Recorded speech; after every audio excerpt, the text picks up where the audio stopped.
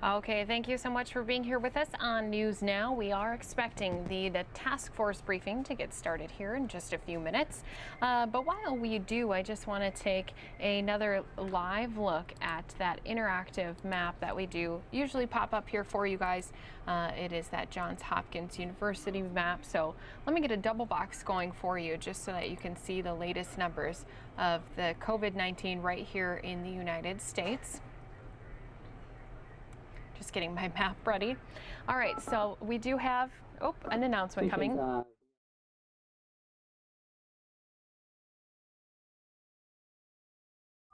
right, that was our Fox box. They were just letting us know that they are about a few minutes out from President Trump coming. So that's going to take us right into the 3 o'clock hour here in Arizona if they do come out here in a few minutes. So as you can see, we do have that map up. We do have more than 856,000 cases of COVID-19. Now this is with 4.4 million Americans being tested. It's actually getting even closer to 4.5 million Americans who have been tested for coronavirus.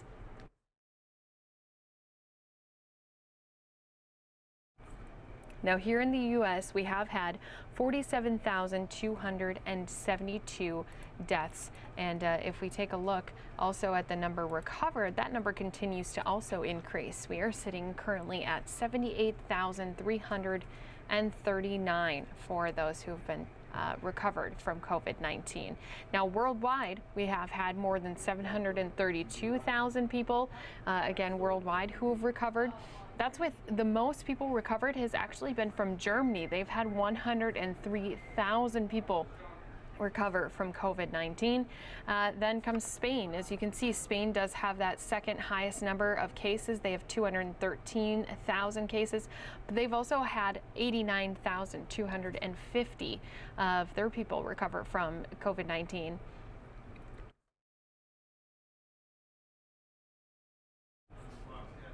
So once again, we do have 78,000 here in the United States, more than that, who have recovered from COVID-19. Unfortunately, though, we have had more than 47,000 who have lost their lives from coronavirus. Now, as I mentioned, we've had nearly 4.5 million people who've been tested here in the U.S.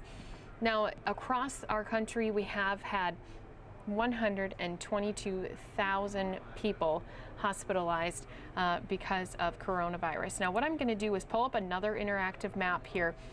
This one coming from the University of Minnesota. So let me just get this over into the right spot for us here.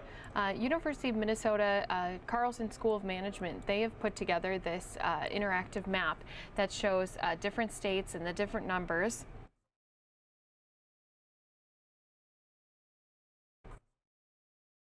You can see New York is in this dark blue color. That's because they have had 15,508 people currently being reported in the hospital. Then comes New Jersey with the second most number of people who have been hospitalized because of coronavirus. They are sitting at 7,210. Now, another state that's been hit really hard, you can see it a little bit in a darker shade of blue, is Illinois. So they have had, I'll read that for you because I know it's probably small on your screen. They currently have 4,665 in the hospital, and of those, 1,220 are in the ICU. Now, Illinois itself has had 1,500 deaths in their state. I know some of these southern states here also have a few darker colors, so I'm just going to go over those numbers again while we're waiting for President Trump and his coronavirus task force team. They are supposed to be stepping out here any minute. Also, just to mention, on the House floor, we still do have Republicans and Democrats sending in their votes for that small business stimulus. And I just wanted to look at what the numbers were. So far, they have had 312 people put in their vote. 111 have not voted yet. And of those, we do have 313 yays and only 5 nays, which actually surprised me because earlier we started out with no nays. So it does look like 1 Democrat, 4 Republicans have voted nay to this stimulus that would help small businesses here in our country.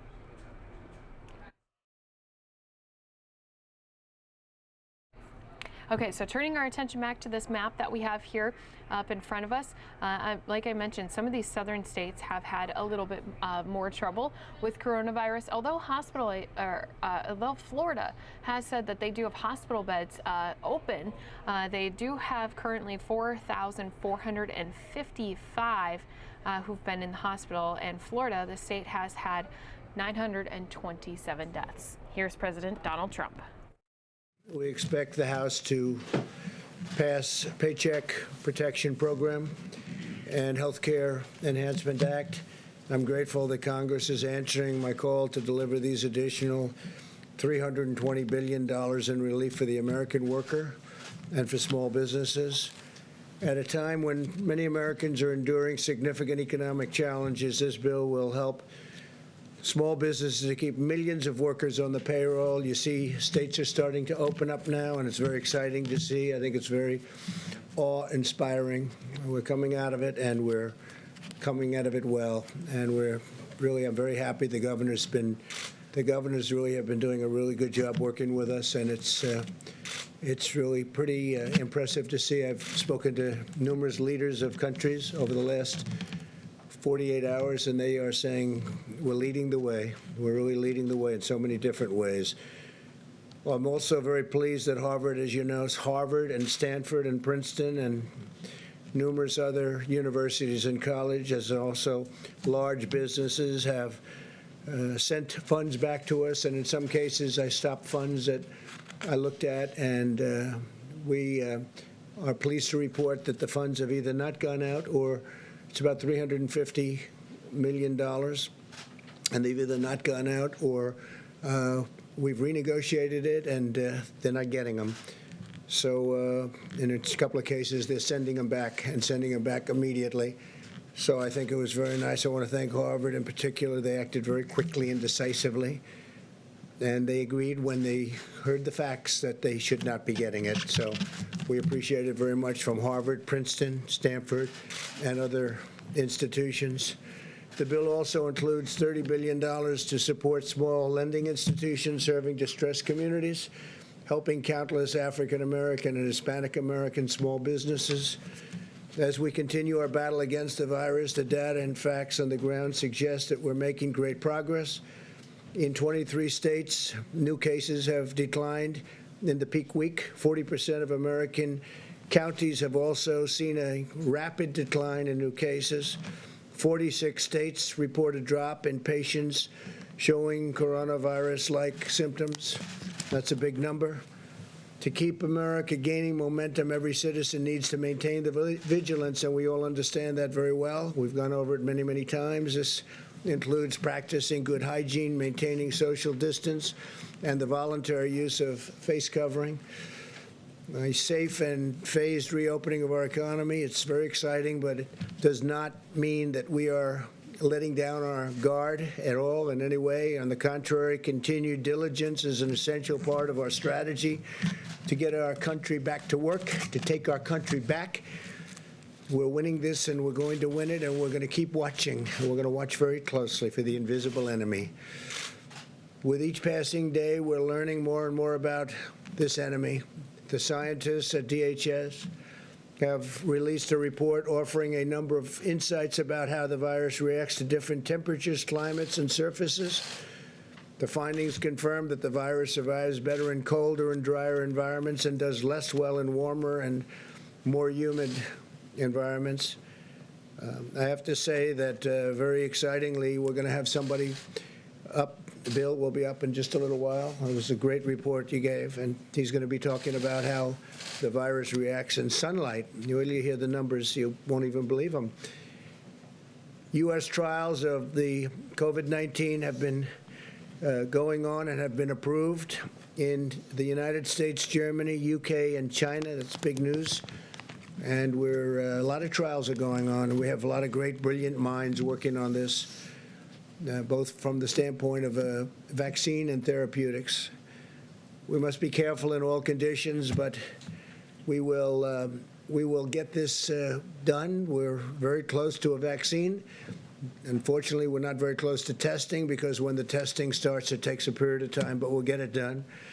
And I want to thank the head of DHS Science and Technology, Bill Bryan, for what he's going to be doing and what he's going to be saying and the report that he's about to give. I think it's going to be something that nobody's ever heard. It'll be brand new information and very important information. My administration continues to leverage the Defense Production Act to dramatically increase the manufacture and delivery of critical medical supplies. We finalized 3 contracts to produce 39 million more N95 masks in 90 days. And as you know, we're also using a sterilization process, some great equipment that will sterilize the masks up to 20 times per mask. So that's like ordering 20 times more masks. And it's working very well. We just want the hospitals and the institutions where it is to use it. A lot of people don't use it. They're so used to getting a new mask, they don't want to use it. They want to go and immediately get a new one. We're asking them to use the sterilization process. Every bit as good, up to 20 times, think of that. In addition to ramping up our domestic assembly lines, we also have airlifted nearly 750 million pieces of personal protective equipment into the United States through our Project Airbridge, which has been an incredible thing to watch. It's really a military operation. The Vice President is now providing each governor with an exhaustive count-by-county breakdown of the privately distributed personal protection, and this is equipment and things that are incredible. It's personal protective equipment. It's incredible, and it's all brand new and at the highest level. We're getting only the highest level. And also, we're looking at essential gear within their states, and it's being delivered to different states quickly and as we speak. This way, the governors should know exactly what's being delivered through a private sector supply chain within their states, as well as through the Project Airbridge. We're trying to get it immediately from the plane to the state. When we can't do that, we bring it into our facilities and get it to the governors. And we're getting them fast, and we're notifying them very strongly so they know it's there. Governors can use this information to quickly ensure that they get materials where and when they are needed. Today, I also want to extend my special thanks to our nation's incredible county emergency management teams who have been working relentlessly for weeks around the clock, end on end, to serve their communities, help distribute critical supplies, and save countless American lives. We salute these heroic officials on the front lines.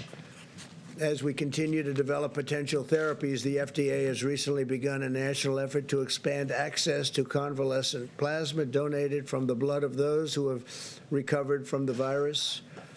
The blood of these donors contains antibodies that can potentially reduce the severity of the illness in those who are sick, and frankly, those that are very sick.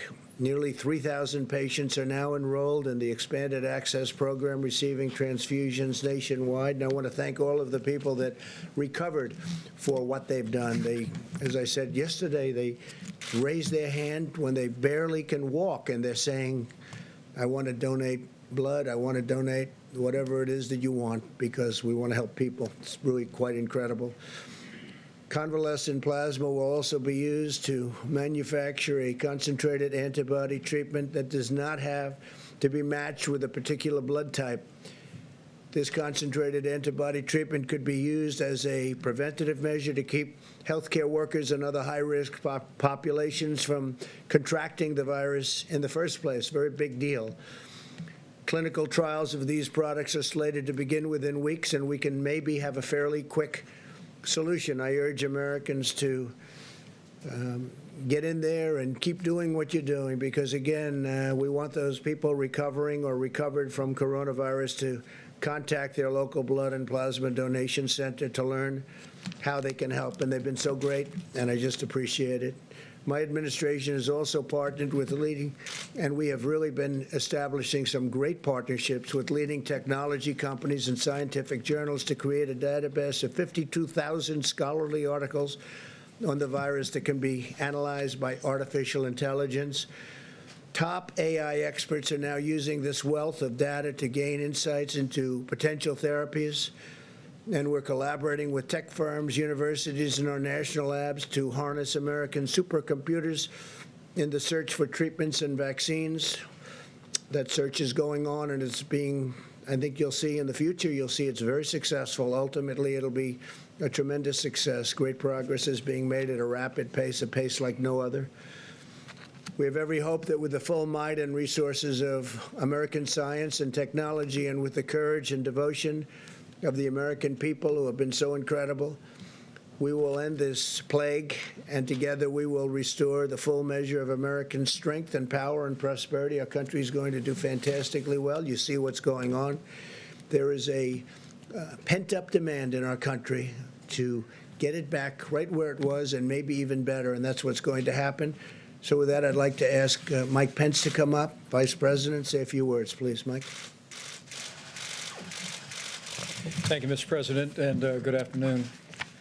Today, the White House Coronavirus Task Force met, and while our hearts are with the families of those who have lost their life to the coronavirus and those who are struggling with serious illness today, our team, led by Dr. Deborah Birx, informs us that the data continues to show promising signs of progress.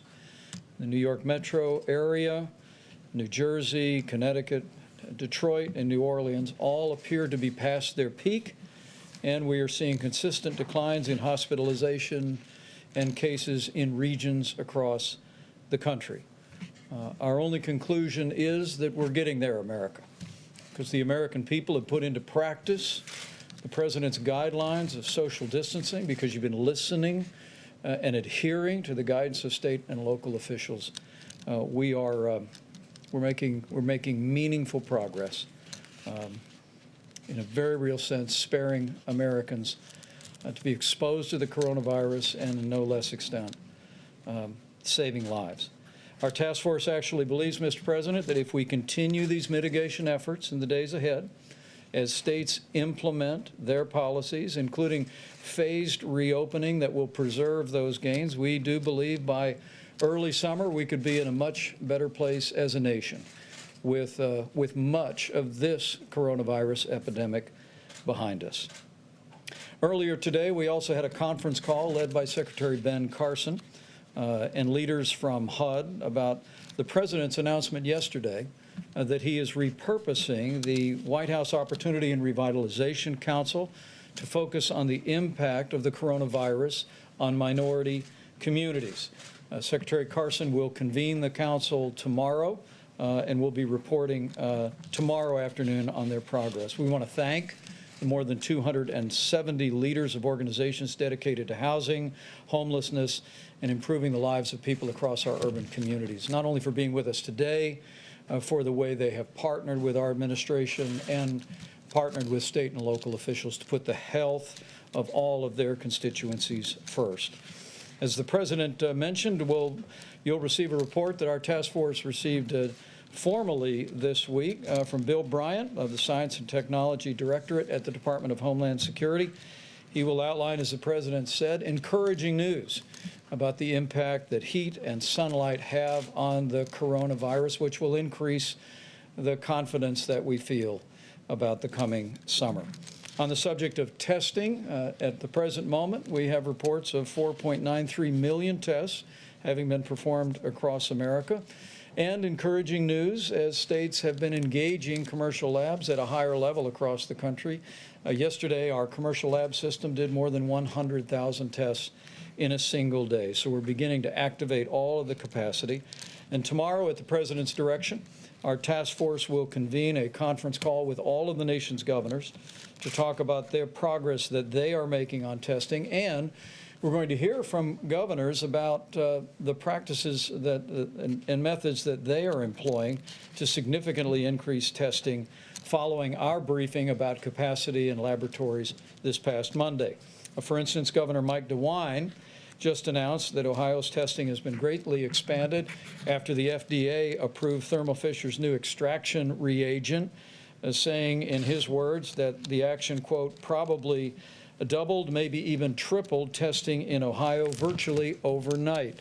Governor Tim Walz of Minnesota announced, along with the state's healthcare system, the Mayo Clinic, and the University of Minnesota, what he described as a breakthrough for rapid, widespread testing, able to test more than 20,000 people using a molecular test per day. Governor Kim Reynolds of Iowa launched the Test Iowa initiative that will triple testing capacity by partnering with Nomi Health and Domo. She also worked with the University of Iowa hospitals to leverage further capacity.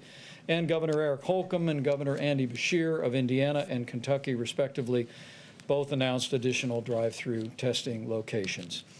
Our priority has always been to focus first on those impacted by the coronavirus and then on those extraordinary healthcare workers ministering to their needs every day.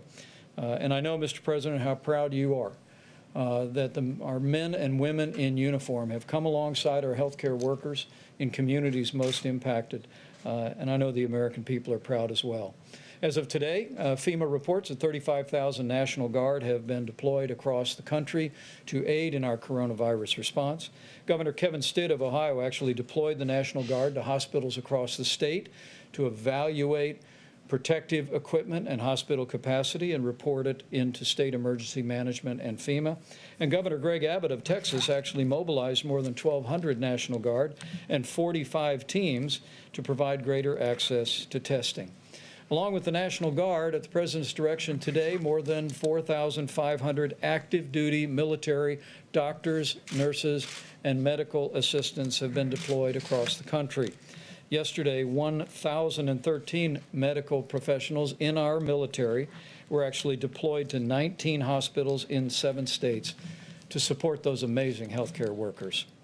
And with 4.4 million more Americans filing for unemployment in the past week, I joined the President in welcoming passage in the House today of the Paycheck Protection Program. It'll support working families, allow small businesses to keep people on the payroll for a period of 2 months.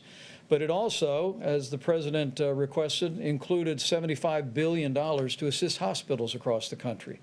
And in that spirit, the President and I will continue to urge states across the country, given the unique burden on hospitals, we are now encouraging states to restart elective surgeries wherever possible, either statewide or on a county-by-county basis. We recognize the role elective surgeries play in finances for local hospitals, and we'll be working with states to enable that. In that vein, Governor Doug Ducey issued an executive order not long ago allowing elective surgeries beginning May 1 for hospitals that meet certain preparedness criteria. And Indiana's Governor Eric Holcomb is allowing elective clinical procedures to begin on April 21st. Finally, Mr. President, the task force received today our first report on state reopening plans. At the present moment, 16 states have released formal reopening plans. 13 of those were actually released since you unveiled the Opening Up America guidelines to our governors and to the nation last week. And to your point, Mr. President, states are beginning to make those plans. And we're encouraged to see so many states embracing the phased approach to reopening their economies that's contemplated in our guidelines for opening up America again. For instance, Governor Mike Parson of Missouri announced the Show Me Strong Recovery Plan has 2 initial phases intended to protect the most at risk. Governor Tom Wolf announced the plan for Pennsylvania that would begin May 8th, will end a stay-at-home order for just portions of Pennsylvania, but the plan, again, requires regions to have fewer than 50 new positive cases per 100,000 for a period of 14 days, and it also lays out a phased reopening roadmap. Governor Kate Brown of Oregon updated their framework for reopening, doing 3 phases, again, on a county-by-county basis, and Governor Brad Little of Idaho released Rebound Idaho in just the last few days that will consist of 4 phases and require specific criteria that Idaho and businesses need to meet to begin to reopen. Mr. President, with the guidelines to open up America again, states are making plans. And at your direction, our task force will continue to work very closely, providing them with the data, providing them with the resources to be able to implement those plans in a safe and responsible way. So with that, let me just end where I began and to say thank you to the American people. The progress that we are seeing is a testament to what all of you have done, to our extraordinary healthcare workers, a partnership between the federal government and to state and local officials. And I'm confident it's also owing to the prayers of millions of Americans each and every day. All of that combined, we're slowing the spread. We're protecting the most vulnerable. We're saving lives. And every single day, we are one day closer to opening up America again. With that, Mr. President, I'd be pleased to call a bill forward. Bill Bryant leads the Science and Technology Directorate at the Department of Homeland Security and now will make a presentation on their recent study. Thank you, Mr. Vice President. Thank you, Mr. President, for this opportunity to do this today. Good afternoon, everybody. My name is Bill Bryant, and I lead the Science and Technology Directorate at the U.S. Department of Homeland Security. Over the last several months, we've intensified the department's R&D efforts to identify and deliver information that informs our response to COVID-19. S&T is working to identify, develop, deploy the tools and information to support our response to this crisis. As part of our efforts, we're leveraging the unique capabilities of S&T's National Biodefense Analysis and Countermeasures Center to study the biology of the COVID-19 virus. This center is a high biocontainment laboratory located in Frederick, Maryland. It was established in the early 2000s in response to the Amerithrax attacks, and where we study, characterize, analyze, and develop countermeasures for biological threats to the homeland. We work closely with the CDC, FDA, HHS, and also our Department of Defense colleagues and many others. Yesterday, I shared the emerging results of our work that we're doing now with the Coronavirus Task Force. And today, I would like to share certain trends that we believe are important. If I may have the first slide, please. And while that's coming up, our most striking observation to date is the powerful effect that solar light appears to have on killing the virus, both surfaces and in the air. We've seen a similar effect with both temperature and humidity as well, where increasing the temperature and humidity, or both, is generally less favorable to the virus. So let me illustrate with this first slide. If you look to the right, you'll see that term half-life with a bunch of timestamps on there. First, let me tell you what a half-life is. We don't measure the virus as far as how long will it live on a surface. We have to measure the decay of the virus in terms of its half-life, because we don't know certain elements. We don't know how much a person expectorates when he spits, right? When he sneezes, whatever the case may be, we don't know how much virus is in there. So that has a bearing on how long the virus is going to be alive and active. So we measure it in half-life, because half-life doesn't change. So if you look at an 18-hour half-life, what you're basically saying is that every 18 hours, the life of the virus is cut in half. So if you start with 1,000 particles of the virus, in 18 hours you're down to 500. In 18 hours after that, you're down to 250, and so on and so forth. That's important as I explain the rest of the chart. If you look at the first three lines, when you see the word surface, we're talking about non-porous surfaces, door handles, stainless steel. And if you look at as the temperature increases and as the humidity increases with no sun involved, you can see how drastically the half-life goes down on that virus. So the virus is dying at a much more rapid pace just from exposure to higher temperatures and just from exposure to humidity. If you look at the fourth line, you inject the sunlight into that, you inject UV rays into that.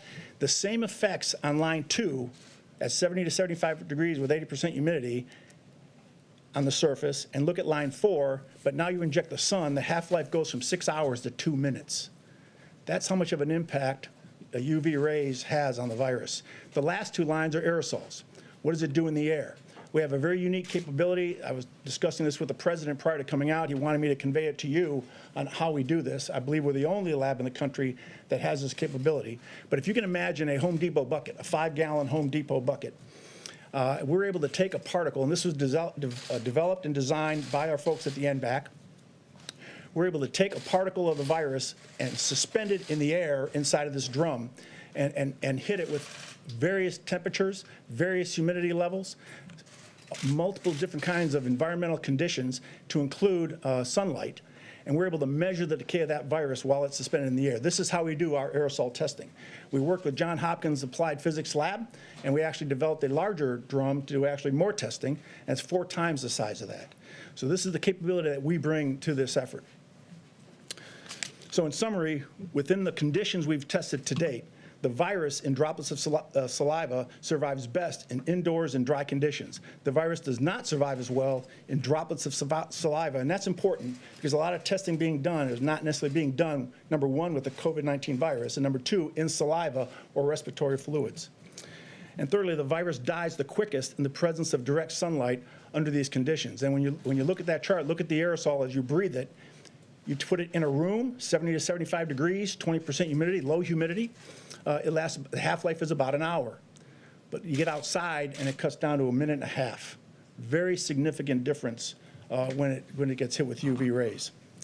Mr. President, while there are many unknown links in the COVID-19 transmission chain, we believe these trends can support practical decision-making to lower the risks associated with the virus. If I could have my next slide, and while that comes up, you'll see a number of some practical applications. For example, increasing the temperature and humidity of potentially contaminated indoor spaces appears to reduce the stability of the virus. And extra care may be warranted for dry environments that do not have exposure to solar light. We're also testing disinfectants, readily available. We've tested bleach, we've tested isopropyl alcohol on the virus, specifically in saliva or in respiratory fluids. And I can tell you that bleach will kill the virus in 5 minutes. Isopropyl alcohol will kill the virus in 30 seconds, and that's with no manipulation, no rubbing, just spraying it on and leaving it go. You rub it and it goes away even faster. We're also looking at other disinfectants, specifically looking at the COVID-19 virus in saliva. This is not the end of our work as we continue to characterize this virus and integrate our findings into practical applications to mitigate exposure and transmission. I would like to thank the President, thank the Vice President for their ongoing support and leadership to the Department and for their work in addressing this pandemic. I would also like to thank the scientists, not only in S&T and the NBAC, but to the larger scientific and R&D community. Thank you very much. Brian. Mr. Brian. Thank you very much. So I ask Bill a question that probably some of you are thinking of if you're totally into that world, which I find to be very interesting. So supposing we hit the body with a tremendous, whether it's ultraviolet or just very powerful light, and I think you said that hasn't been checked, but you're going to test it. And then I said, supposing you brought the light inside the body, which you can do either through the skin or in some other way. And I think you said you're going to test that too. Sounds interesting.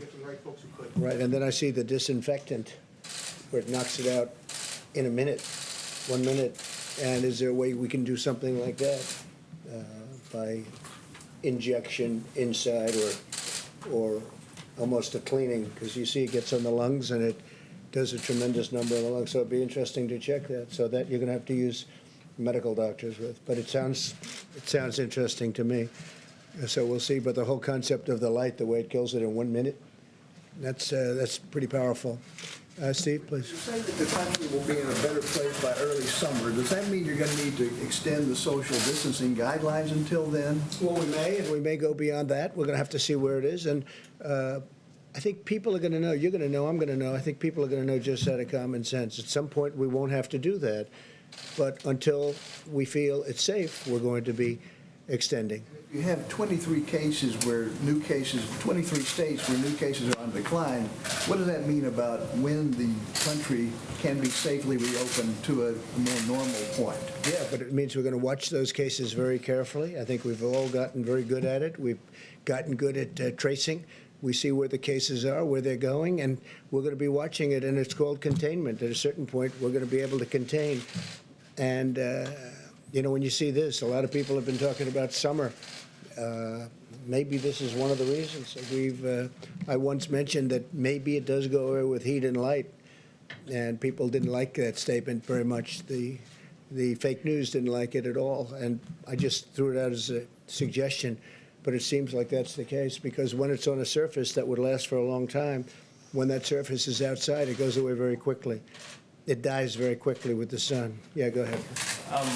You said yesterday that you're going to look into Senator McConnell's suggestion for allowing states to declare bankruptcy versus the aid. Yeah, we'll look into it, and I have been looking into it. I've been talking to a lot of the different senators, but I don't want to talk about it now. That was a very interesting presentation. Go ahead, Jim. Well, I wanted to talk about McConnell's suggestion that aid to the states amounts to a I just told you I'm not talking about it now. I'll talk about it later. Okay. I'd like to talk about something that right now is of more interest to people. Could I ask Mr. Brian a question? Yeah, sure. Thank you. When you started your presentation, you described this as an emerging result. Does this mean your study is conclusive? Is there more work to do? We're continuing that. For example, on the aerosol side, you notice the figures were 20% humidity. We're looking at higher humidity levels. We would expect that would even have a greater impact on the virus. We're looking at other types of disinfectants. And so we're, as a scientific community, we're continuing to study the virus to understand its characteristics. Mr. Bryan, can you explain why some hot spots we've seen in the U.S. are hot and humid, like New Orleans, for example? Let me explain. If you look at the coronavirus as a chain with many links, what we've done through our study is we've identified some of the weak links in that chain that the transmission of the virus depends upon. We identified that heat and humidity is a weakness in that chain. We've identified that sunlight, solar light, UV rays is a weakness in that chain. That doesn't take away the other activities, the guidance from the White House, the guidance from the CDC and others on the actions and steps that people need to take to protect themselves. This is just another tool in our tool belt, right? Another weapon in the fight that we can add to it. And in the summer, we know that summer-like conditions are going to create an environment where the transmission can be decreased, and that's an opportunity for us to get ahead. But the president mentioned the idea of cleaners, like the bleach and isopropyl alcohol you mentioned. There's no scenario that could be injected into a person, is there? I mean, No, I'm here to talk about the findings that we had in the study. We don't do that within that lab, our lab. So. So how do you? Are we simplifying through injection? We're talking about almost a cleaning, sterilization of an area. Right. Maybe it works, maybe it doesn't work, but it certainly has a big effect if it's on a stationary object. Okay. So how do you? Are we simplifying too much by saying that it'd be better with the warmer weather and the sun coming out more and more, that people would be outside than staying inside their home, confined to the four walls of their house? It would be irresponsible for us to say that we feel that the summer is just going to totally kill the virus and that if it's a free-for-all and that people ignore those guides. That is not the case. We have an opportunity, though, to get ahead with what we know now and factor that into the decision makings for what opens and what doesn't. But are you saying on surfaces, the heat, the hot summer, and whatever other conditions, humidity and lack of humidity, that would have an impact? So that on surfaces where it can be picked up, it will die fairly quickly in the summer, whereas in the winter it wouldn't die so quickly. Yes, Mr. President. When it's exposed to UV rays, take a playground equipment, for example.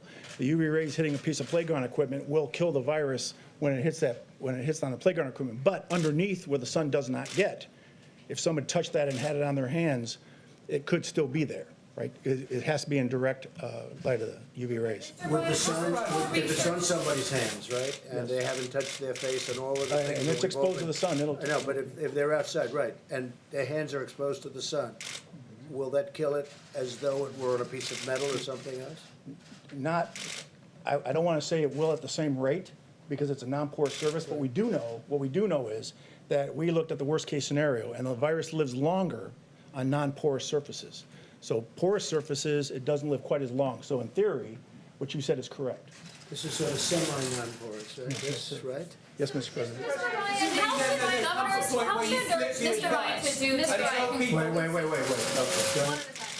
How should governors who are opening their states, working on that, incorporate the findings of this study into those guidelines?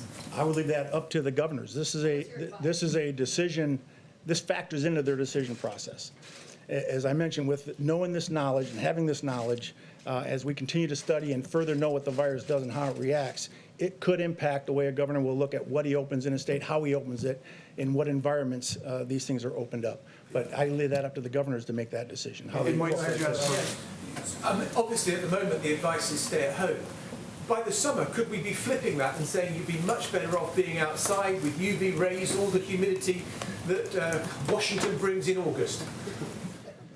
I would not go contrary to the guidance that have been issued right now. I think, though, to tell you that if I'm having an event with my family, I'm doing it in the driveway or in the backyard, not inside the house with my children. In fact, I'm thinking about moving outside to the rose garden.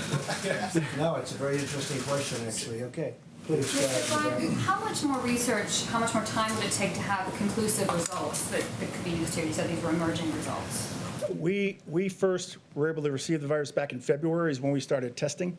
And it is a science-based approach. Science is a process. The doctor can attest to that.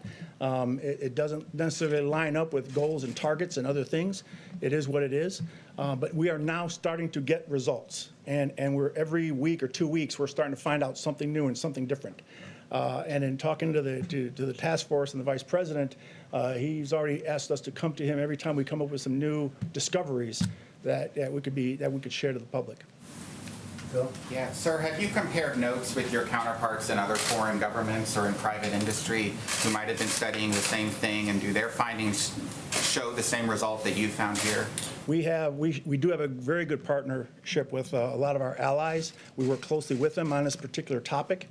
We actually authored a document called the Master Questions List. If you go to DHS-S&T's website, we've already had about 17,000 hits on this document. It actually outlines what all the countries in the world are doing to fill the certain gaps of knowledge that don't exist within the virus, and what we do know, and that is really what targets and drives the science community to say, oh, wait, what don't we know now, so we don't duplicate what other people have done. So we've championed that document. It's well referenced, and I would encourage you to look at that. And we are working with other countries on vaccines, as you know. Yeah, go ahead, please. Thanks, Mr. President. If there is a summer ebb with this virus, what would the federal government need to do to take advantage of that time? Say it at the beginning, what? Oh, so if there is a summer sort of ebb with this virus, what would the federal government need to do to take advantage of that time to be better prepared for a possible resurgence in the fall than we were the first Well, time I'll tell you around? one thing. I think a lot of people are going to go outside all of a sudden.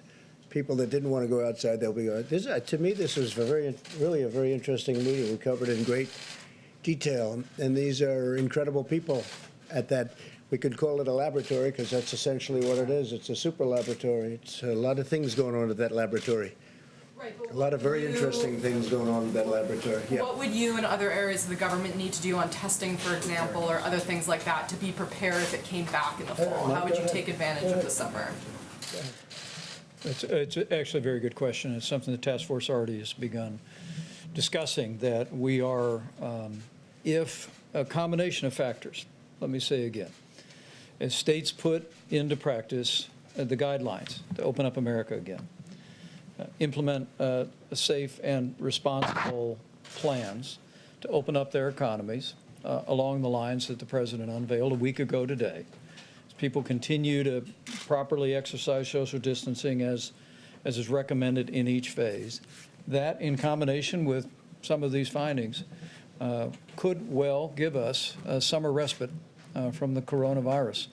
And our team is already speaking about working on a continuous basis through this summer. Every single day we're increasing testing. Every single day air bridge flights are coming into the country. I can promise you at the President's direction there will be no letting up on making sure that our hospitals have the equipment, have the personal protective supplies for medical personnel. There'll be no letting up on the development of therapeutics by our great pharmaceutical companies, or driving toward a vaccine as soon as it is possible to make available to the public. And there'll be no letting up on continuing to scale testing, already more than anyone in the world, but by next fall we'll have a broad range of testing, a variety of different means.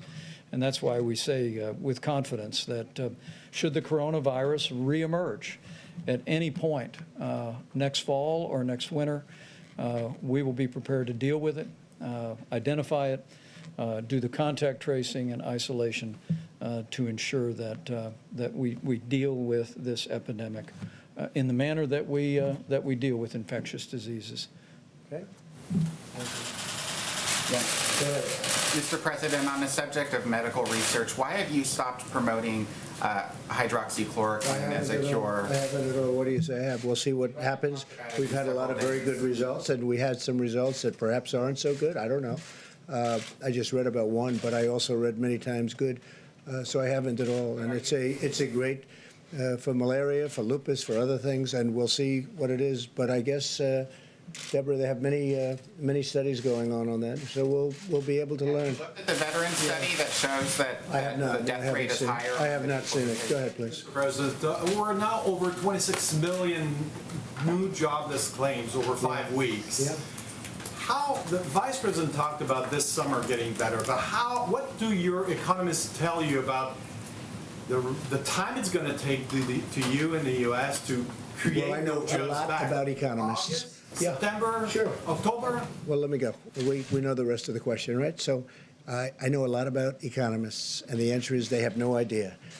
I think I have as good an idea as anybody, and I think our economy will start to pick up very substantially as soon as the states get open, and that's happening as we speak, and it's actually very exciting, and people are just thrilled to see it, because our country has to get back to work. They want to get back to work. You see that, whether it's a demonstration or just in talking to people. They're going to get back to work, and they're going to get back to work very fast. States are advanced. I look at Gavin Newsom was very nice today. He wrote a beautiful statement about we sent him a lot of things that he needed. Okay, different things that he needed. We got it taken care of. They've done very well in California, as you know. They're doing really well in Florida. They're doing well in a lot of places. New York and New Jersey got hit very hard. They're doing very well. I spoke again with Governor Cuomo, with Governor Murphy. They're doing a great job. And here's the thing: we have to see they got hit hard. Everyone close together, tight in. People don't realize New Jersey is very tight. You realize that because you've been covering it for a long time, but very tight. New York obviously is very tight. They're doing a terrific job. I think for the most part, I'll be able to tell you when it's all over, but a lot of the governors have done a really terrific job. Some I don't think have, to be honest, but we'll be talking about that in the future. Yes, go ahead. Thank you, Mr. President.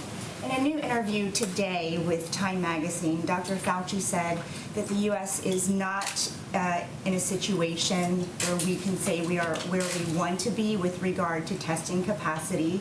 He said we need much more testing capacity as well as tests. So why do you keep saying we have a tremendous testing capacity? And do we have a national strategy that goes beyond tracking just what the states are doing? The answer is yes, and the answer is, as you know, and as I've said many times, we're very advanced in testing. Other countries are calling us to find out what are we doing. And by the way, within 2 weeks, you'll see numbers and you'll see different forms of testing, just like we came up with the Abbott Laboratories machine, which gives it to you in 5 minutes that everybody wants. Everybody's asking, can we get that? But you can only make them so fast. But as you know, we've done more testing than every other nation combined. And that's a big statement. And, you know, when they talk about different tests and different things, we're also a bigger nation than most. And so when they look at statistics, because statistically we're doing phenomenally in terms of mortality, in terms of all of the different elements that you can judge. When you look, Germany and ourselves are doing very well. We are very accurate in the reporting of numbers. In fact, I'll go a step further. As you know, in New York, they actually added quite a few deaths to a list that was done in New York. And they added a number of deaths. We're very, very highly accurate. And then you'll look at certain lists of other countries.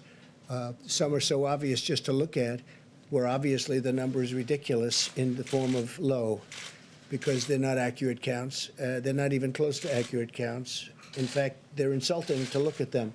So we've done very well. Again, testing, we're doing very well on testing. We've tested far more than anybody else anywhere in the world. And within a short period of time, you'll be hearing about new tests that are coming out that are going to be incredible. Dr. Fauci, that we're just not there yet? No, I don't agree with him on that. No, I think we're doing a great job on testing. I don't agree. If he said that, I don't agree with him. Yes. Considering ways to ramp up production of that Abbott rapid test. Yeah, well, they're doing it. I'll tell you, Steve, they're doing it at a level that they've never done it before. Abbott is a great company. It's a very big, highly respected company. They came up with this machine where you do it. I've done it both ways. I've done it this way, and I didn't like it, and I've done it the Abbott way, where you literally just touch, and 5 minutes later you know the answer. And we use them in the White House. I think you folks have been given that opportunity, which is much more pleasant than the first way that they looked at you, right? We're making them hundreds of thousands of machines. The advantage to the other tests and the laboratory tests, so we can get millions and millions of those tests done. It takes a day or 2 days, but, you know, because it's really a delivery situation more than anything else. The test itself goes quickly once it gets to the laboratory. But as we have found, and as we have, I think, shown everybody in the room, we have many laboratories. We have so many laboratories. Nobody a lot of the governors did not know that we had this capacity, but we have many laboratories all over our country. Every state has laboratories, and some have a lot of them. So I think we will come up with things as time goes by. Again, when I started, we started with nothing, essentially. We started with a broken test, a test that didn't work. We started with a test that did very few people, not millions of people. The problem is if we did 350 million tests, one for each person, the media would say, oh, you should have done 2 for each person. No matter what you do, it doesn't make any difference. It's just like the ventilators. I talk about it all the time. Nobody ever mentions ventilators. One of the hardest things are ventilators. And now we're making thousands a week, thousands of ventilators, and they're calling from Mexico. They're calling from many countries. I've received today 4 calls. Would it be possible to send ventilators, right? I got 4 calls today. I got 3 calls yesterday. No country is equipped like we are. We have 11 different places making ventilators. Our country, as you know, doesn't need them now. Our governors are very happy. But that's different than tests, because with a test you can always say, oh, we need more. No, I think we've done incredibly well obviously with ventilators. We also have 500 million masks that are very shortly going to be here. We've made millions of masks. We have ordered millions of masks that have arrived and been distributed. We gave one hospital in New York City 300,000 masks. Before the virus, they were using 10,000, and now we got them 300,000, and they got rid of them very quickly, which I sort of say, how did that happen? Why? Because they became very valuable, the masks. So I say, how did that happen? But we've done an amazing job, and we've worked with the governors. And when the governors weren't able, again, they're the first line. When they weren't able to get something like ventilators, they couldn't get ventilators. They could have bought them. You could have bought them, but many of them chose not to. So they all needed ventilators. We got the job done. I'll be introducing the team when we're finished with this whole nightmare, this whole curse, this whole plague. But the team that worked on the ventilators was incredible. And the team that and it's a little bit interchangeable, but the team that's working on the testing is truly an incredible team. These are brilliant people. And they're doing it for the country. They're not doing it for other reasons. Some have been very successful. They're doing it for the country. Mr. President, yes. The House has now passed, since you were here, the relief bill. Right. I'll be signing it probably tonight. As you know, there's no aid to states and localities in that bill. Mitch McConnell, of course, has talked about states seeking bankruptcy protection. His office referred to this as the idea of aiding states as a blue state bailout. What do you say to that? Do you agree with that, or do you agree with Governor Cuomo that is a vicious attack on these states that I have don't been think hit it's a by? vicious attack, but certainly some people do look at it that way. I've spoken to Mitch about it. I've spoken to numerous senators about it. And we're working with senators that are on the other side of the issue, and we'll see what happens. But we're looking to do what's right for the people of this country. We're looking to do what's right for a particular state, and we'll see what happens. But it's certainly the next thing we're going to be discussing, because some states have, in all fairness, John, some states have not done very well for many years, long before the virus came. You know, you can't blame the plague, this horrible plague that came in, and all of a sudden, you know, they can't blame that. You look at Illinois. He's got a lot of problems long before the virus came in. And so we'll be talking about it. It'll be a subject for a period of time. And right now we've made this incredible deal for the workers and for small business. And I'm very happy that Harvard didn't get covered. We actually never sent them the check. But they were very nice about it. We never sent them the money. The old-fashioned way is the check. The new way is send them the money. And we didn't send them the money. But they were very understanding, and they were very nice about it. So was Princeton, so was Stanford, so were a number of other schools that you just don't associate with this money. So were big companies, as you know many of them. It was a relatively small amount of money compared to the whole, very small amount of money compared. But we wanted to be fair. We wanted to go to the people that it's supposed to go to. Are you open to this idea of state and local? I'm open to ideas that are going to be great for the people of this country. And if we can help states, we're always going to help states. Now, there's different ways of helping states. Some ways are better than others. So we're looking. It is interesting that the states that are in trouble do happen to be blue. It is interesting. You know, if you look around, I mean, the states that seem to have the problem happen to be Democrat. And New York and New Jersey got hit by this, you know. but New York and New Jersey were in a lot of trouble long before the plague came. I mean, they were, you know, they had a lot of problems long before the plague came. I spoke with Governor Cuomo about it, spoke to Governor Murphy about it. I spoke with Gavin Newsom about it. And I'm speaking to a lot of people about it because it's probably going to be the next thing on the list. A lot of people understand very well what Mitch is saying, and they also understand the other side of the problem, and I'll be speaking about it. We're going to do the right thing for our country, the right thing for our country, and the right thing for a lot of great people. Okay? Yeah, Mr. President, after the presentation we just saw about the heat and the humidity, is it dangerous for you to make people think they would be safe by going outside in the heat, considering that so many people are dying in Florida, considering that this virus has had an outbreak in Singapore, places that are hot and are humid? Here we go. The new headline is Trump asks people to go outside. That's dangerous. Here we go. Same old group. You ready? I hope people enjoy the sun.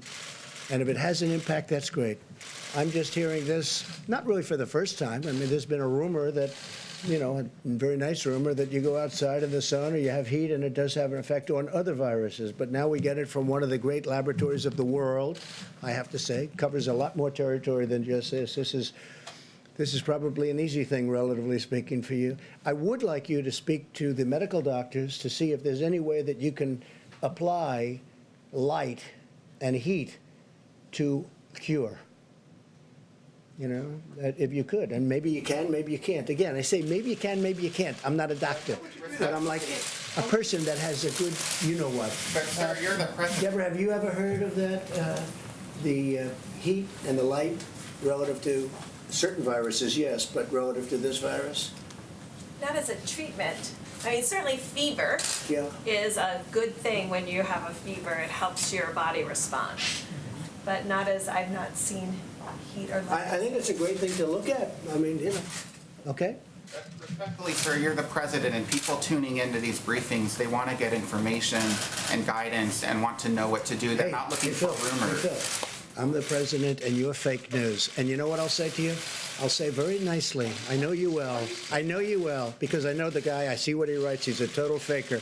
So are you ready? Are you ready? Are you ready? It's just a suggestion from a brilliant lab by a very, very smart, perhaps brilliant man. He's talking about sun, he's talking about heat, and you see the numbers. So that's it. That's all I have. I'm just here to present talent. I'm here to present ideas, because we want ideas to get rid of this thing. And if heat is good, and if sunlight is good, that's a great thing as far as I'm concerned. Go ahead. Mr. President, you talked a moment ago about vaccines and that we're close.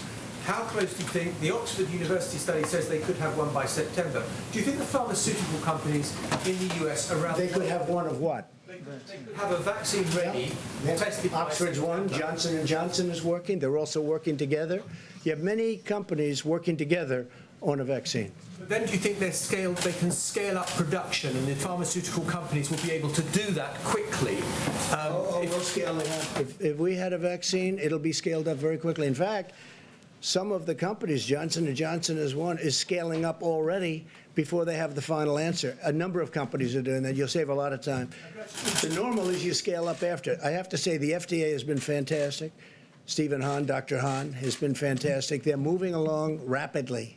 Would you say, would it put a time scale on when you No, I don't want to put a time scale, because then the media, the so-called media, lamestream media, will say, he said a time. I don't want to say times, because every time I say a time, if you don't hit it, they'll say. So I don't want to talk about time. But I will say that there's been tremendous progress made over the last month. And can I just ask a very quick question? You spoke to Boris Johnson this week.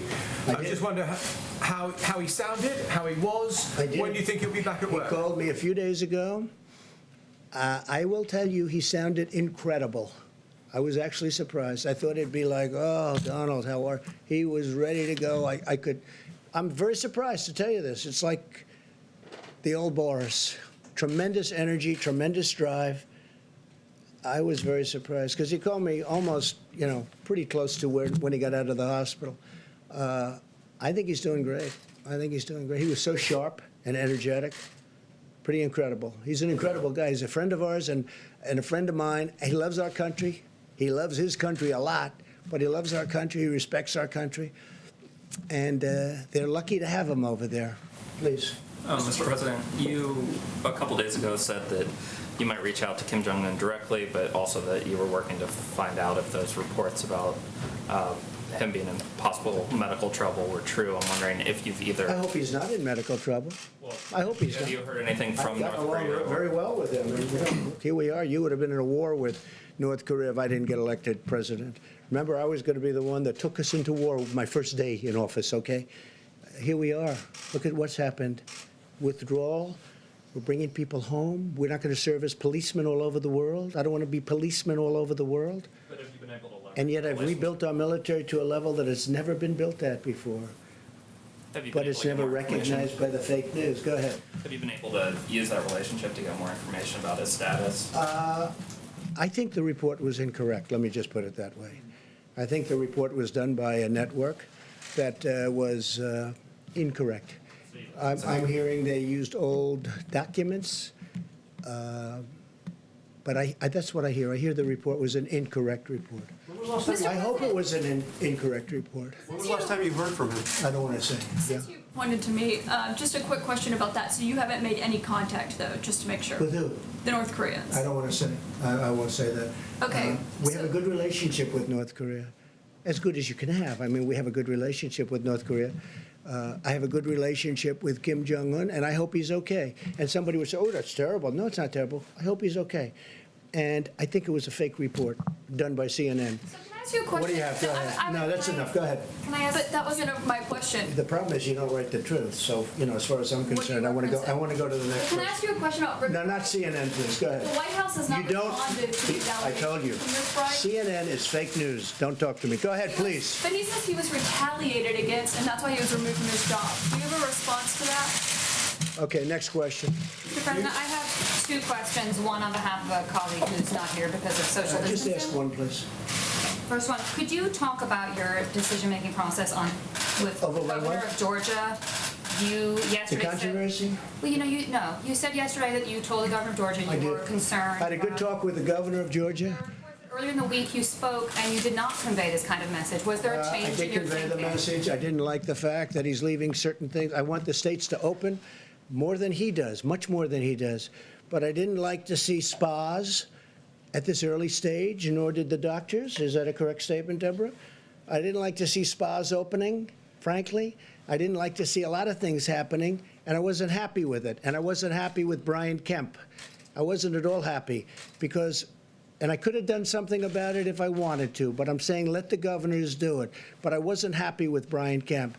Spas, beauty parlors, tattoo parlors, no, that. And by the way, I want them to open, excuse me. I want them to open, and I want them to open as soon as possible. And I want the state to open. But I wasn't happy with Brian Kemp. I will tell you that right now. Yeah, go ahead. So are you surprised he defied you on that? No, he didn't defy me at all. That's your language. He didn't defy me. You know what happened? I said, you make your own decision. I told him that. I said, you're not in the guidelines, but I'm letting you make your own decision. But I want people to be safe, and I want the people in Georgia to be safe. And I don't want this thing to flare up because you're deciding to do something that is not in the guidelines. And I went to Deborah and Dr. Fauci and other people, and they weren't thrilled about it. And I could have stopped them, but I decided, and we all agreed, they got to watch it closely. So we'll see what happens. I told him very distinctly, I said, Mike was there, I said, you do what you think is best. But if you ask me, am I happy about it? I'm not happy about it, and I'm not happy about Brian Kemp. Go ahead. A question for Dr. Birx, if I may, Mr. President, about the rate of the decline of the curve in the U.S. You and the Vice President tonight talking about meaningful progress, promising progress. Could you speak to the rate of decline of cases in the U.S.? If we could do it quickly, that'd be great. And just If you're satisfied with the decline. You have to ask the question, but you do see it. And if you have any information from other countries that would inform us about the decline. Yeah, so many of you, and I've spoken to all of you from this podium about there's weekends difference in reporting, often a spike on Monday. If you look at Mondays over Mondays, if you look at 7-day reporting, we are starting to go down. We had a long flat peak, largely driven, of course, by New York, which is about 45% or so of the cases. As New York goes down, so will the rest of the country have a decline, even more accelerated. I want to say, though, we have had outbreaks. We've had outbreaks in specific prisons. We've had outbreaks in specific nursing homes. We've had outbreaks in specific plants. And when that happens, that adds 200, 300, 400 cases on that single date. So we track very carefully not only what the country's doing, but what each state is doing, each county is doing, and we look at delta changes across all of the counties so that we find early warning signals for these types of outbreaks, because we want the whole country to go down, but we also want to prevent the outbreaks before they occur. Mr. President? Go ahead, please. Yes, thank you. Looking forward to November, the election. Given the risk that the flu and the coronavirus there could be a problem. Do you think there is a risk that there will be lack of agreement, lack of legitimacy to the results in a very close election, and people start saying, well, a whole bunch of people couldn't go and vote because they were scared? I can't tell you what's going to happen in an election. Yeah, great question. I can't tell you what's going to happen. We have a sleepy guy in a basement of a house that the press is giving a free pass to, who doesn't want to do debates because of COVID, and lots of things are happening, right? And I watched a couple of interviews, and I say, oh, I look forward to this. But they're keeping him sheltered because of the coronavirus. And he's not moving around. He's not moving too much. And then I watch what the press does to the Republican Party, and to me in particular. We had the greatest economy ever put together. We were doing, this is a month and a half ago, we were doing numbers likes of which we've never done. African American, Asian American, Hispanic American, best employment numbers ever in the history of our country. Our employment numbers, the best in the history of our country, almost 160 million people. The stock market, record numbers, many, many times during my tenure, many, many times. But now we have a country that we had to close because of this. And frankly, if we didn't close it, we would have lost millions of people possibly, but certainly we would have lost 1 million people. You take the high number and cut it in half again, but whether it would have been 600, 700, 800, you take a look at the travesty that there is. You take a look at this horrible, horrible scene of hospitals with bodies in black body bags, right? Multiply that times 10, 15, or even 20. Because that would have happened. So we did the right thing. So far, we did the right thing. So far, we've called it right. We've mobilized like it was a military operation, and it was largely a military operation between ventilators and testing and so many other things. And we've had a lot of good partners, not all good partners, but we had a lot of good partners. Gavin Newsom today thanked us very much. Gavin Newsom, California, thanked us so much for getting him all the things that he needed so he can keep going and keep doing a good job. We got it to him today. Tomorrow we're getting him even more. Would have been harder for him to get it than us. We agreed to get it. We got it on time. He said promises made, promises kept. He actually said that in a statement today. We've done a good job. We've gotten very little credit for the great job we've done because of the media, because the media is not an honest media, in my opinion, much of it. Not all of it. We have some great reporters that I have tremendous respect, but much of the media is not honest. So I can't tell you about the election. You have a Democrat Party, and you have a large portion of the media automatically giving a guy a pass. He's been given a pass. Whether or not he's going to be the nominee, I have no idea. But he's getting a pass.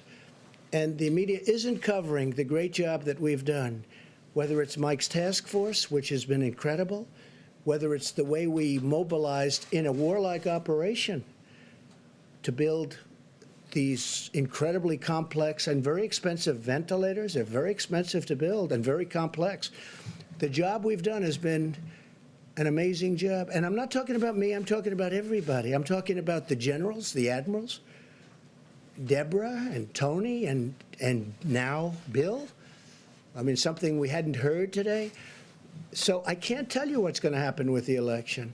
I think that had we not gone through a fake Russia deal, an impeachment hoax, it was a total hoax, from the day I got elected, but you know it wasn't the day, it was many months before I got elected. This has been a witch hunt that was illegal. It was an illegal witch hunt. It was illegal. And with all of that, I'm doing fine because the people see we're doing a great job. And you know what? We'll continue to do a great job. If we had an honest press, this country would be even greater. Thank you. Thank you very much. Are you concerned about another whistleblower complaint, Mr. President? That's what Rick Bride says he's going to file. Are you concerned about that?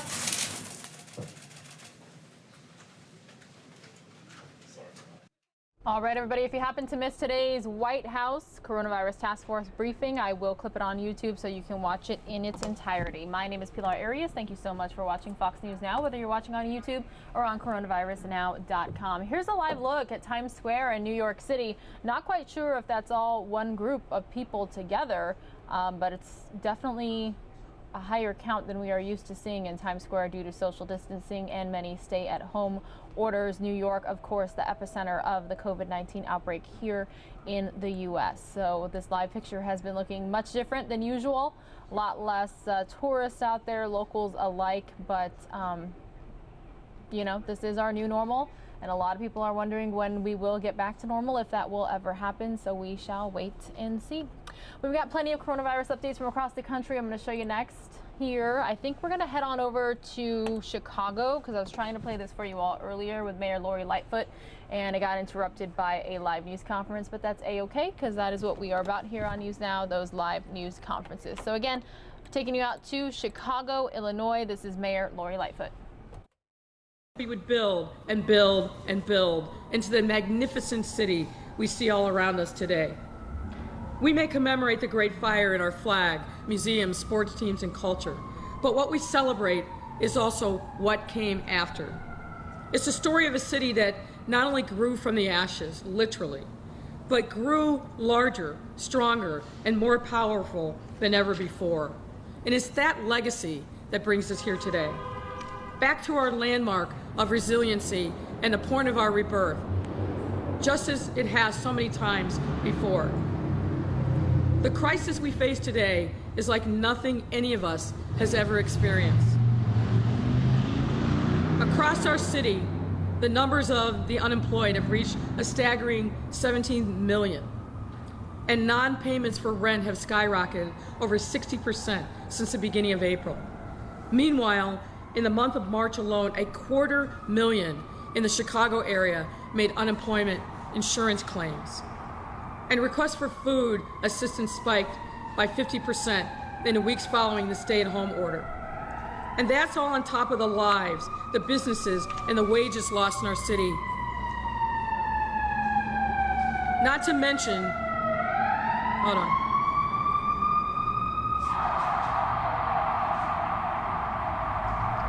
Not to mention the separation and emotional anguish that's hit all of us and those we know. We have to acknowledge people are hurting. In just 6 weeks' time, we have woken up to a city very different than the one we knew, shocking us in ways even the past crises of great recessions, depressions, and 2 world wars never did. The strengths of our city shine through in many ways, large and small. But the vulnerabilities that we all knew, those are flashing like a neon sign every day. Our fellow Chicagoans, who were already struggling long before this crisis, their burdens have become profound during this pandemic. As hard as this crisis has been for all of us, it's those Chicagoans whose pain is most acutely felt, and those whose future is more uncertain. Now, we don't know when this crisis will end. The virus has been unpredictable from the start. But what we do know is that when it comes to recovering from this crisis, there can be no half measures, no cutting corners. It will require bold, visionary action that will build on the measures that we have already taken. What we are embarking on is nothing less than the most breathtaking recovery effort our city has ever seen. It's for that reason that we have created the COVID-19 Recovery Task Force. The men and women we brought together are as diverse and dynamic as Chicago itself, drawn from across industries, community-based partners, and policy experts, providing the critical insight and guidance needed for our path forward. Our Recovery Task Force will be built around 5 key recovery areas. First, policy and economic stimulus. Addressing the economic impact of this crisis will be led by Melody Hobson of Ariel Investments, Roberto Herencia of Byline Bank, Bob Ryder of the Chicago Federation of Labor, and Jenny Scanlon of UL. Second, mental and emotional health. Developing strategies to help us move forward from the anxiety and loss created by COVID-19. This effort will be led by Evelyn Diaz from the Heartland Alliance, Karen Freeman Wilson, former mayor of Gary, and now the chair of the Chicago Urban League, and Alexa James from the National Alliance of Mental Illness. Third, marketing and business development. To tell the story of the diversity, strength, and resiliency of our 77 communities. This effort will be led by Sandra Cordova-Misek of Window to the World Communications, Richard Edelman, who needs no introduction, who leads his namesake company, and Anton Seals of Grow Greater Inglewood. Fourth, regional coordination, to engage our partners outside Chicago because our success is intertwined. This will be led by President Tony Preckwinkle of Cook County, Chairman Dan Cronin of DuPage County, Mayor Joseph Tamburino of Hillside, and the Executive Chair of the Metropolitan Caucus of Mayors, and Alderman Gil Villegas. And finally, an economic change study to gauge the full extent of economic hardship, led by Ben Harris of Northwestern and Ajin Poe of the National Domestic Workers Alliance. Now, these and many others are the men and women who give voice to all the facets of our city and walks of life, who themselves have stepped up in this unprecedented crisis to help lead us through our historic recovery. But make no mistake, while they will lead their committees, they will be working with countless others across our city, our neighborhoods, and our region. And we'll be creating opportunities for public input, which we have seen time and again as not just valuable, but vital to the success of any action that we take. And all of this will operate in close alignment with measures we've already taken in response to COVID-19. From our Small Business Resiliency Fund, to our Housing Fund, to the ongoing work of our Racial Equity Rapid Response Team. And we will build on our bold measures already underway in the neighborhood development and poverty eradication with programs like Invest Southwest and solutions towards ending poverty. My friends, this is what a recovery task force looks like. This is what a recovery task force needs to look like. We are the great American city of Chicago. We must be a model for the rest of the nation on how to move forward, and we will be. There's no denying we are facing significant challenges when it comes to reopening our economy and our neighborhoods and our city. But when we do, we'll be ready to hit the ground running, to put our city back on track and continue our mission of building a new Chicago that is inclusive and accessible where everyone has a place. It was nearly 150 years ago when our fellow Chicagoans stood at this very place and began their journey forward. And it is us now, a century and a half later, meeting here again to embark on a new historic effort of recovery and growth. I want to thank you all for being here, and I'm excited about the journey in the weeks and months ahead. It's my pleasure to invite Alderman Gil Villegas to the podium to say a few words. Gil?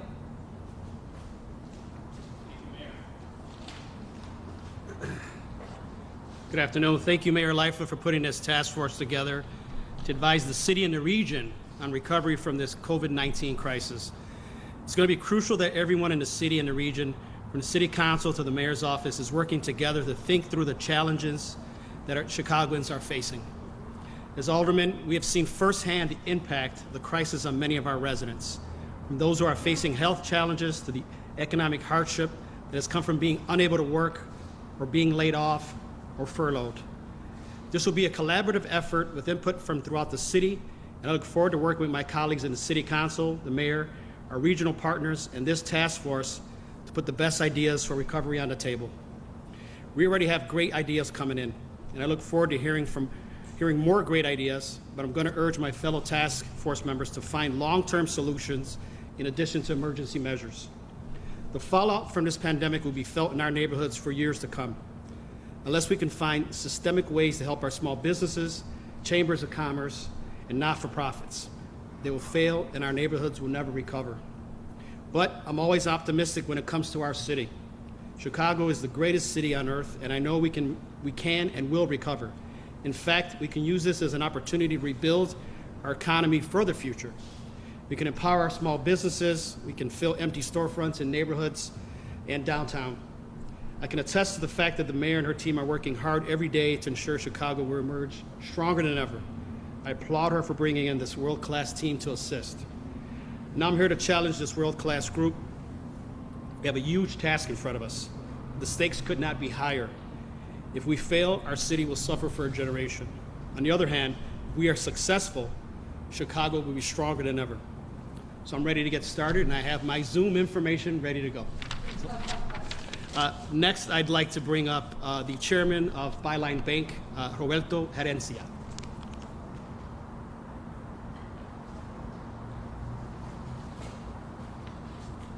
Thank you, Gil, and good afternoon. Thank you, Mayor Lightfoot, for all that you and your team are doing to give us hope and turn hope into action. Health and safety will always be first, of course, but critical to the city's well-being are thriving businesses, job opportunities, and of course, high employment rates. I spend many hours a day now talking to customers and small business owners who are frankly experiencing a great deal of concern, great uncertainty, and fear as well. Chicago has a storied banking tradition, and the state of Illinois is actually home to the second largest number of community banks in the country. This is actually a meaningful community asset, which we cannot forget as we enter the early innings of what will be a long journey back. This is not time to be competitive among ourselves or across industries. It is the time to collaborate and work together within the framework that the mayor has outlined here today, which is anchored in fairness and, above all, compassion. I look forward to advising the mayor and our distinguished colleagues in this critical endeavor. My pleasure now to introduce Bob Ryder, President of the Chicago Federation of Labor.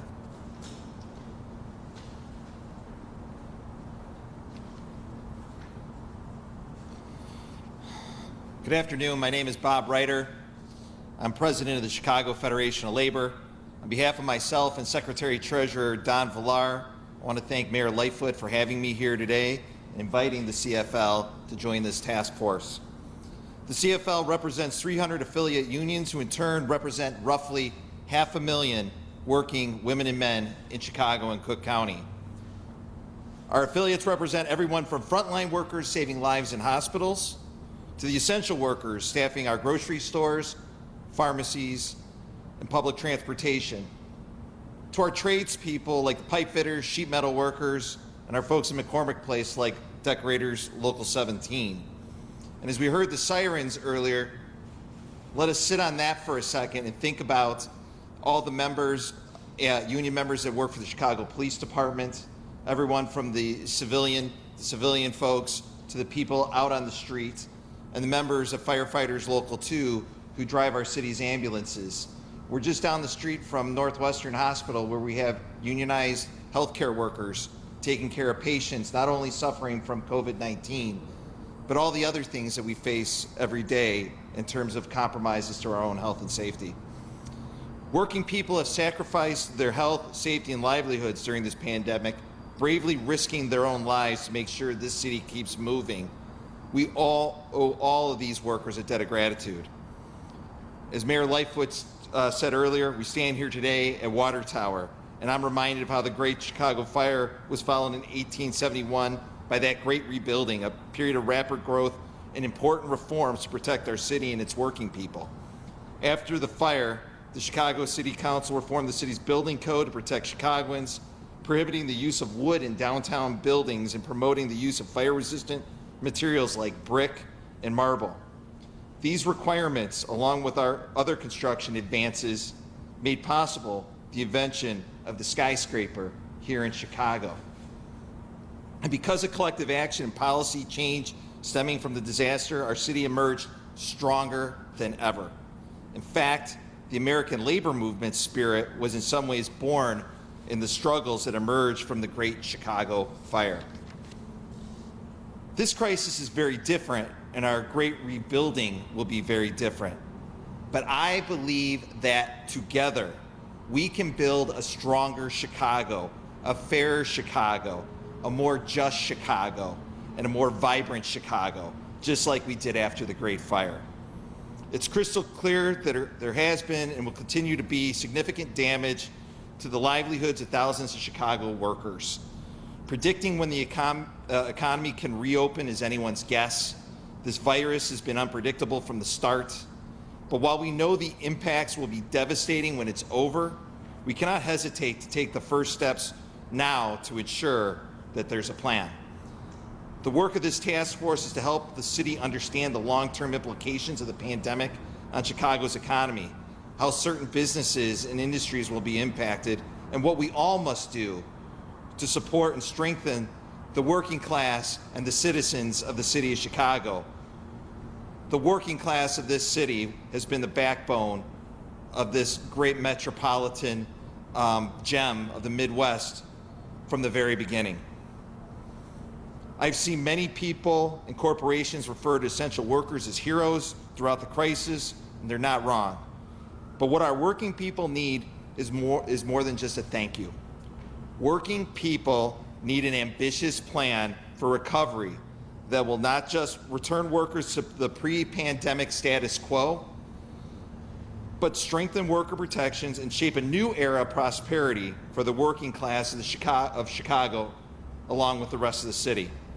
And we need to remember that we have a consumer-based economy in this country, and the consumers that we have to take care of are not just the small businesses and all the employers that we see up and down Michigan Avenue, but the people who go and shop in the stores throughout our entire region. People need to have money in order to go in and be part of lifting up our economy. So if we're going to have a consumer-based economy, we have to have consumers. So this task force will, I know, come together to make sure that we come up with an economic plan that works for everyone. And I'm confident that when we get through to the other side, the city of Chicago will be stronger, more resilient, and better equipped to serve its communities for the future. I look forward to working with everyone on this task force. And now I'd like to introduce Alexa James, Executive Director, National Alliance of Mental Illness, Chicago.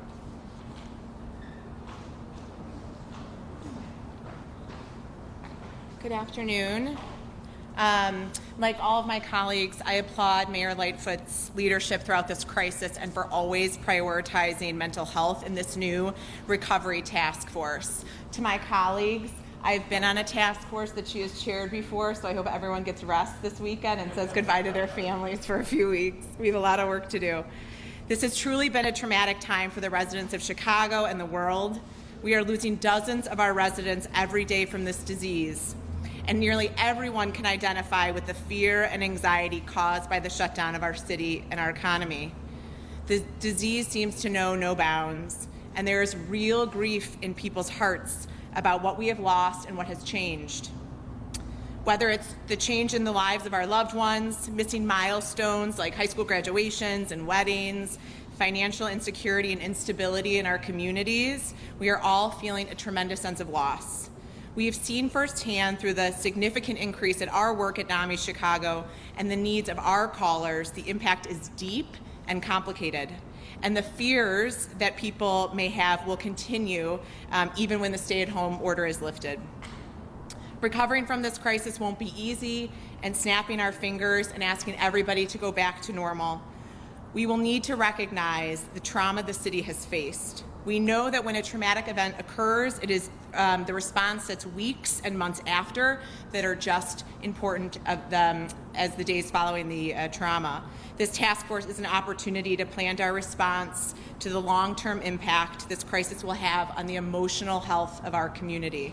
Serving on the Mental and Emotional Health Committee, I look forward to the opportunity to step up and find strategies that can help us all heal. This might include residents giving remembrance to the crisis of those lost, creating strategies for coping with loss and anxiety, and helping the most vulnerable connect with the care that they need, building on the work that NAMI Chicago and thousands of social service providers do in our great city 24/7. Together, we can emerge from this crisis stronger and more connected. We can make crucial adjustments to the safety net that will help our city be healthier, safer, and more equitable in the long term. All of it will supplement the critical work of our public health leaders that they are doing day in and day out to save lives and help residents get healthy again. Thank you so much for this opportunity. I would love to introduce Anton Seals, the Executive Director of Grow Greater Inglewood.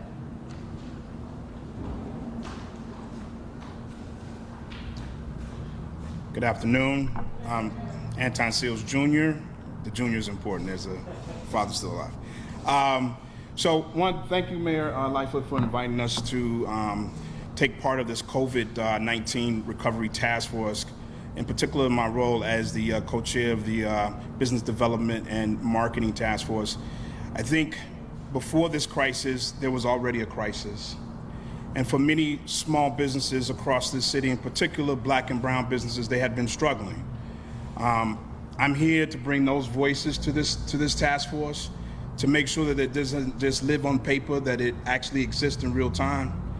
This is such an enormous crisis that we're all dealing with. And I think being here at the Water Tower is an appropriate signal of how we might reimagine what the call is in action for all of us to take part of as Chicagoans. We have been segmented into two different Chicagos over the last several years. We see each other in two different categories. And then here in this opportunity, as we start thinking about when we recover, what does that look like? It must be bold, it must be transformative, and justice and equity must be at the center of that. In order for us to really call this place Sweet Home Chicago again, right? So that we can have more people who want to come here and stay here and live here. There's this opportunity. And so I want to make sure that we are bringing those voices to this task force. And I really appreciate you inviting us to bring those voices, the Black farmers, the opportunity for cooperative economics to emerge, new economic systems to emerge in this great city, the city by the lake, and never second to none. Thank you.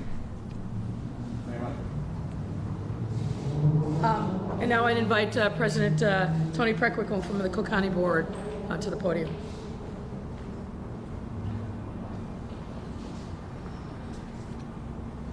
Thank you, Mayor Lightfoot. I apologize for my late arrival. We had a Cook County Board meeting this morning. As we look at the impact of COVID-19 on our region, we have to continue to rely on a science-based and data-driven framework to guide our planning for recovery. I'm proud to work with our fellow leaders to address the issues confronting us, including prioritizing the devastating impact that this virus has had on our most vulnerable populations, particularly our Black and brown communities, as well as businesses in our region. Cook County has had a long track record of working closely with the city and the collar counties to lay the foundation for regional economic growth and development. And the formation of the Recovery Task Force is yet another example of local government collaboration to deliver comprehensive solutions during this turbulent time. Our economies are regional, Businesses and residents did not pay attention to municipal boundaries. We share labor markets and supply chains.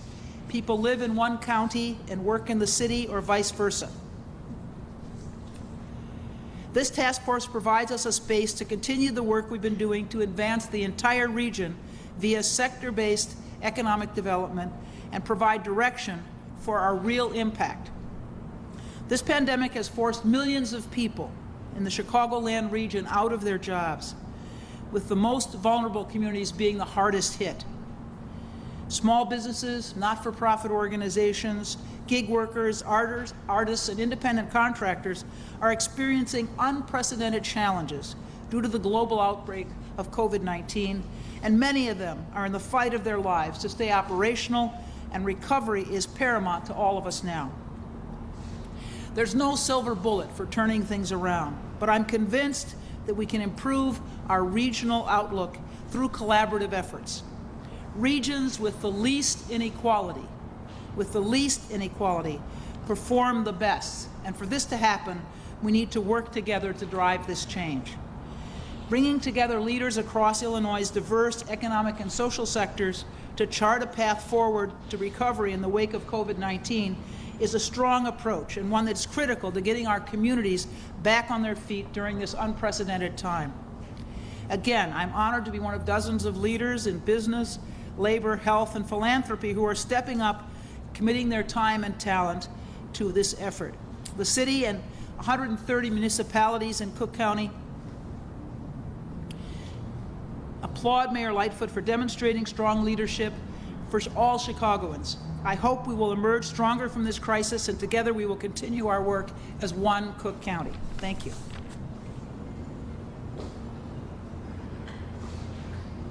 And now, happy to take your questions.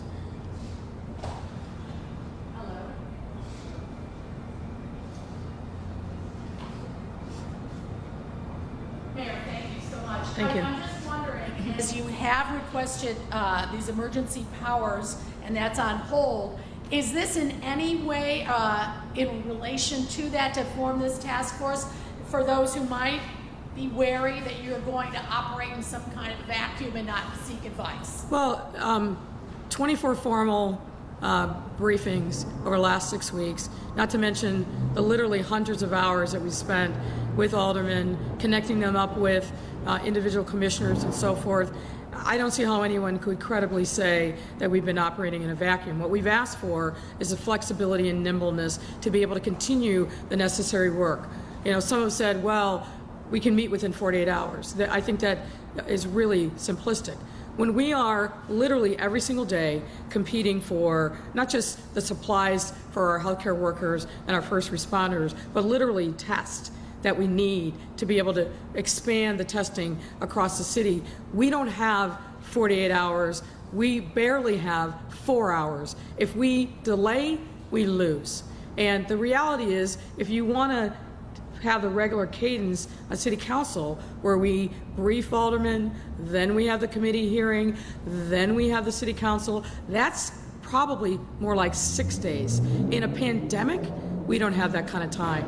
Anything large and substantive, now that we have the Zoom structure to be able to conduct committee meetings and city council meetings, we're going to be bringing those things to the aldermen in the normal course, as we would in any other circumstance. But we continue to need the flexibility to move in minutes or hours, not days. And so will these folks be your go-to? Can you just give us a little more? Well, I mean, I think a lot of, so the purpose of this is really separate from the question that you asked. We've been thinking a lot, as have ordinary Chicagoans, ordinary Illinoisans across our region, what's my future look like? That's a question that is on everyone's mind.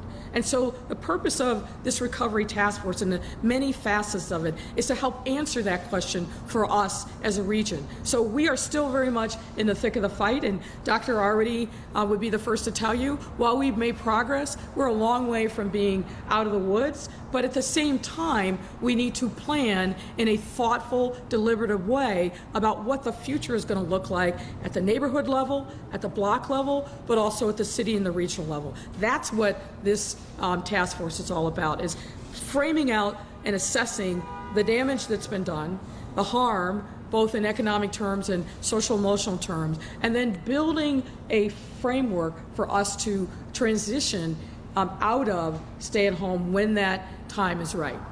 As you had suggested earlier in the week, we have now confirmed that the governor will be announcing the stay-at-home order is in place until May 30th. Your thoughts on that? Well, I think that's appropriate. I mean, the governor has a good team of data scientists that he is relying upon. And, you know, a month ago in March, we were all thinking that this week would be the peak that we would reach. But what I think we've seen now is not so much a peak, but a flattening. And that's a good thing, but we don't know at this point how long it's going to take, not just to flatten, but to decrease. And that decrease in a number of daily cases, decreases in hospitalizations, ICU beds, use of vents, all those metrics that we've been talking about all along, we need to see those realities come into fruition, and we're just not there yet. Could we hear from Dr. Arwady Sure. about that as well? Because today's Chicago Sun-Times did have more about the research and about the different models. Are those the same models you're looking at? And if this continues through August, that's a lot to digest. So I think let's not take August till we get to August. Right now, today, what we know is we are absolutely making excellent progress. And as the mayor said, the fact that we've actually seen this peak push further out in time is a testament to the fact that we flattened the curve. If you think back to that picture that we always talk about, if we had seen that very rapid increase, like we were seeing in early and mid-March, we would have peaked by now. We also would have completely overwhelmed our healthcare system and seen a very large number of deaths. So as you actually flatten the curve, part of that progress is seeing that peak actually push a little bit later. And so I know it's hard when people are feeling, oh, I really want to, I want to move on.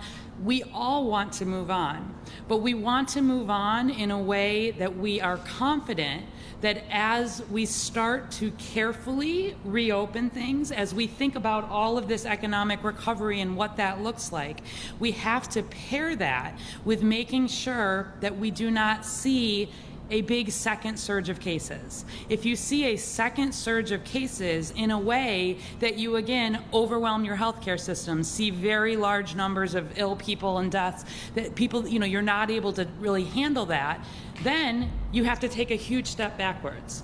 It is the right thing to be thinking about this carefully in a data-driven way. There are a number of models out there, and I think it's actually, to me, one of the most interesting parts of the conversation.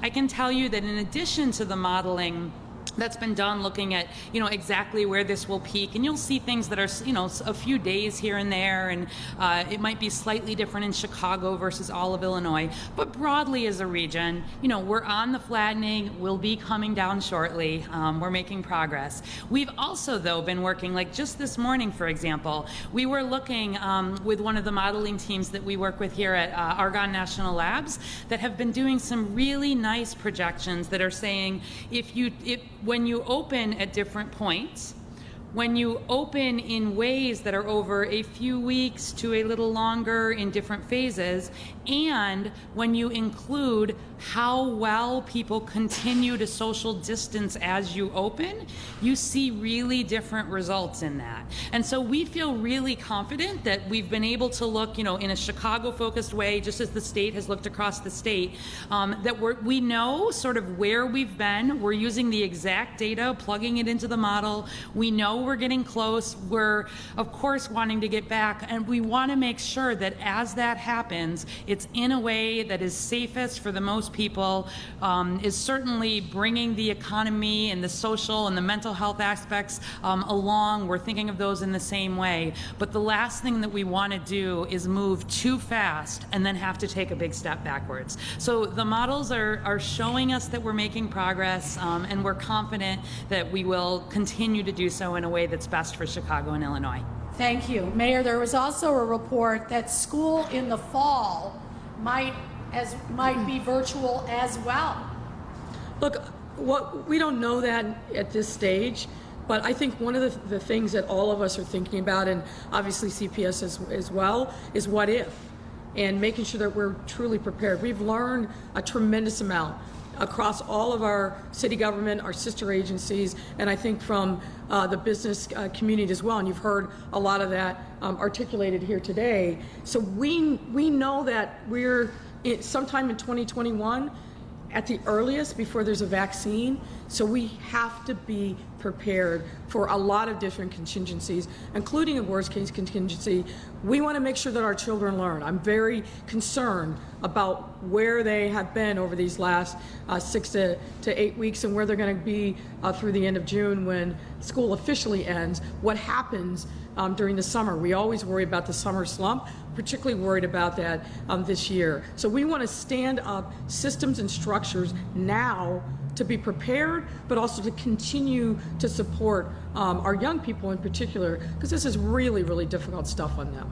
We've learned that part of the executive order from the governor will be to require masks in public, face coverings, that is, if you are not able to social distance. Do you believe Chicagoans have the ability to have a face covering? Are there enough out there? Well, I haven't seen the written language, but what has been described to me, which is consistent with what you just said, isn't radically different than really what we've been talking about all along. I think guidance from IDPH, also CDPH, for some weeks now said, if you can't social distance, wear some kind of a face covering. I do worry a little bit about that, though, in the ability of our residents, particularly in poorer neighborhoods, to be able to access materials to provide that. I don't believe in giving mandates to people without being able to give them the tools to be successful. So once we see what the guidance is from the governor, we're going to work hard to make sure that we can actually give our residents the ability to comply. We're not going to ticket and arrest people because they don't have face coverings, but it is to their benefit, as we've been saying for some time, to use face covering, particularly in areas like grocery stores, pharmacies, and other places where social distancing has become more complicated. However, I will say this. I was actually just in Mariano's and Bronzeville last night. I think our grocery stores in particular have really taken a lot of steps forward, both to protect the workers, but also to protect shoppers so that they can shop in a safe environment. Thank you. Could I ask County Board President Preckwinkle a question, please? Since I have not been able to speak with you recently, I know there's been some changes in who leads your health department. Terry Mason was let go at the beginning of the month, and in the midst of all of this, why? And are you confident about how the county health department is being run today? You know, I'm very grateful to Terry Mason for his leadership, his outreach, his public education, particularly his focus on the African American community and talking to us about the chronic conditions that many of us face. This was a time when we needed somebody who was really strong in administration and operations. And I believe that Dr. Rachel Rubin and Dr. Kiran Joshi, who are our co-leaders now of the Department of Public Health, meet that need. And I'm very pleased with the work that they've done and look forward to their leadership. And Providence Hospital, the ER was closed, now reopened. Where does that stand? One of our healthcare workers at Providence got COVID-19, and clearly that whole emergency room needed to be deeply cleaned. And as we looked at the configuration of the emergency room, we realized it was very difficult to do social distancing. So over the 2 weeks that the emergency room was closed, and by the way, the hospital remained open, we deep cleaned and reconfigured the space so that it is a safer environment for both our healthcare workers who are there and our patients who come into the emergency room. And do you support Governor Pritzker's extension of the stay-at-home order until May 30th? You know, I think this is a science-based consideration, and we want to do everything we can to protect our residents from the terrible impact of this pandemic, and of course I agree with them. Now, one more question for Bob Ryder, please, from union workers. I just wonder, because you do hear a lot of folks who are saying how difficult this is, they want to say so, and they're saying, let us decide if we should go back. Are you not hearing that from some of your workers who are worried about their income and feeding their families? Where do you stand on the 30 extra days extension on the stay-at-home order? It doesn't do us any good to reopen the economy if the economy can't stay open. It doesn't do us any good to send workers back into the workforce if they're not safe. For every person that you hear from that is demanding that they want to go back to work because they don't believe that this disease is as bad as getting the flu, you hear a rush of other people coming over the top wanting to make sure that they are not putting themselves in the harm's way when they go back to work. So I think what we've found is that when you see people speaking out about wanting to reopen the economy, it's not people that have, it's not the majority of people, it's fringe parts of our society who are trying to politicize a process that should be science-based, that needs to be analytical, that needs to think about the long term and protect the working people of our city. Thank you. Yep. Thank you. And then Mayor, just one last one. The, Congress this afternoon set to vote on the $483 billion package. How will that impact Chicago, if at all? Well, the pieces of it that I understand, I think the most significant pieces are more support for small businesses. I was just talking with Roberto Herencia from Byline Bank about that issue, because Byline Bank is one of the banks that is processing loans through a Small Business Administration. I'm cursed today. But what we know is we have got to get more money into the hands of small businesses, so replenishing the SBA fund is critically important. I also believe that there's additional monies for hospitals and healthcare. That's all good. Now, all of us know that even though there's been an extraordinary amount of money that's been pushed out for COVID-related expenses and costs, there's so much more that needs to be done. I joined literally a chorus, a tabernacle of mayors who are saying, you've got to help us replace lost income. I know every elected official here recognizes when you shut down huge sectors of our economy, there's going to be an impact. And there's going to be an impact in Chicago just as there is across our region, across our state. So we've been in regular conversation with our federal partners to really emphasize that point and talk about what, the rescue package 4 should look like. Thank you. Thank you. We only have time for 2 more questions. Okay. Shia at Politico is asking if you could share what you have asked for in terms of economic relief from the federal government in specific terms. Well, we're finalizing what the specific buckets are, but it's things like helping us replace lost revenue, and we're in the process of quantifying that, but that's a critical piece of it, and again, we would like that to be directed to the cities. I think that they need to lower the threshold. Right in the last package, it was 500,000 or more population. I'm hearing from mayors all across the region that say, we got left out. That can't be. They're a vital part of the region as well. We're looking at ways in which we can get more supports to most vulnerable aspects of our community. Homeless, housing is a huge issue. We're having this debate here in Chicago as it's playing out nationally around supports for renters, supports for landlords, and mortgage relief from the banks. That has got to be a big part of, I think, going forward. More. Some community groups and others, including your aldermen, were asking that money that would have been spent on summer festivals be used for emergency assistance for undocumented and unbanked residents. Mayor, can you respond? Well, look, I've made no mistake about the fact that we absolutely need to be supporting our immigrant and refugee communities, particularly those who are undocumented, that are not going to be the beneficiaries of the federal dollars that are flowing. That's why we've done things in the city without restrictions regarding citizenship, but the need is still quite great. But the specific ask, I would just request that the aldermen who are pushing this, and I think one of them is Carlos Rosa, these festivals get their money because they make money. If we cancel them, there's no revenue stream to support it. So it's not like there's a pool of money sitting there ready to support these programs. If we don't put the programs on, if we don't have ticket sales and we don't have advertising, there's no money. So it's really very simple math. Thank you, everyone. All right. Thank you, folks.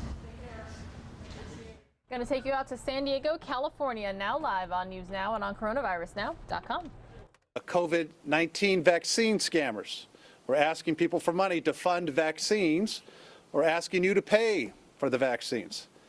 Fake organizations that are trying to ask for dollars for PPE from our public safety and health professionals.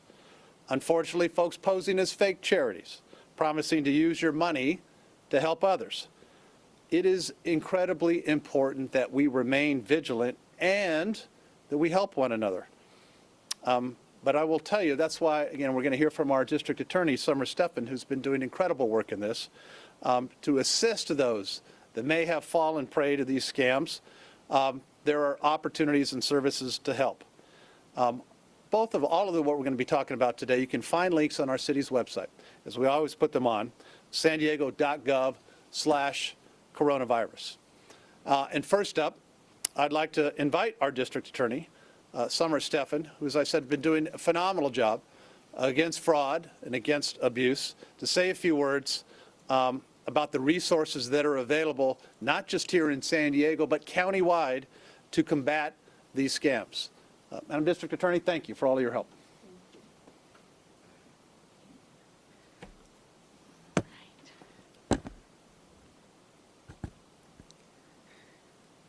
Well, good afternoon, and thank you, Mayor Faulkner, and thank you for your incredible leadership that we've needed very much during this difficult time for San Diegans.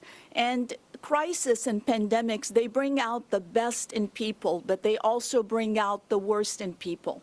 And this is what we're seeing in the area of fraud and scams. Unfortunately, scammers have found a new way to prey on people. Many are desperately awaiting economic impact checks. And because of that, they're willing to answer any questions by anyone posing as the IRS or as an official person trying to get information. We know more checks are coming, and we know that small businesses are also awaiting different economic impact checks. Do not fall for this. No official government entity will call you and ask you for your social security number or any private banking information. Instead, hang up and call the actual entity that is supposed to be the one who's calling you. In addition, we're seeing a lot of COVID cures, fake cures that are out there, fake testing sites. Please check with your doctor, with your health professional. Check the CDC website for actual information as to what is and is not FDA approved. That's very, very important. We're also seeing a lot of phishing scams. And that's where people are shopping more and more online. And because of that, that's an opportunity to create a website that looks just like Amazon or wherever you are shopping. And that website is contacting you to tell you to click on a link in order to be sure that your account has not been compromised. Don't click on any links that come through any email. Instead, contact the official website of whatever company you're concerned about and deal with their customer service. That's very, very important. 18,000 complaints have come in so far to the Federal Trade Commission related to COVID scams. Charities abound, and while it's really good to be generous with charities, make sure you go on the Attorney General website where there's a listing of charities that are in good standing. Make sure that you look at websites at San Diego City and County for where you can actually put your good volunteer efforts and good money towards. It's also unconscionable that we're seeing a lot of businesses pop up for the purpose of charging extra for masks and detergents and diapers and milk and different things that people need. We've received 367 complaints, and we've sent cease and desist letters to 76 businesses that have been engaged in this activity. This can't be tolerated. We're in this together, and no one entity can defraud and can use our consumers in this way. I'm honored to work with City Attorney Mara Elliott on issues of child abuse, elder abuse, and domestic violence. And it is a partnership that benefits the entirety of San Diego County. Thank you.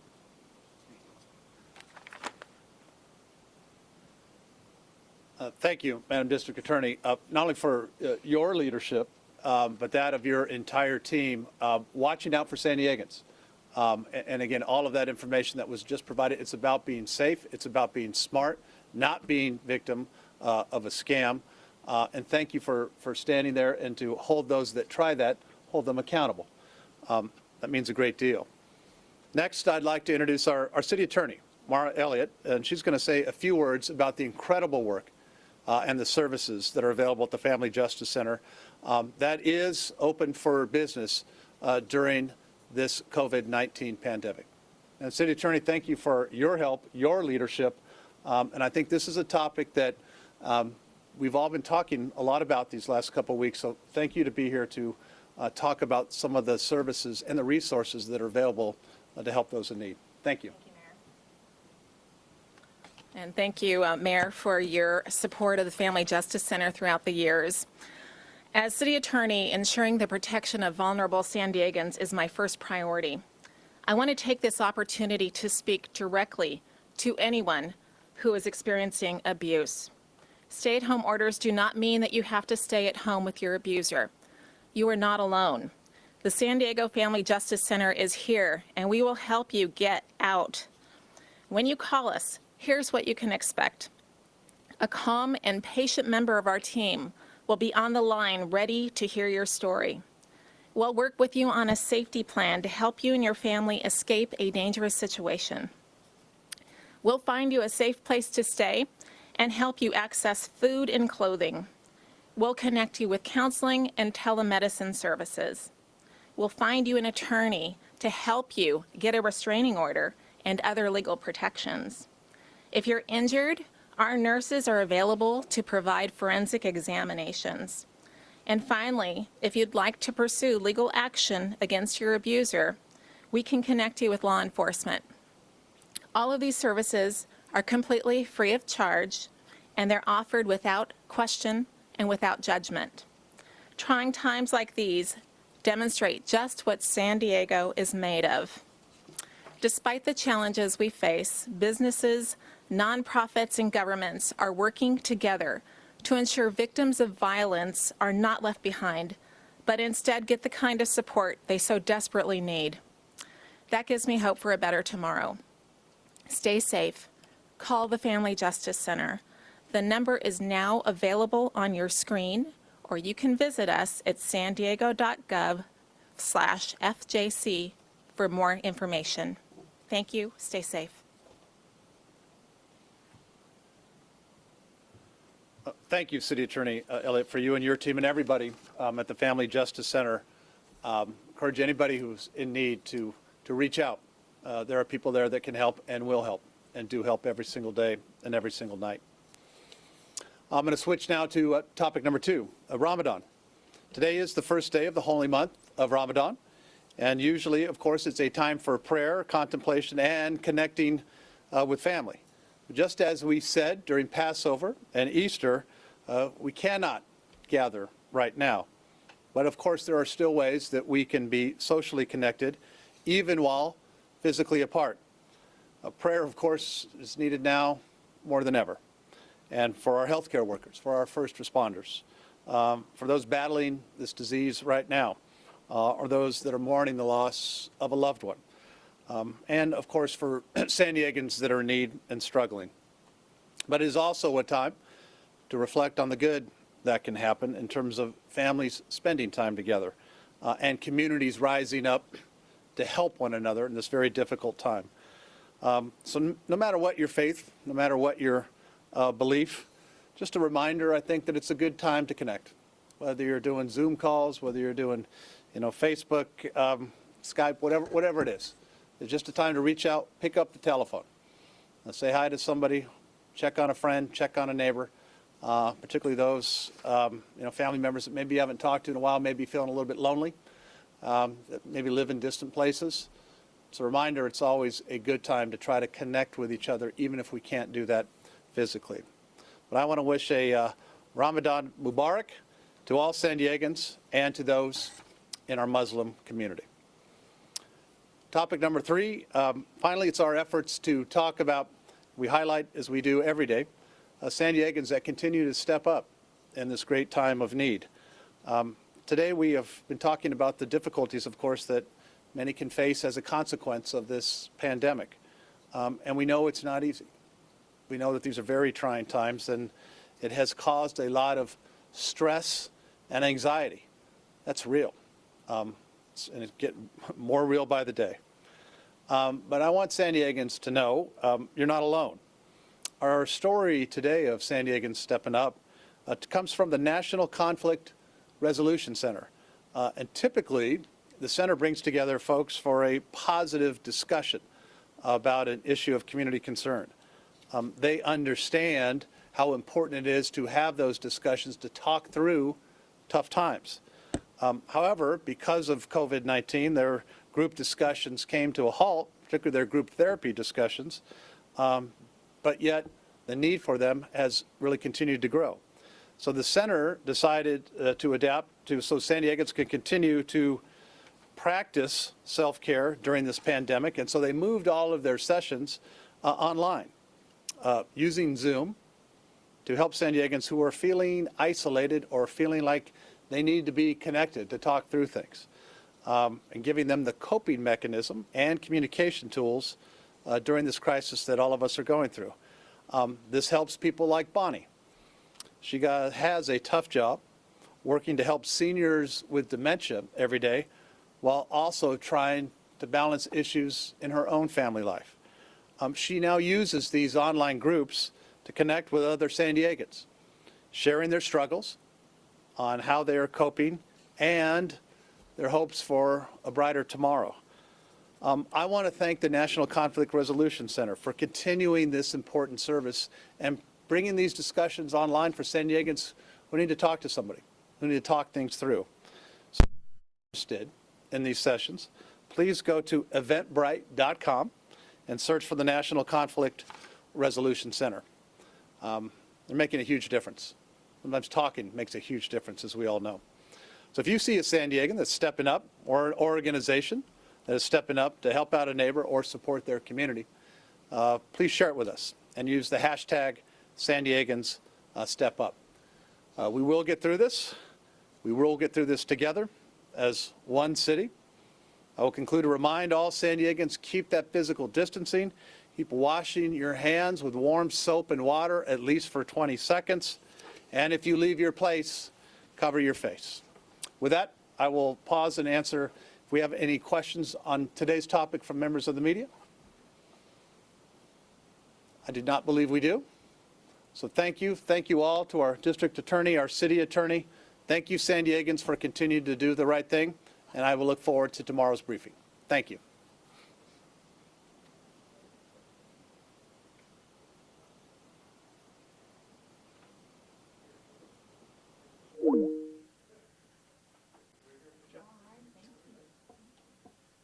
Well done, guys. Thank you. Thank you. Thank you. Hummer.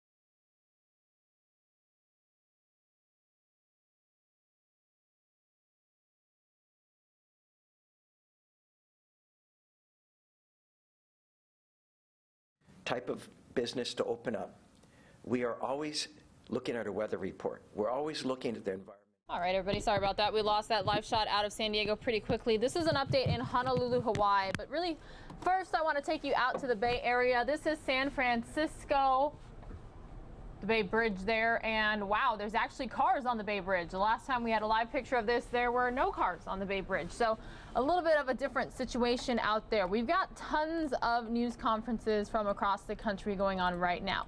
But as you can see, Honolulu's going on live, and I have been recording it since the beginning. So let's watch that right now on News Now and on coronavirusnow.com.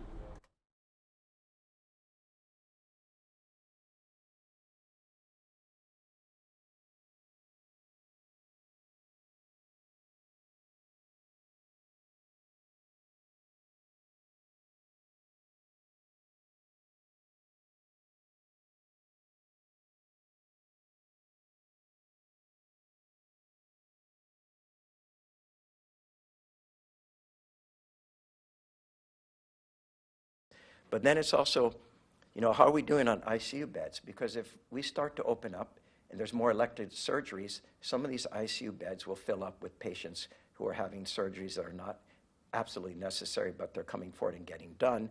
And that can impact the number of beds we have. And of course, we got to be careful about that, particularly if you see a little bit of increase in some COVID-19 patients have to go into it. And always making sure we have sufficient facilities for isolation and quarantine if necessary. And how are we doing every day? Are we all wearing masks? We see in the streets, in the cars, and all kinds of places if people are wearing masks, and do we continue to practice that good social distancing? But the other measurement tool, besides the environment assessment, which is kind of our weather report, and one other thing on this, is it's kind of like the weather report. It's pretty accurate going 1, 2, or 3 days out. It gets really hard to predict the weather 7 days out. And so we're looking at this every day, and we kind of know what the next day may look like, but it's hard to predict out too far. And that's why when we talk about opening things up, it's opening things up and taking a breath and watching and looking at the weather report to see what's happening. And if we see sunny days and not storm clouds, we continue to open up more things. But the other factor we look at, if we could have the next slide, is a risk assessment. So one is the weather report, the environment assessment, and the other one is the risk assessment. And these are activities that are based on the level of contact and the ability to modify those conditions. So a risk assessment runs the gamut from very low risk to very high risk. And it doesn't mean that some of these things that are at the higher end of the risk assessment doesn't mean they couldn't open up sooner, as long as they do the modifications necessary to mitigate those risks. So this is not A to B to C to D to E to F to the end of the alphabet. Things could move around depending on the type of modifications that are done. And a lot of times it's about physical ability to modify, and there's sometimes a cost factor in there. So, when you talk about things like low risk, parks and botanical gardens are very low risk, and we are opening our parks this coming Saturday at 5 in the morning for exercise only, because there's very low risk to go in the parks and just exercise. And on May 1st, we're opening up our botanical gardens to casual walking through the botanical gardens. And both of these are low risk, but they're also based on decisions and recommendations made by our medical advisory group that says people need to get out of their homes. They need to be able to exercise in open spaces where the chances of coming into contact with each other are minimized, and you get to restore your health. Wearing masks where possible. If you can't because you're jogging, you have a health condition, you can't. But then we've also talked about, aiming towards May 1st for golf courses with a lot of limitations. Car dealerships, real estate transactions by appointment only with a lot of limitations. Everyone wears a mask. When you go to an open house and only one person in the open house at one time, other than with the broker, and certain other businesses that can use remote customer interface. For example, music lessons. You could have one pupil in a room with the piano teacher, pupil at the piano, the teacher 6 feet away instructing the student on how to play the piano. And there's many different types of situations like that. But if we have low risk with modifications to address the risk factor, we open up earlier. And so these are examples of things we think we can open up earlier. Next slide. Then you have things that are more medium risk, but with modifications, perhaps they're less risky. So we talk about things like retail stores with measures in place for physical distancing. It could be by square footage, for every 1,000 square feet, a person is in the store. And of course, everyone is wearing a mask. And you're clicking people in and out to make sure you never are too crowded. Pet grooming, maybe by appointment, and your pet is there, but you're not there. You drop the pet off, it gets groomed, you come and pick up your pet. And of course, office environments with measures in place for physical distancing is something that's being practiced here at the City and County of Honolulu and other places. And then outdoor, when we say malls, we mean outdoor, kind of shopping in a mall setting, but you're managing the number of people within the open air part of the mall. Okay, next slide. And then you have high risk with modifications. So there are things that are just high risk, more difficult to deal with, like restaurants with measures in place to reduce density and other things. And in fact, while this is a higher risk, for example, with restaurants, if they can put in place all the modification measures to reduce this high risk and make it a moderate risk or even a potentially low risk, they could actually be opened up earlier. And we're working hard to see what kind of things can we open up earlier, because we recognize that business is struggling. They're hanging on by their fingernails, and they can't hang on forever, and they can't even maybe hang on beyond a month or two more. And 70% of the business on Oahu and in the state of Hawaii is small business. They are the infrastructure for business here, and we want to make sure that that infrastructure is around after we come out of this pandemic. Beauty parlors and nail salons, with social distancing, you could mitigate that risk. Gyms and yoga, Pilates, those kind of things, you could mitigate the risk to some degree, but it's still high risk. And religious gatherings outside of the place of worship. So large gatherings, where it would be Easter Sunday service, sunrise service, those kind of things. Got to figure out how to manage that high risk. Next slide. So there are certain things that are just really hard. They're high risk and hard to modify. Bars, not so much. You could have people sitting at every other stool or every 3 stools, but after a couple drinks, they start forgetting how to practice good social distancing, and they get closer together, and you have problems. You have the bartender exposed, so there's things that need to be addressed there. Running, races like marathons or walkathons, where you have a lot of people gathered close together, is going to be more difficult to modify.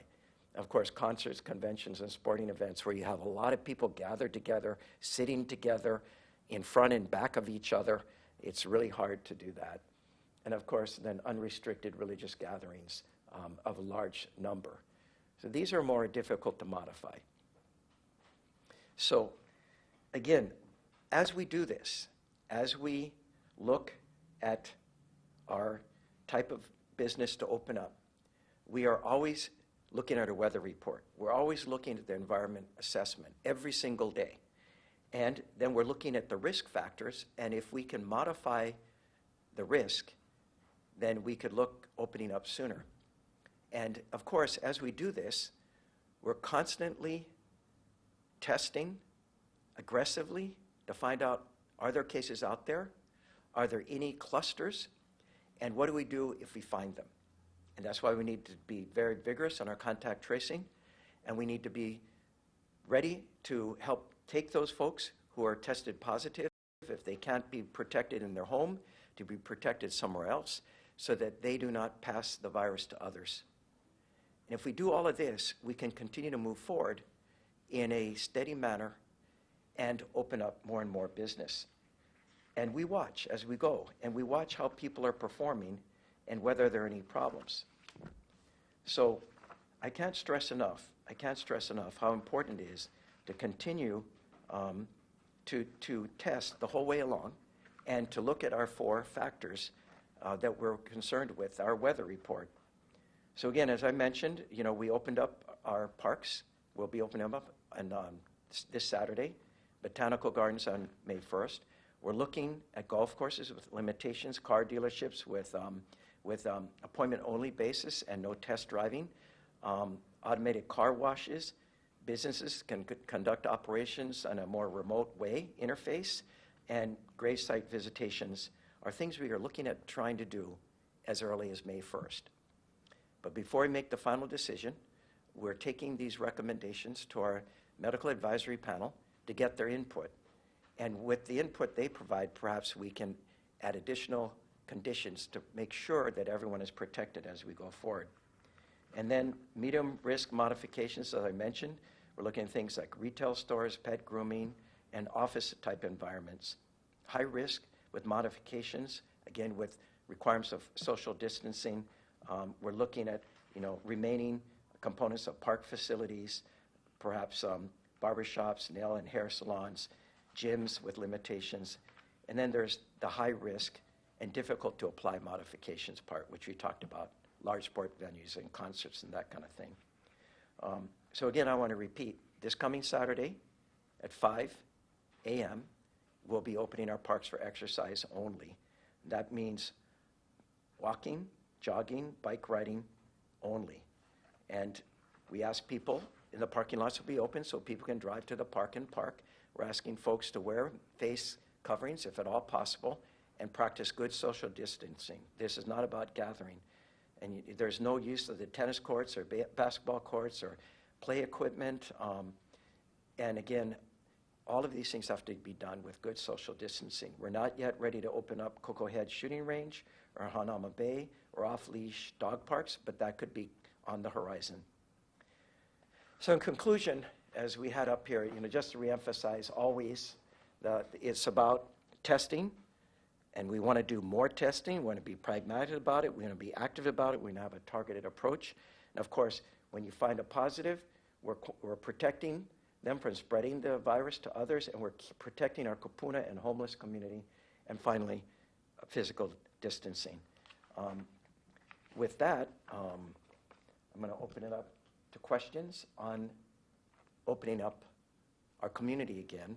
And if as much as possible, I'm going to ask Georgette Deemer, our Deputy Managing Director, to answer some of these questions because she is helping us bring focus to how we do this reopening of our communities. This first question is from Blaze Lovell at Civil Beat. Is there a timeline yet for when those activities and businesses under the various risk assessment levels could be reopened?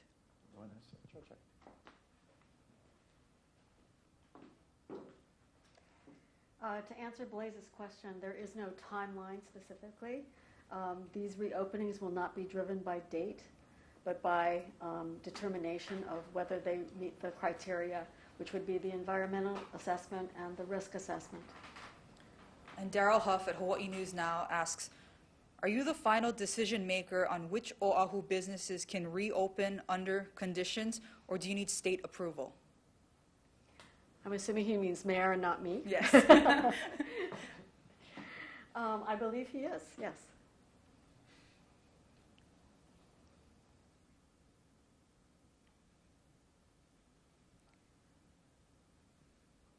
And as we wait for questions to come in on opening.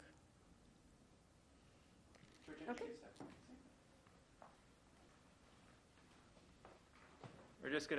We'll just wait another few seconds for our questions come in on reopening. And Mayor, would you like to give a closing statement? Testing question. Okay. And again, we'll hold off just another minute. And if at this point we can open up to other questions, I believe we might have some questions on testing, and the mayor will be reading a quick prepared statement. Thank you.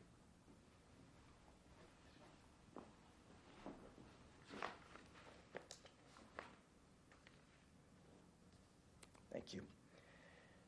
So the City and County of Honolulu believes that testing is necessary in order to get the information we need to protect the health of our community. That's that environment assessment we talked about just a few minutes ago. And the city also believes that testing is necessary in order to open up our economy in a very safe way. And this discussion we just had is about opening up our economy, but without testing, aggressive, pragmatic testing, it becomes more difficult to open up our economy in a timely manner. And the city has been working with Dr. Miskovich to provide testing because he is out there testing in a concentrated way in communities around our island. And we support that, and we'll continue to support Dr. Miskovich in his testing around this island by providing city parks and other facilities and working with him on traffic management and opening up of restrooms so he can continue to do this testing. And the city has also been negotiating a contract with a company named Everlywell to provide additional fast testing, which we wanted to start very soon, as early as next week. And Everlywell is already providing testing to other municipalities and cities, like the second largest city in the country, the city of Los Angeles. Department of Health yesterday informed us that it is objected to the city doing this. We strongly disagree with the Department of Health on this, but we'll be holding off for a short period, rolling forward with the Everlywell contract so that we can discuss this with the Department of Health before proceeding. With that, we'll open it up for questions, and I've asked Guy Kalukukui, who is leading the charge on this aggressive testing, to answer those questions. Thank you very much. This question is from Gordon Pang at the Star Advertiser.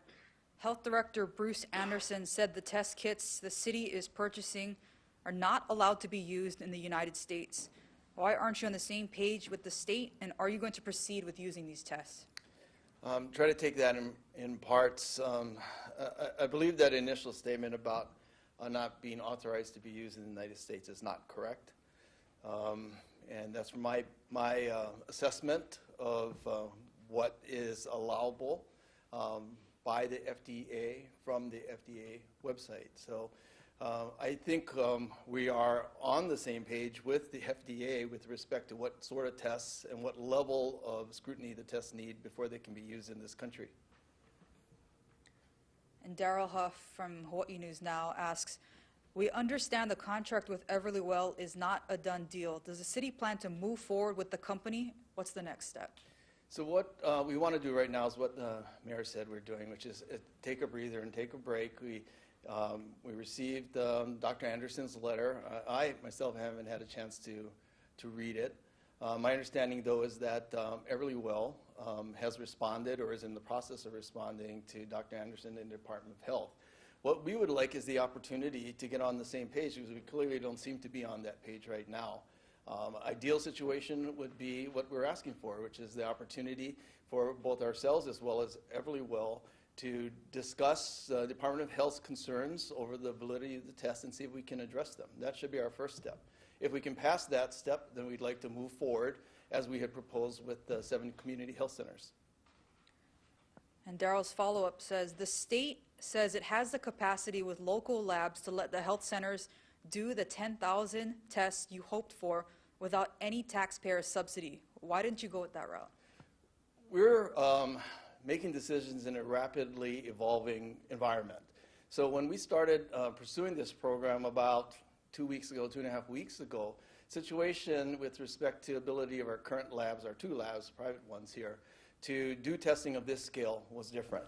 As we reached out, we found out that diagnostic lab was sending 100% of its tests to the mainland, and clinical lab was sending a portion of its tests to the mainland for results, for analysis, because it was beyond their scale at the time. Understand those situations have changed. We, in fact, have asked Everlywell to consider working with diagnostic labs in particular, because at least 2 of our community health centers expressed a preference to work with them because of their ongoing relationship over 30 years with them. And Everlywell indicated that they're willing to do that. So certainly, if the situation in our local lab sector has improved to where they can handle the scale and do the turnaround in the 48 hours we're hoping for, then we would definitely want to consider that too. And Rick Kwan from KITV asks, how soon will test kits be available for local community health centers, and is your goal to have as many people tested as possible? Well, first thing is, a few of the community health centers, for instance, Kalihi Palama and Waianae, are already doing some testing. So that's already available in their communities. What we wanted to do with them was enhance that and expand it to the rest of the community health center network. If we are able to move forward, as the mayor said, we're looking hopefully as early as next week to start to deploy. But first steps first, and the first step is, as I said earlier, we'd like to try to have that conversation with the Department of Health to see if we can get beyond the nature of their concerns over the test validity, at this moment. And Daryl asks for you, Guy, is it true that you were urged by Dr. Sarah Park not to use these tests, and why was it given the green light by the mayor anyway? On April 14th, about a week before the mayor announced our intention to roll out this program, the managing director, Roy Amemiya, and myself, and Dr. Robert Hirokawa from the Hawaii Primary Care Association, overseeing the 7 community health centers, we had the opportunity to talk to Dr. Park. We had reached out to the Department of Health because we wanted to not catch them by surprise with what we were going to do, and we felt like a week in advance was ample time to take them point by point through our program, which also includes giving PPE to each of the 7 community health centers, which we've done and accomplished, and contributing up to $20,000 to each of the community health centers in order to expand their ability to do telehealth. We explained all of that. Our intention to test up to about 13,000 people, a 48-hour turnaround that this program was allowing for, that we wanted to work with UPS and Everlywell. And yes, the Department of Health, through Dr. Park, expressed concerns over that. They felt at the time that, she stated at the time, that the Department of Health wouldn't support the use of any test that didn't have FDA approval. As I think all have learned through this process, that there's really is, I believe, no such thing as FDA approval for a test. There's authorizations, and there's alternative ways that these tests get in the market. But I think that dialogue has evolved over the past week or so, and our understandings have been changing. We took that to heart. No evidence was actually offered for why the test was unacceptable, and we contacted the city of Los Angeles, who we had learned had already been participating with the UPS Everlywell program, and they had been doing it for 2 weeks. And I had the opportunity to talk to my counterpart in the mayor's office there, who was leading their charge. We spent quite a bit of time on the phone. I had a chance to ask him a few questions, and at the end of that, my assessment was Los Angeles was reporting no concerns over the test, no concerns over the validity of the tests, and no concerns over the amount of time it was taking for their results. They were using that to determine policy. They've got a dire situation, third only to New York and New Jersey. The decisions they're making relative to the information they were gaining from the tests was informing their way forward. And I felt like that's additional external validation to the tests that this program used. And with that, and without specific examples of why the test perhaps is questionable, we continued to move forward.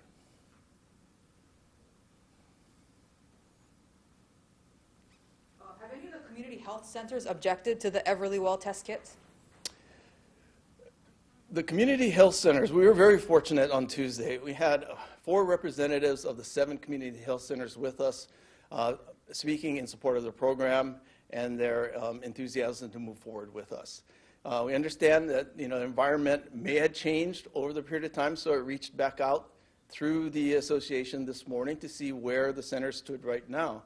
And I got an overwhelming response that should the city be able to move forward with the Everlywell tests, with the Department of Health coming along with us, all 9 of the community health centers still want to participate with testing. 7. 9 or 7? Excuse me, all 7 of the community health centers will still want to participate with testing. You mentioned Dr. Sarah Park's statement. Was Dr. Bruce Anderson aware of the meetings? Well, you would have to ask the Department of Health that question. what I can report is that our request was to have a conversation with Dr. Anderson. What came back to us was that schedule didn't permit it. Time was of the essence for us because we wanted to have this meeting with them sooner than later. And what was offered to us was the opportunity to talk with Dr. Park and one of Dr. Anderson's deputy directors, Danette Wong Tomoyasu. This next question is from Ashley Mizuo at Hawaii Public Radio.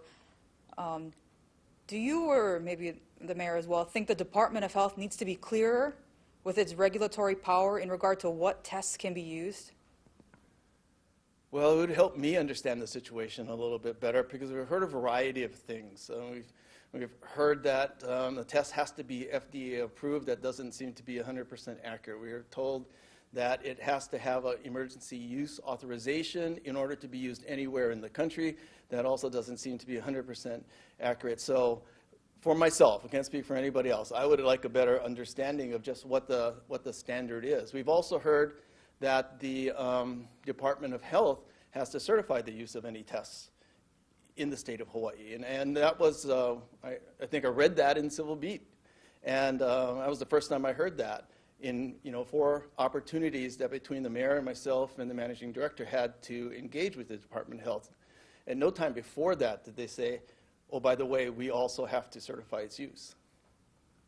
And do you know if Dr. Miskovich has also received a letter from the DOH, like the one that was sent to the city? I have no idea. And from Gordon Pang at the Star Advertiser, are you saying you are delaying the testing? At what point in the process are you at now? Have you paid for them? Are they in transit?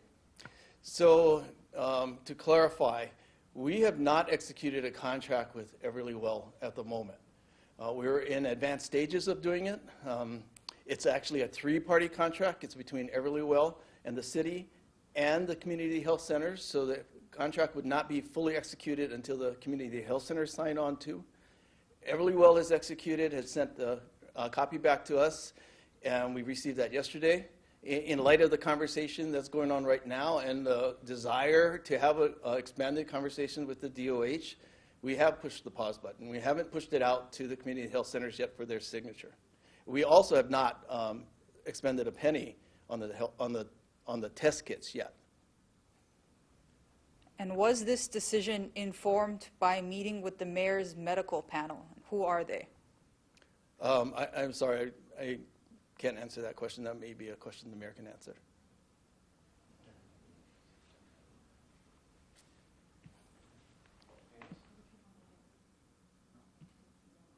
Okay, a few more questions on the order. Okay. This question is from Janice at PBN. How will you monitor whether businesses, especially offices, are practicing social distancing? You know, it's going to be difficult to monitor all these different requirements as we open up, and a lot of it is dependent on the businesses to make sure they practice good social distancing and face covering. And what we'll find out is if it's not being practiced properly, and as we continue to do the environment assessment, as we do the testing, we're going to see probably an increase in number of cases if that doesn't occur, which would mean we'd slow down from opening up more types of businesses. So I think, again, it's incumbent on all of us to practice wearing face coverings and good social distancing. And if we do that, I think we're going to be okay. But it's going to be incumbent on the business and all of us, by the way, to do our part, because we can't be everywhere enforcing everything. Janice also asks, so what are the ways the city will enforce risk mitigation? Well, it's the things that you see we're doing already. You know, the police department has done a lot of citations for people being in parks that are closed. That will become less so now because people are going to be in parks that are open for exercise, and hopefully in the not too distant future they'll be open for other types of things, but not for large gatherings. And we'll look to our police department to continue to do their part. But again, I think it's incumbent on the rest of us to do our part. Marcel at Civil Beat asks, has the city been monitoring, and does it have any daily estimate of how many more people have been out walking and exercising, perhaps in popular areas like Diamond Head and Kapi'olani Park, during the stay-at-home order? If not a number, maybe a percentage increase? Well, one, I would encourage everyone to go to the dashboard that we have posted. There is so much information on that, on all kinds of things, and it's in real time, updated all the time, and it's available any time of the day or night. As far as, is the city monitoring the number of people walking around Diamond Head or in other parts of our island? We are not going out there and counting numbers, but we do get reports from folks, and as a result of those reports, we do go and enforce where necessary. Our actions taken during the Easter weekend was much based on that, the problems we saw in Lanikai and Sandy's and places like that. Daryl Huff has another testing question, asking whether or not you knew about Dr. Sarah Park's objections to the test. We asked, we made the request, both the managing director and I made a request for that meeting. I was hoping we could have sat down with Dr. Anderson, the managing director, and our chief of staff also met with Park and Dr. Park, and we are aware that there were objections. But we believe that aggressive, rapid testing is critical to opening up. The city and county of Honolulu worked hard to enter a stay-at-home, work-at-home order early in this pandemic. I think it helped contribute to the flattening of the curve, and now we're working equally hard to lift the order. And the way we do that is through testing, testing, testing, and more testing. And we would like to work together. We don't want to look for barriers or standing in the way. We want to get moving forward with more testing as we open up to make sure we're not endangering the public. Another question from Gordon Pang. How did Guy Ko'ulukukui, the Enterprise Services Director, end up leading the testing effort? So in this time of the pandemic, there are certain directors that are very busy and some that are less busy. And Guy Ko'ulukukui, who is an excellent business person and who runs the only department where business is part of their business, because the zoo is closed, because golf. The beauty and magic of news now, everyone. From Honolulu, Hawaii to Los Angeles, California, where Mayor Eric Garcetti is currently speaking. Let's listen in. Surges of cases among our most vulnerable seniors, we know that it can be devastating. Thanks to our partnership with UPS and Everywell, we will surge capacity of our mobile testing teams whenever there's an outbreak someplace from 3 to 6 teams on Monday. And thank you to everybody who's doing that work. And we will offer free monthly testing at all skilled nursing facilities for residents and workers. And we're going to be talking to the county about, in the city of LA, mandating that. More on that tomorrow. And for everybody else, we're offering same or next day appointments. So again, check out that website. If you qualify, please do yourself, your family, our city a favor and get tested. Along surging emergency shelter beds at our recreation facilities and expanding hygiene stations citywide, testing is a very important tool in our work to protect the health of Angelenos experiencing homelessness. On Monday, the Los Angeles Fire Department launched a new high-capacity testing site directly in Skid Row on the street that people can just walk up to. Located next to Gladys Park, the site offers free access to COVID-19 testing for residents who walk up or who are referred to the program by our street outreach teams that have already made health and wellness checks on thousands of Angelenos who are experiencing homelessness. Today, I can report that in just the first 3 days of operations, testing site has provided free tests to nearly 500 unsheltered Angelenos. This number surpasses the amount of testing conducted on Skid Row over the previous month, just in those few days. And we're doing everything possible to keep everyone at the site safe. Our LAFD personnel have the PPE that they need, guests at the testing site are physically distancing, and direct transportation to medical care is available for anyone who is presenting COVID-19 symptoms. And I'd like to thank the brave men and women of our fire department who are helping make this happen. They've embraced this mission. You've done it with the courage that I have seen year after year as your mayor. Thank you. This testing site is just one part of our broader work to surge our street-level engagement across the city. Our police and fire departments are partnering with street outreach teams from our Homeless Services Authority and the county, including nurses, case managers, mental health professionals, and they're conducting these proactive wellness checks that I mentioned across our larger encampments in Los Angeles County, helping screen people for symptoms and bringing them indoors to those hotel and motel rooms and shelters that are available. Since we started this program on just April 14th, street teams have connected with more than 3,200 Angelenos who are experiencing homelessness and have provided direct referral and transportation for 58 that did have symptoms to either a city and or county program. Every person whose life we save, every person who we bring indoors is one more step forward in our fight against COVID-19. And we need every Angeleno to join us in this work and to make sure that our brothers and sisters who are experiencing homelessness are safe. If you see someone on the street who you think could benefit from a visit from an outreach worker, please use the LA HOP outreach portal. That's la-hop.org, la-hop.org, to request a visit, and our partners at the Homeless Services Authority will dispatch a specialized team to the location that you mentioned. And remember, if you encounter any individual homeless or housed who is experiencing life-threatening complications like shortness of breath, please don't wait. Get help and call 911. Thank you. We've taken consistent steps to ensure that no one is taken advantage of during this crisis, including important protections for the people of Los Angeles during an already stressful time. And yesterday, the City Council built on some of those protections, and I want to thank them here publicly. They extended the rent increase freeze to the vast majority of rental units in our city, governed by a rent stabilization ordinance, for an entire year after the end of this emergency period. When our city begins the hard work of recovery, Angelenos will need the time to get back on their feet and the resources in order to stand up again. And I'm grateful to my council colleagues, including council members Mike Bonin, David Rue, Marquise Harris-Dawson, for their leadership on this ordinance. And I look forward to signing it as soon as it comes across my desk. And today I signed into law the work of the council on an anti-price gouging measure that will prevent anyone from using this crisis to exploit Angelenos in their most difficult moments. This was something that with our city attorney, Mike Feuer, we worked very hard on. And the law says if you're buying up hand sanitizer, masks, other essential items, only to resell them at a profit, you may get a fine of up to $1,000 or even face jail time. So don't hoard, and certainly make sure that you are not exploiting Angelenos by price gouging in this crisis. And I want to thank the City Council for adopting these rules quickly and unanimously. And I also want to thank City Attorney Mike Feuer and his team, who saw an urgent need to address not only this challenge, but they worked diligently, because these supplies are important for our first responders who need them, for those medical workers who need them. And when we're all able to get them what they need, we are all safer.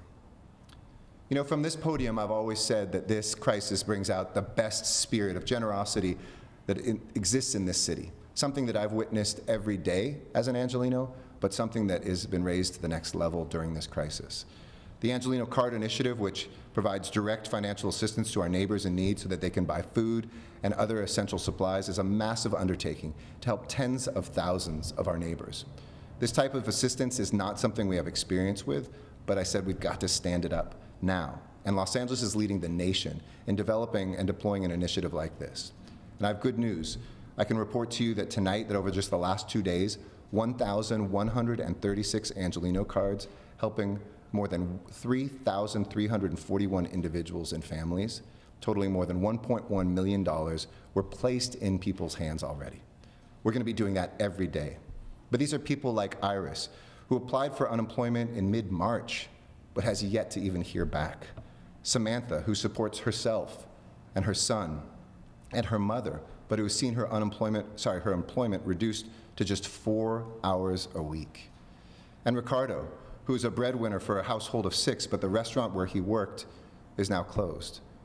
The original plan was to try to distribute 10,000 of these cards, but because of our next announcement, over the next several days, we will now distribute approximately 15,000 Angeleno cards to help approximately 45,000 individual Angelenos in need. And this increase was made possible because of the largest donation we have received to date into the Mayor's Fund for Los Angeles, a $5 million gift from the state of Qatar through their consulate here in Los Angeles.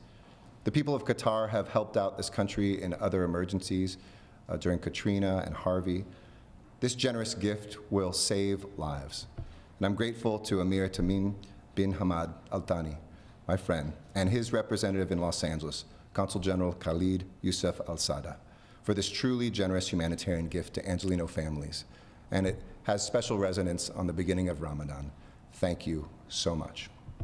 And I also want to thank all of the staff and team at Mayor's Fund, the city employees and nonprofit partners who are doing all of the paperwork and meeting with people in person to distribute these cards.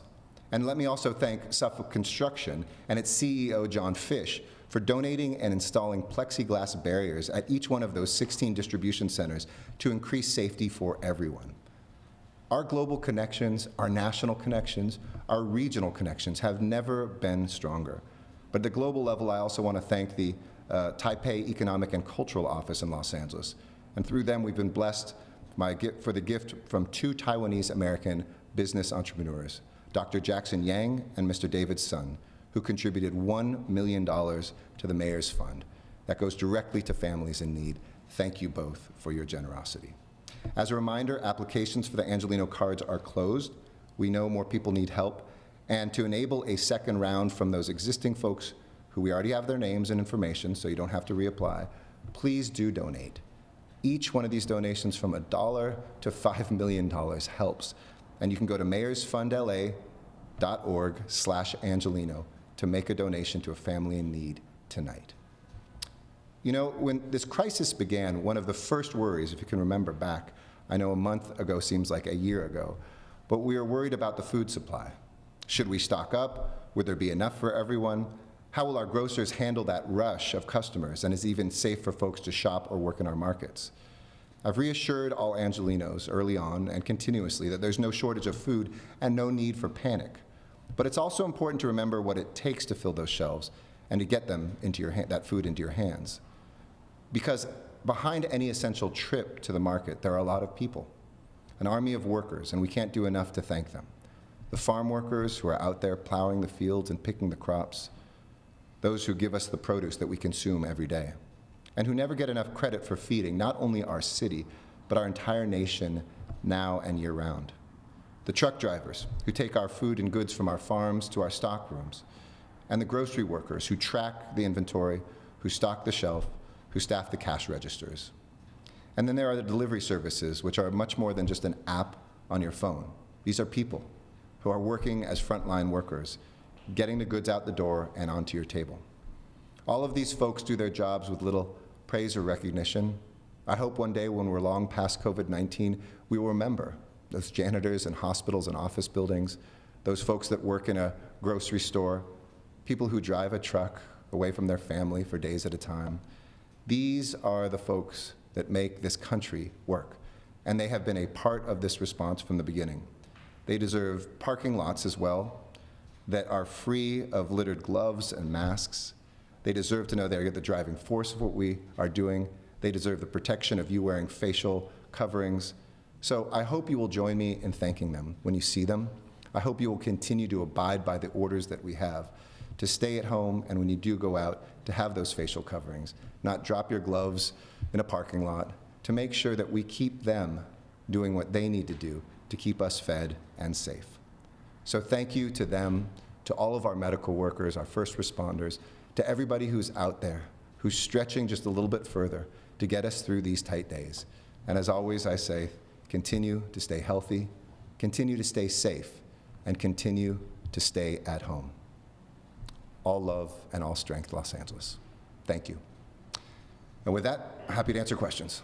Thank you. And our first question comes from the line of Claudia Pashuta. Our first question comes from the line of Alex Michelson from Fox 11 News. Please go ahead. Hi, Alex. Hi, Mayor.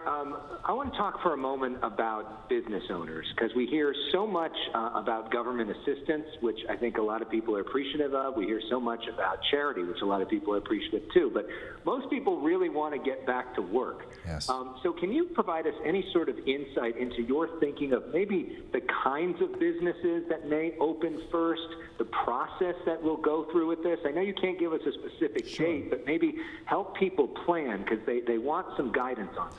That's a really important question, Alex, and I know it's what everybody's consumed with, not just those who run businesses, but any of us who work at businesses. And I want to reassure people, because it's probably pretty confusing out there. The president has a task force. The governor has a task force. We saw a motion from the county that's coming forward about a task force. And we certainly have had at the city level and among different mayors in LA County and across the state and up and down the West Coast. I've been leading conversations with them and even global mayors about how do we do this? And we're not all looking to reinvent the wheel. First concept is I think it's important for us to take these steps together. I've been so proud of LA County, as I've mentioned before, whether it's with my brother and sister mayors, people like Robert Garcia in Long Beach, together with Catherine Barger, the not only chair of the Board of Supervisors, but in unincorporated areas, she and her colleagues are essentially mayors as well, to make sure that we're marching together, because it can be really confusing. People are saying, well, wait a second, it's different right there, and across the street, the rules are different. We want to have the same approach when it comes to reopening. And we also want to, secondly, take the advice first of public health. Led by Dr. Ferrer and her team, what are the places? It's not necessarily the types of industries, it's the level of safety and the infrastructure around that safety that we will have, that will mandate or inform our decisions about what opens moving forward. I've heard her say, look, we're going to have some retail stores that open up. People need to get more than just food and medicine at some point, but we have to figure out the safest way to do that. All of us want to make sure that people can get, back out one day to maybe exercising in our regional parks and things like that. But what system could we have to perhaps make sure that those don't get overwhelmed and people suddenly surge to a place and spread this disease and have spikes that overwhelm our hospitals? So there's really no area we're not looking at. I can't predict today what the very first ones will be. Some places are much more difficult, where people sit for a longer time and they build up the vapor of speaking to one another. Public health officials say that's more challenging. Doesn't mean impossible, but in a restaurant, people are sitting there for an hour or two in a tight space. That's different than a place that's well ventilated, or a store that somebody can come into for a few minutes, do some shopping, and wait patiently until the next person is able to come in. So I want to reassure folks that we won't wait one day longer than we have to, but we also aren't going to do it one day earlier than what would endanger lives. This is about a lot of conversations they're having statewide. I'll share this with you. I was on the phone with the mayors of the 13 largest California cities. Some of them up north, for instance, they didn't have construction. That was a risk we took, but we were able to do inspections of construction sites and ensure people were safe. And we've been able to have similar bending of the curve, even while allowing construction. So I think we're inspiring them to potentially do the same thing. Vice versa, other places, people are looking at those spaces. Can golf courses be safely reopened? Can tennis be safely reopened? We're not going to have group sports together. We're not going to have tight spaces. But that is what guides us. And the last thing I'll say is this will be an open process, and it will be a collaborative process. I don't think government has all the answers to these things. I think that industries that care deeply about their people will make proposals to us. We need to run those by Dr. Ferrer. We need to run those by supervisors. We need to run those by mayors and council members. And I think make those decisions. But I certainly do hope that in the next, let's say, 2 to 6 weeks, we'll take some of our first baby steps forward and assess them. And the second thing I want everybody out there to hear is we're going to have to be very flexible. If we do something and it seems right, but 2 or 3 weeks later we have the beginning of a spike, we're going to have to back off of that very quickly before it becomes something worse. But if something doesn't produce that, maybe we can take a second step forward. So it's going to require patience. There are going to be times of the year when, just like the flu season, we'll see more cases and we're going to have to probably go back indoors. But whether it's people who run schools, public spaces, businesses, offices, stores, recreational spaces, we will be setting up those entities, and we're already talking to industry leaders or professionals in childcare and others to give advice, and I'll be announcing more about that process this coming week, but there's nothing more secret than what I said. We are having those conversations, we're making sure we do that together, and I do think that we will be able to, not in the too distant future, be able to get out and do a few more things, but it won't be one day when suddenly the gates are up, we'll say successful, because 96% of us, according to the USC study, still could get COVID-19. So we have to do this carefully. A quick follow up Sure. if you can still hear me, Mayor. Yes. Last night I talked with the University of Washington modeler who suggested May 17th would be a safe time to start opening up California. That is close to the date that the county originally put in. Is that the sort of timing that you're looking at as well? Yes, today, with the caveat I always say that tomorrow that could change. Next week it could change. We do snapshots towards the future of each day based on the cases. As we've seen, we have many more deaths every single day this past week than we had the previous week. Those numbers don't help, but we also have this continuous slowing down. We don't have, except for a couple of these corrections with old tests coming in, we haven't had double-digit increases in the number of cases for a long time, but the cases still continue to go up. That could be a reasonable time frame. That's the snapshot today, but keep asking me, because in a week from now, 2 weeks from now, I'll give you an honest answer of where we think we are as well. Thanks, Alex. Next question, please. Our next question comes from the line of Steve Gregory from KFI News. Please hey, Steve. Ahead. Hey, Mayor. Good evening. A couple things real quick. I wondered if you had any comment. I had asked you the question the other night about storage sheds being part of your safer at home order in the eviction order and whatnot. And I see that Councilman Rio has introduced that motion. I'm wondering if you support that motion to add storage sheds and storage facilities into the protections from evictions. Also, have you been briefed at all on the temporary nursing home facility in downtown Los Angeles that's being manned by medical crew from the Mercy ship? Thank you. I have not been briefed by them, but I do know that they're active. I actually talked with the Secretary of Defense today. I think it's here and other places where they're sending the medical personnel instead of waiting for folks to come to the ship when we do have capacity. I think it's great that our Navy doctors and nurses and medical technicians are actually going proactively and helping serve in the cities where we need it. It's really wonderful. I didn't know about that specific one, but we talked about that they're already here in the Southland, helping, I believe, not just in LA County, but looking in Orange County and other places. And as a Navy guy, it makes me very doubly proud to know that. In terms of storage sheds, absolutely, I'm open to that. I'm going to look at the details of the motion, but it's something that I'm absolutely open to. People should not have the stress of losing not just their housing, but everything that they own right now. I'd like to sit down and hear what the proposal is, but anything we can do to help people right now not have more stress, not look at more economic loss. This is really important, not just for today, though, too. It's for our recovery. If folks get out of this finally one day and we begin to open things up, or then finally get to a place where the vaccine and completely open up. If they have nothing, no job, their possessions are gone, that's going to be something that is going to hold us back for years to come. So I think it makes a lot of sound sense. I appreciate the council member for introducing that. I'll look at the details, but absolutely I'm open to that. Thank you. Next question. Our next question comes from the line of Elizabeth Chow from LA Daily News. Hey, Liz. How you doing? Liz, can you hear me? Yeah, sorry, I had to mute something. Oh, no worries. Okay, so I was listening to you talk about the mobile testing sites for the nursing homes. I actually just wanted to get some clarification. Are the mobile testing sites just for the nursing homes that are going from 3 to 16, I think you said? And No. Are there any one of those mobile testing units used for homeless shelters? So no. So it's not mobile testing sites. They're mobile testing teams that we've been describing, I think, for the last couple weeks that roll out. I think the first one was at the Jewish Home of the Aging. We went to the Motion Picture Home. But any place where folks say, we believe we have an outbreak or we believe we have a case, we're able to roll out, usually that day or the next day latest, with tests from Everlywell and UPS. We can train people. Usually they have personnel, so we train them. We can pick them up at the end of the day for free. Where they don't have folks, we can administer some of the tests as well. And we're moving from 3 of those teams to 6 of those teams. Those are independent from what we're doing out on the streets. Streets are setting up mobile testing sites like the one that we talked about in Skid Row. We're also working with hospitals and clinics that already have mobile teams and static teams in their nonprofits that people who are experiencing homelessness trust. They know those doctors. They go to them for their health care already, and we've given them kits as well.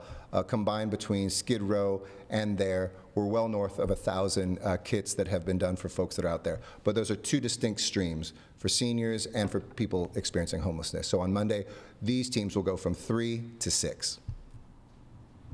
Thank you. Thanks, Liz. Next question. Our last question in English comes from the line of Leslie Moran from KCAL CBS. Please. Hey, Leslie, how you doing? Hi, Mayor. So we just got a confirmed report that one of the people, the homeless people that was staying at one of the hotels who tested positive for COVID left and did not want to return. LAPD has told us they cannot have that person, make that person stay. So what is the city doing to make sure these people that have tested positive for COVID and are staying in these hotels actually do stay? And if you can't, how do you really stop the spread among the homeless population? Sure, and I don't know if there's other cases, but that may be one case. I think the great success is that we have hundreds of people who are staying at home. We may have people who are not homeless who are not staying at home too. We can never safeguard 100% of that. And somebody who's experiencing homelessness is no different than somebody who's housed. I would very strongly tell people not to do that.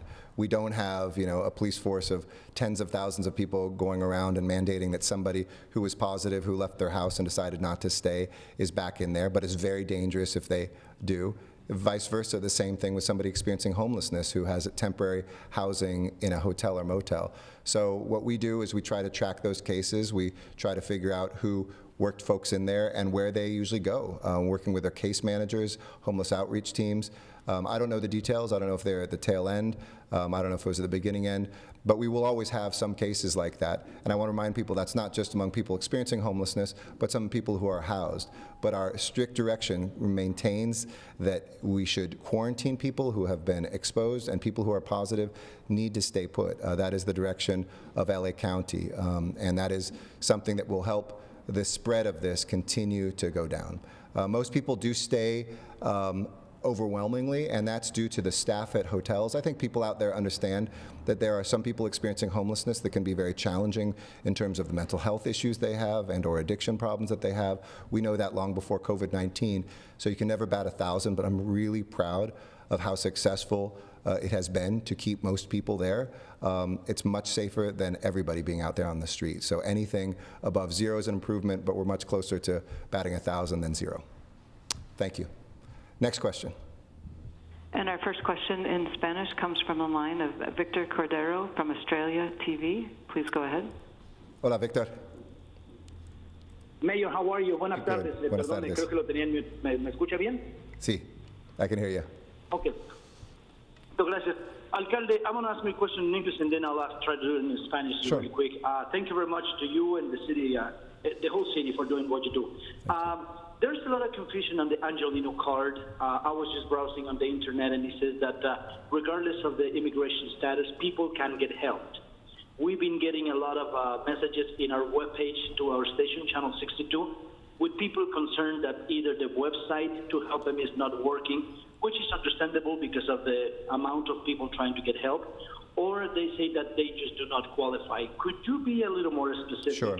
Once again, I know you did it once, but I want to see if I can be a little more specific to see who qualifies and when can they get the help if they qualify. Sure. So the website is closed. We announced every single day, the day before, the 3 days of, Tuesday, Wednesday, and Thursday last week when that was open. So it's closed now. We had more applications than numbers of cards. Everybody should have been notified whether they won one of the cards. If they didn't, they are not getting one of the cards at this round. But as I also say each night, you don't have to reapply, and when we get more money, we'll randomly select people again and have more people. I'm very proud, something that we thought maybe would help a few thousand folks. We're looking now at about 45,000 people just with the money we've raised so far, which goes a long, long way for families across Los Angeles. It doesn't matter your immigration status. It doesn't matter your age. You have to qualify in terms of the income, but I want to be really clear. If people looking what do I have to do to qualify, there's no application that is open right now. If we do get enough money to fulfill not only the people who have been selected now, but all those who are waiting one day, sure, maybe it will be reopened, but I want to be clear that that is closed right now. We're going through the process of sitting down with each of these folks, interviewing them quickly, giving them a card, making sure they meet the basic legal requirements, but you do not have to have documents, you do not have to be a citizen. You can, of course, be, but those are the requirements. So en español también, no hay más aplicaciones por la tarjeta Angelina, fue en la semana pasada, y es importante recordar si tú no recibiste la notificación que tú pueden tener una de estas tarjetas, nosotros tenemos su información. Y cuando tenemos más dinero, más recursos, nosotros podemos tomar estos nombres y dar más tarjetas a más gente. Pero no hay una aplicación que está abierta ahora. Tuvimos más de 186,000 aplicaciones por 10,000 tarjetas. Gracias a nuevas donaciones, tenemos 15,000 tarjetas y cada día, cada mes, cada semana que nosotros tendremos más donaciones, más personas pueden recibir de esta lista original. Gracias. Next question. And our last question comes from the line of Gabriel Huerta from Telemundo. Please go ahead. Gabriel, how are you? Fine, thank you, Mayor Garcetti. Dr. Ferrer said today that COVID-19 is now the first cause of death in LA County. La doctora Ferrer dijo hoy que el COVID-19 es ya la primera causa de muerte en el condado. ¿Qué nos puede decir sobre esta preocupante estadística, alcalde? Bueno, esta información que COVID-19 ahora es la primera causa de mortalidad en Los Ángeles. Estas no son buenas noticias, pero también el rato de la infección es menos ahora de en las semanas pasadas. So hay una mezcla de noticias, pero esta información nos da el poder para quedarse en casa. Este es más peligroso de enfermedades de nuestros corazones, de enfisema y otros malarios. Y es importante recordar que con buenas noticias de los números, una reducción del rato de contagión, al mismo tiempo tenemos más y más casos cada día. También espero que con esta información nosotros no solamente pueden quedarse en casa, pero es importante también a tener acciones a apoyar, ayudar a la gente que están trabajando en Los Ángeles. Y espero que en estas próximas semanas nosotros podemos tener pasos pequeños a reabrir partes de nuestra sociedad y a proteger nuestra gente al mismo tiempo. Pero este es una notificación muy triste. Este es el matador número 1 ahora en el condado. Gracias. With this, let me turn to the Spanish portion of tonight. I want to thank everybody again. I wish again Ramadan Mubarak to our Muslim brothers and sisters, and wish you all that this pause is a moment in our life when we can each hear the call. Muy buenas tardes, Los Ángeles, y gracias por venir a la alcaldía cada noche por este momento a pausar en nuestras vidas, a escuchar la información que necesitamos y tomar acciones a salvar las vidas de nuestros hermanos y hermanas en Los Ángeles. Esta noche empieza el mes sagrado de Ramadán para nuestros hermanos y hermanas musulmanes. Tiempo de reflexión para nuestra comunidad musulmana y sobre un futuro en el mundo que es más seguro y más sano, más generoso y más justo. La información, los datos de hoy. Hoy supimos que 4.4 millones de personas sometieron solicitudes para desempleo. Este es muy triste. En total hay 26.5 millones de estadounidenses sin empleo. Sin embargo, hoy el Departamento de Vivienda y Desarrollo Urbano le otorgó $35 millones a Los Ángeles para apoyar una transformación en el sur de Los Ángeles, específicamente en el vecindario de Watts. Una buena noticia para nuestra comunidad. También hoy hubieron 1,081 nuevos casos en el condado de Los Ángeles, llegando a un total de 17,508 casos. En la ciudad tuvimos 471 nuevos casos, llegando a un total de 8,022. Y trágicamente, hoy fallecieron 68 personas más en el condado, llegando a un total de 797. Las muertes en Los Ángeles están redoblando cada 7 a 8 días.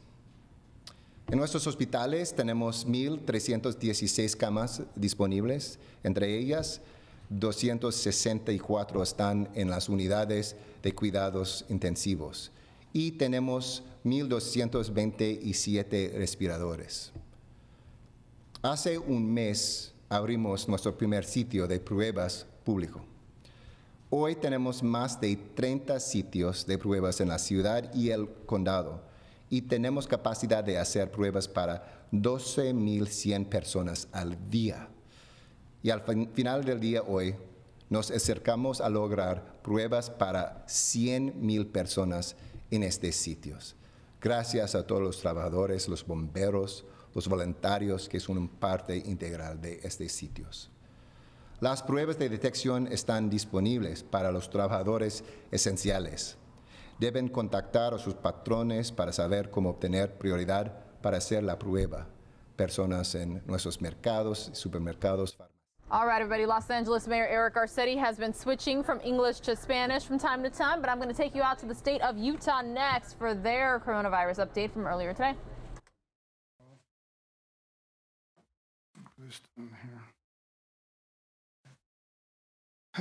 Again, thanks, Paul, and thanks to everybody. Again, I'm honored to be here with you today as we talk about the challenges we face continually with the COVID-19 pandemic.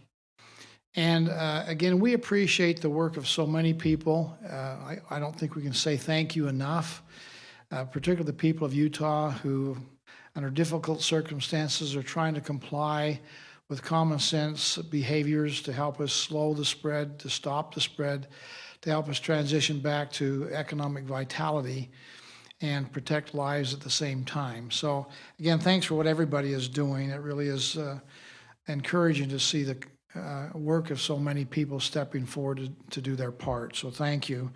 There's much reason to be optimistic. As we've mentioned before, we have the most comprehensive plan in America here in Utah. The work of many people, very bright people, medical advisors, scientists, data analysts, putting together this plan, which the good news, and I think you'll see some encouraging numbers again from Dr. Dunn today, shows that our plan is in fact working. It's having an impact in slowing the spread of this coronavirus. And along with that, there's some good news too, I think, that's worth sharing today. And that has to do with what's taking place with our business community. We know that they've been hit hard. I know it's on everybody's mind. How quickly can we get the economy back and humming like we had here a few months ago? And the good news is there's help. I've mentioned to you before about monies that have been provided for the federal government. But let me tell you a little bit about what the state is doing out of our GoEd office. Our small business bridge loan, for example, we just finished the evaluations on those who've requested monies and loans yesterday. Contracts are out today to be signed, and literally checks could be in the mail tomorrow for those businesses that have qualified. In our first round, we had 501 businesses that applied that have been approved loans. In our second round, we've had 648 small businesses that have been approved and have money underway. That amounts to about 15,000 plus jobs that are impacted by these small business loans. A total of 1,149 businesses throughout Utah in 28 out of 29 counties. The one county that didn't have anybody that qualified, but 28 out of 29 counties have got participation with their businesses. A total of $12 million in loans going out then tomorrow. $3,667,500 is to rural Utah. So rural Utah is getting about 30.5% of the money. Again, this is designed to help people get through this rough stretch of road until we get back into the recovery mode, which is, I think, just a few weeks, a couple of months away. That's my own guesstimate.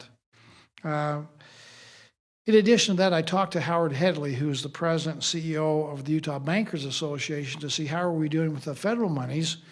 And they're very impressive there too. We're doing better probably than our population would warrant, because we've been very effective and efficient with our banks, local bankers, working with our businesses and filling out paperwork and making application in a timely fashion.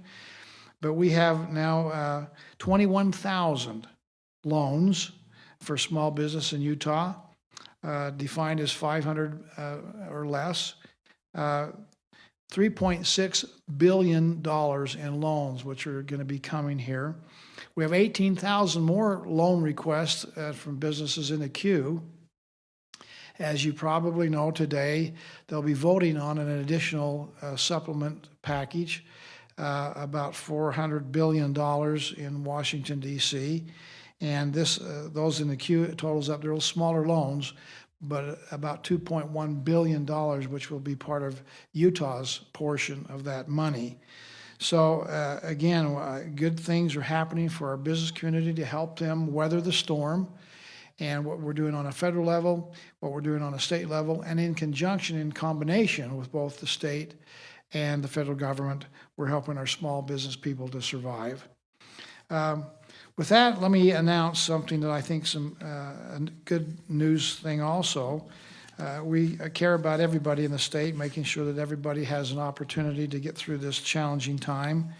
And so today I'm announcing the formation of a new branch of Utah's COVID-19 Community Task Force, and it's called the Multicultural Task Force Subcommittee.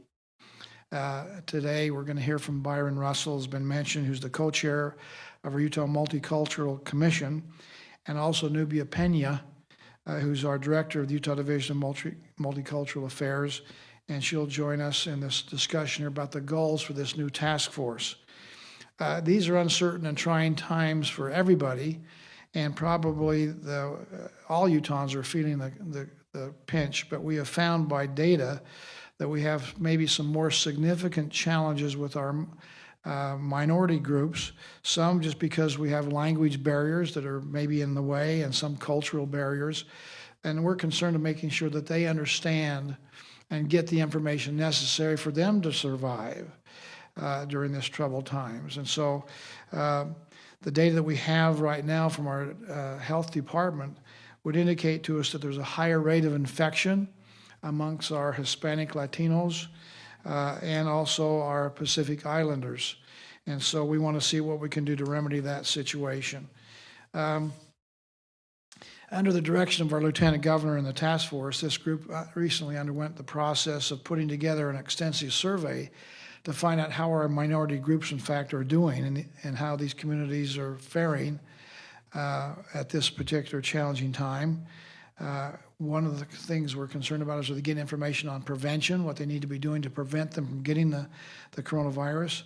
Are they getting stay-at-home guidelines and what they need to be doing appropriately? Job and housing projections, their unemployment issues, unemployment insurance, unemployment assistance through workforce services.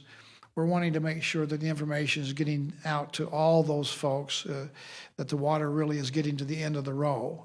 and we're concerned that maybe that has not been happening as effectively as it could. We've tried in many ways, just to give you an example, we've translated this information into a dozen languages. The fact that some were not connecting with is causing us concern. We're going to help with leaders of these different communities to work with us to make sure that people are getting the information and deliver this important message to their communities. This is going to need everyone to work together to make sure that we have information that's accurate being delivered to those who need to get the information. We've asked Nubia Pena, to the Director of the Multicultural Affairs, to lead this task force subcommittee. She will be essential in making sure that we connect with these groups immediately, and that will help us to improve our efforts to make sure that they're safe and protected and get information which will help them with this emergency that we currently have, and help prepare them to rebound and have work and unemployment if in fact they've been laid off. This task force will include a wide variety of participation from such groups as government officials, business leaders, faith-based organizations, other community advocates, again, to make sure that we cover every sector of our communities and our minority groups so they get the information. The co-chairs will be Min Zhao, who's on our Utah Multicultural Commission, and also Byron Russell, who's the co-chair of the Multicultural Commission. We've also been working to reach out to other marginalized communities, particularly some concerns that we have with our Native Americans. Now, what we've done, for example, with our Hispanic group is that we've translated our daily COVID-19 briefings into Spanish so they can hear it and read it in their native language. We've translated into 18 languages already, and with 5 more on their way to come. So we're again trying to make sure we have an outreach to those who can hear this and read it in their native language. Our Refugee Education and Training Center continues to provide services while maintaining appropriate hygiene and protocols of spacing to keep staff and the customers safe at our Refugee Education and Training Center. Since March 30th, they've assisted, in fact, 1,722 individuals speaking 62 different languages. And they hold regular Zoom calls with our refugee leaders to make sure, again, our refugees are getting the information. So our minority groups, our refugee center, all working very hard together.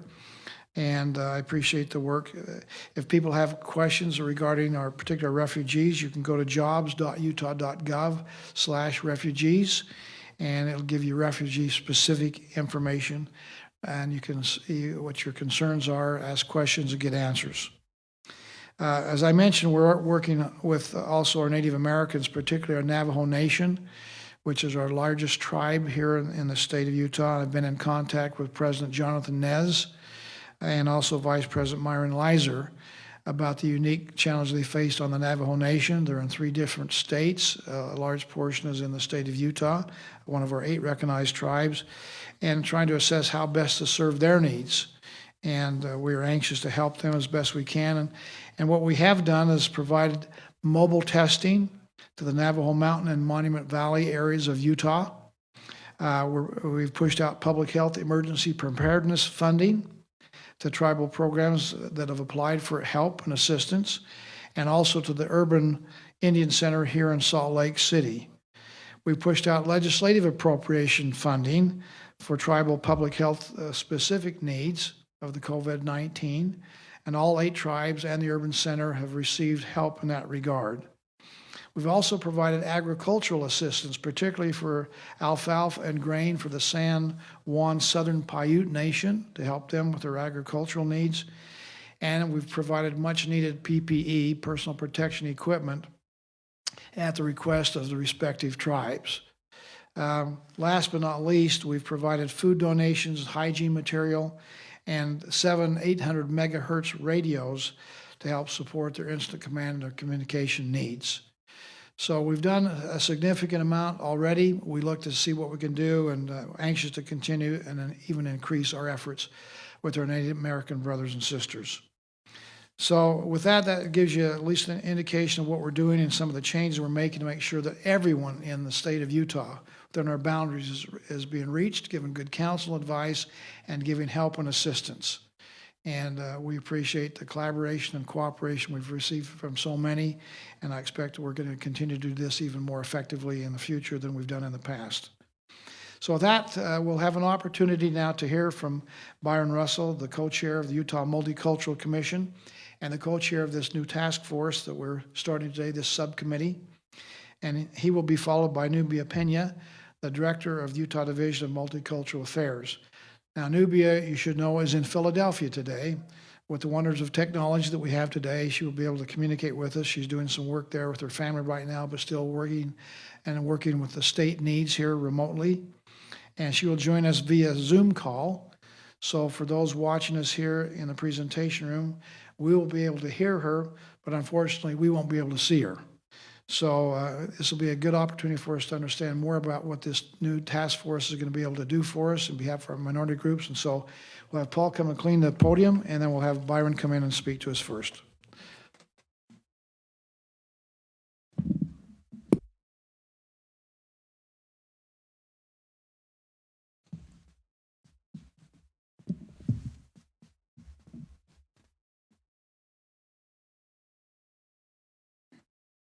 Well, thank you.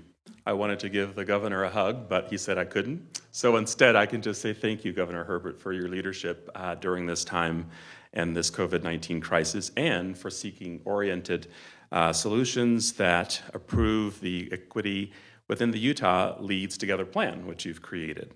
I also want to thank Lieutenant Governor Cox for asking us to create the Multicultural Subcommittee of the COVID-19 Community Task Force, its official name.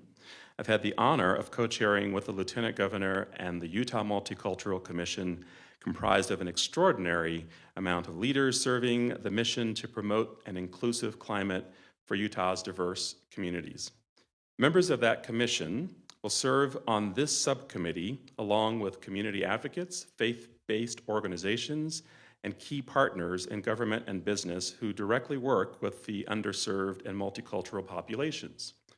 While the COVID-19 virus can infect anyone regardless of nationality, income, or creed, data is showing a greater impact on minority or low-income communities. This subcommittee has been assembled to address those disparities, with an emphasis on recommendations from a survey that the governor just mentioned, conducted by the Division of Multicultural Affairs. The top priorities will help provide basic needs to communities where the crisis has compounded existing challenges, disseminate information to historically underrepresented communities statewide, and create a language and literacy access plan for this crisis. We will soon announce the complete subcommittee and membership and resource partners, but for now, I am honored to echo the governor's recognition of our co-chair of the subcommittee, my fellow multicultural commissioner and friend, Zeman Zhao. And now, I'd like through technology to introduce Nubia Pena, a most respected leader to lead this subcommittee. Nubia Pena is the director of the Division of Multicultural Affairs. Nubia? Thank you so much, Byron. It is a pleasure to join you through Zoom, even though, again, I'm not able to join physically. It's incredible what we can do together when we have concerted efforts to move forward. I want to begin by thanking Governor Herbert and Lieutenant Governor Cox for asking us to lead this important subcommittee. This pandemic has forced us to consider the impact on marginalized communities and determine the most effective ways to ensure that they are not disproportionately harmed. To establish a baseline of service and identify gaps, our division conducted a survey of those working directly with underserved communities. Our findings showed that many people in these communities are worried about their basic needs, including food, housing, and employment. If they do get sick, they have limited healthcare options, especially if they do not speak English, do not have benefits, or if they live in rural areas or on tribal lands. A majority of our respondents identified language barriers in accessing services related to COVID-19 prevention and resources. Misinformation is also a primary concern, especially in relation to our undocumented communities as it relates to immigration enforcement and guidelines for social distancing and stay-at-home directives.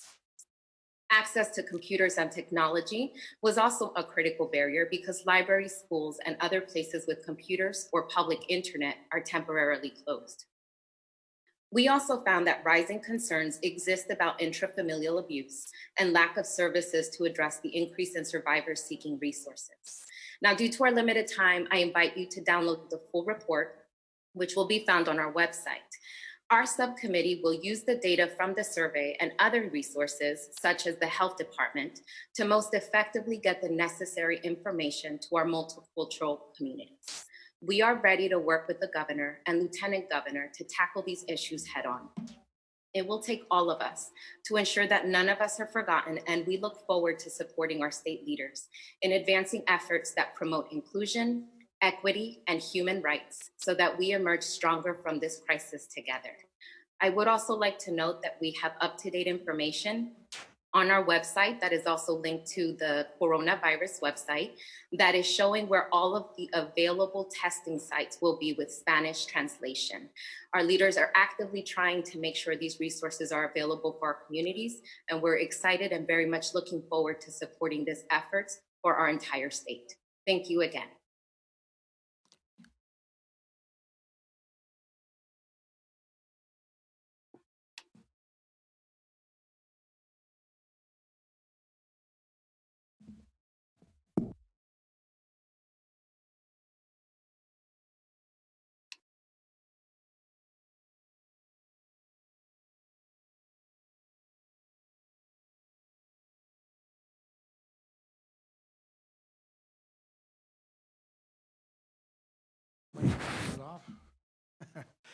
Thanks to Byron and Nubia. We appreciate your leadership and what you're going to be able to do with our expanded role here and making sure that our minorities in the state of Utah are being reached.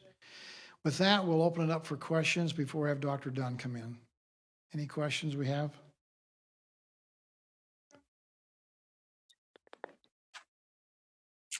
Hi, yeah, my question is for the governor, and it's in regards to the Healthy Together app that was launched yesterday. And I'm curious, how has the response rate within the first 24 hours been? I don't know if, Paul, have you got any numbers on that? 15,000? Only 15,000 in the first 24 hours. So that's good. And again, the more people participate, the better it is for all of us, and particularly for the individual that's participating. So that's a hopeful sign. Next Thank question. you. Thank you.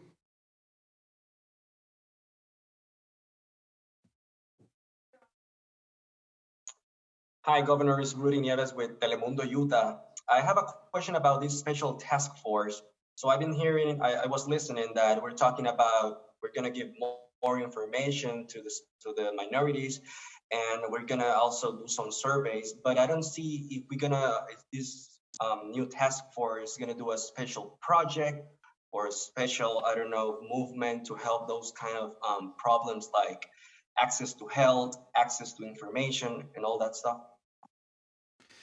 Well, it's just formulated now, so they haven't made any determination yet as far as what to do other than make sure that we do something. So I'm going to have Byron, and then maybe Nubia could respond to that question. Nubia, are you still there? Absolutely, sir. Okay, let's have Byron and then Nubia. Thank you for your question, and thanks for listening in today. What you've asked is very important to us, and you are part of the community who we want to hear from to help shape our policy and to help shape the ability for us to really make sure that the amazing efforts that are going on day in and day out 24/7 with the state are complemented by the resources like yourself who can help us to best understand how to navigate and how to communicate and how to address every single one of these gaps that are missing. And so I want you to stay tuned, and I want you to continue to stay involved with the links that Nubia had mentioned, because we will really, really depend upon your input to help us complete a complete picture for the state of Utah. And so please stay tuned, and we'd love to be able to take your recommendations as need be. Thank you. Nubia, go Thank you so much, Governor Herbert. So I just wanted to briefly add that a lot of the efforts that will be developed by this subcommittee will be influenced by the people on the front lines that understand the gaps. So whether that is having individuals that speak multiple languages to help provide resource navigation, we are mindful of the gaps that exist. And so we are looking to see how we leverage resources amongst these partners to ensure that our community's needs are being addressed. So absolutely, thank you for that question, and continue to reach out to us. Thank you. And muchas gracias to Telemundo for helping us spread the word and get the information out there. Next question.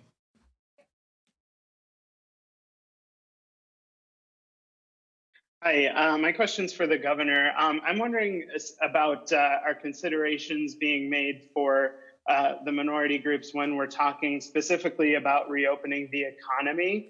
Since we have seen that some of these groups have been disproportionately affected by COVID-19, are you worried that that will continue as the economy reopens and we're, putting lots of people back into the workforce, back into the public in the open? And then secondly, with the Public Health and Economic Emergency Commission that is advising about reopening the economy, I noticed that there are no members of ethnic minorities on that commission. So how do you plan to, bring in perspectives from those minority groups, specifically with regards to reopening the economy?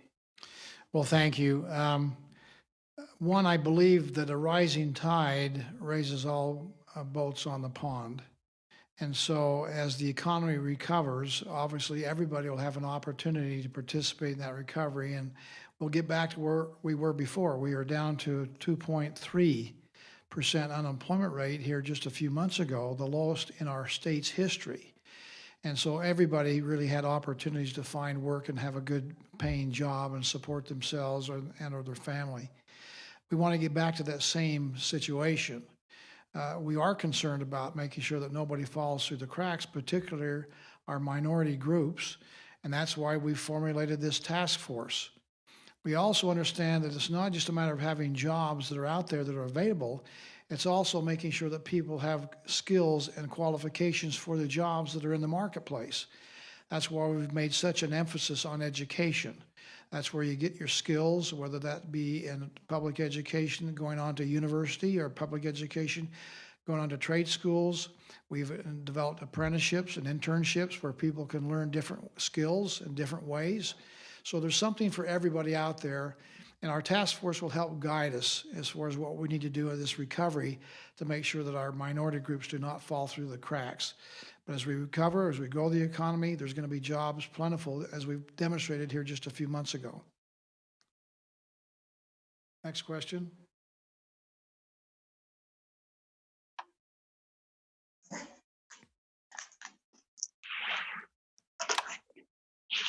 Francisco? Hello, Governor. Yes. I wasn't sure if I was being listened. Francisco Vasquez here from Univision 32. Governor, families with mixed immigration status, where one of the members of a family doesn't have a legal status, maybe yet, how can they get help? Is this task gonna help? Are you worried about families suffering of situations like this, where one member may not have a status yet, but all of the family members are American citizens and are not getting help? I didn't quite understand. Are we saying that there's some people that are not getting help in a minority status? With the stimulus check, since one member of a family doesn't have a status, for example, a couple, one of the members doesn't have a legal status yet, but everybody else does. Yeah. Are you worried about those families, and how can they help? How can they get help? Okay, thank you. We worry about all families, and we want to make sure that every family is given good information to make informed decisions on what's in the best interest of them personally, for themselves individually, as well as for their families. Our workforce services people are trained to help all people, including our minority groups. They'll help them if they are unemployed, help them get skills if it's a skill set problem that prevents them from having a job and working. If they need some assistance, they have the ability to give them assistance through government programs. And so the place that they need to be going to, if they have, and everybody can have a unique situation, but the place to go is to our workforce services. John Pierpont is the director over there. And I don't know their direct number, but if you go to 538-1000, area code 801, 538-1000, and ask for workforce services, you'll be connected there. You can also connect them online for those who are looking for unemployment insurance, for example. There's so many people are doing that now. A quicker way to do it would be to online. Go to jobs.utah.gov, G-O-V, and you'll connect online. There is help there. There are people that care and that will work with you to make sure that you get all the assistance that you're able to get. Last question.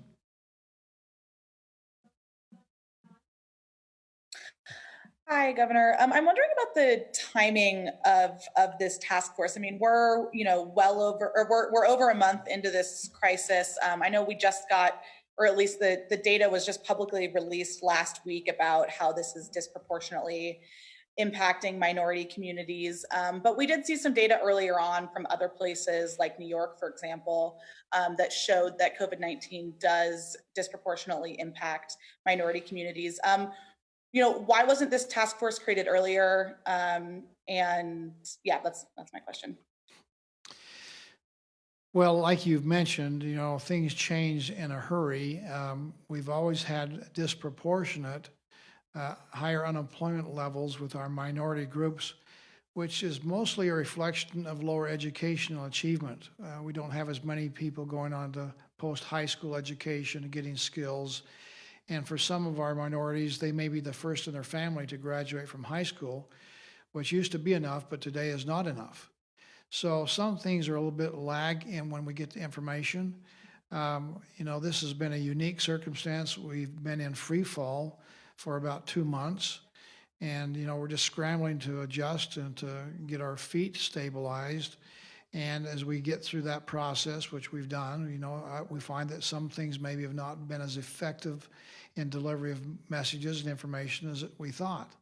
So we adjust as new information comes in. We adjust as fast as the information allows us to do under the circumstances. So it's not for lack of trying, it's not for lack of effort. It's as we've had new information come in, we see, we have a leak in the boat, so let's patch that up and move forward.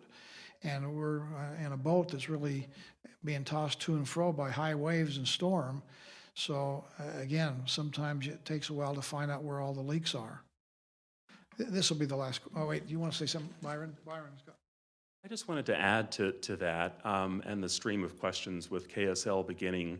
You referenced some of the needs for economic well-being. And as the third phase of the Utah Leads Together recommends, and our survey suggests that there will be greater need to pinpoint those strains with our minority communities, our underserved communities, and those who are not necessarily at the forefront, but are certainly on the front lines. And so we are addressing that. And to the last question, I should mention that today's announcement is not a reaction. It's actually a proactive approach, but it has been something that we've been working on for about 6 weeks. And if you look at the survey that was put out, you'll see that it was very, very well thought out. There were 93 responses from leaders in our community, and we did our best to get those out in last month. And so this is not a new thing. This is something that we've been working on, and the Lieutenant Governor's office has been working with us almost, I hate to say this, on a daily basis. We've been talking to them, and we've been communicating for the last month. And so this announcement is the culmination of making sure that we have the right people in mind. And to the other question about DWS, we've asked John Pierpont to assign someone on this task force who can directly help with the questions that were asked earlier. And we also have someone from Zions Bank who will lead our diversity group, our diversity needs to those communities as well. So I just wanted to make sure that that was noted. Thanks, Byron. Nubia, do you have anything you'd like to add in summation here? Yes, sir. Thank you. I wanted to mention that on the economic task force, Sylvia Castro from the Pete Suazo Business Center has also been appointed.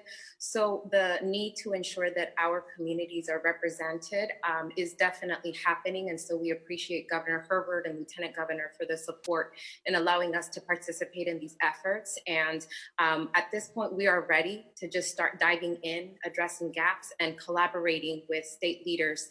This is exciting because it's also a model for what can happen moving forward. So thank you, Governor, Lieutenant Herbert, and Lieutenant Governor Cox, and everyone that's supporting this initiative. Thanks, Nubia. With that, let's invite in Dr. Dunn to give us the statistical report. Again, we thank you for tuning in and participating today. And I think we'll be back tomorrow. Yet to be determined, but we might have some good news tomorrow too. So thank you very much. Dr. Dunn?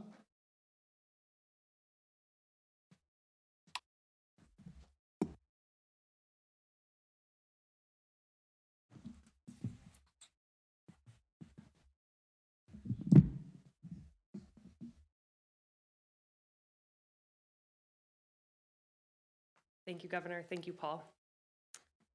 All right. So we have 3,612 cases of COVID-19 here in Utah. That's an increase of 167 cases, or a 5% growth rate from yesterday.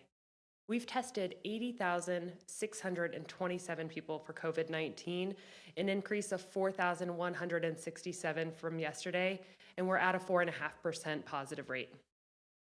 We do have an increase of 13 hospitalizations, so a total of 301 people have been hospitalized for COVID-19 in Utah. We are at 35 deaths due to COVID-19. We are reporting one additional death today. It was a male over the age of 60 years, a resident of Salt Lake County, and was a long-term care facility resident prior to being hospitalized prior to his death. I want to update you guys on our incarcerated populations, what we've been doing in the cases we have identified there. We've had 45 cases associated with correctional facilities. 27 have been inmates, 18 have been staff, and it's all been in Salt Lake County. The Salt Lake County Health Department has been doing excellent work in working with our correctional facilities to address these cases and prevent further spread.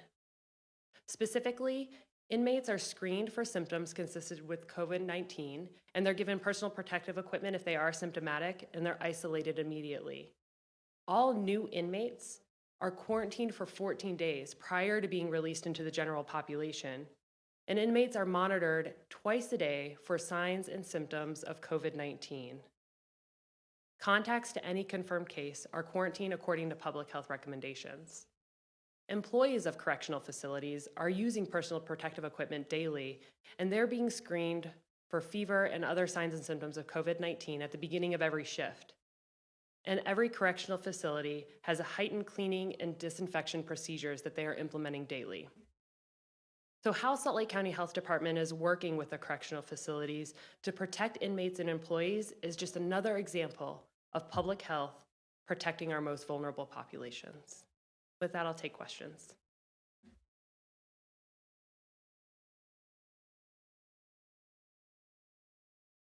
Thank you, Dr. Dunn. Chris Reed, St. George News. Quick question concerning the tracking, tracing, something that was talked about certainly yesterday. As far as people who are not using social distancing and those who are, is there a way you're able to track and trace those who do and those who don't? In other words, are you able to tell they didn't do the right procedures, they didn't do social distancing? Are you able to quantify that? So in terms of close contacts of confirmed cases, public health is responsible for doing active monitoring of all those close contacts who should be quarantined. So we check in with them every single day and talk to them about the importance of quarantine, make sure that they don't have any symptoms consistent with COVID-19. In terms of tracking the specific movements of individuals, whether they're in quarantine, isolation, or the general public, in public health, we are not doing that. But we do know that from, for example, traffic patterns and other indicators that social distancing is happening and people are moving around less and tending to stay closer to home. And to follow up on that really quickly, and one of the reasons I brought this up is, let's say events that are still taking place, protests, things of that nature. is there any way you're able to say, well, it looks like this pocket came from that particular protest or something of that nature? In other words, are you able to, Sure. to quantify it that way? Yeah, so when we identify any confirmed case of COVID-19, we go through their history and identify where they potentially were exposed. And so we are able to identify specific common locations across confirmed cases if there happens to be one. Thank you. Mm-hmm.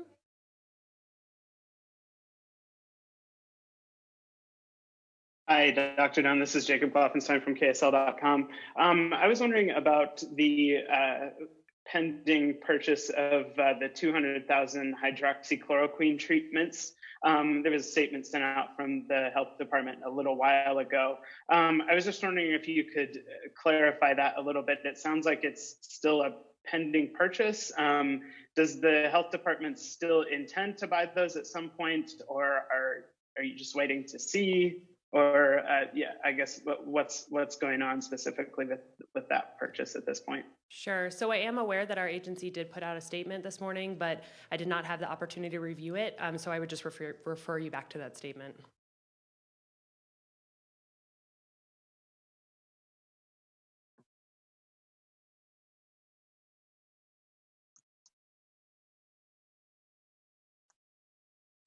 Hi, this is Sonia Hudson from KUER. I had a question about a bill that the state legislature passed today, and if the Department of Health had any thoughts on it or were involved in it at all. It provides immunity to businesses if a patron gets infected with COVID-19 there and tries to sue the business over that.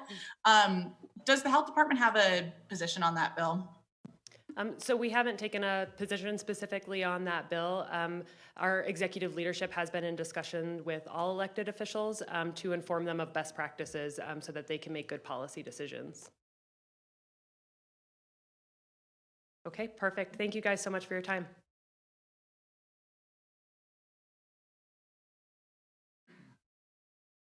For everyone, anyone who wanted to test, that will sign up. Conclude. One of the reasons is that we were not seeing the number of signups that we wanted and that we needed, and people responded really in less than 12 hours.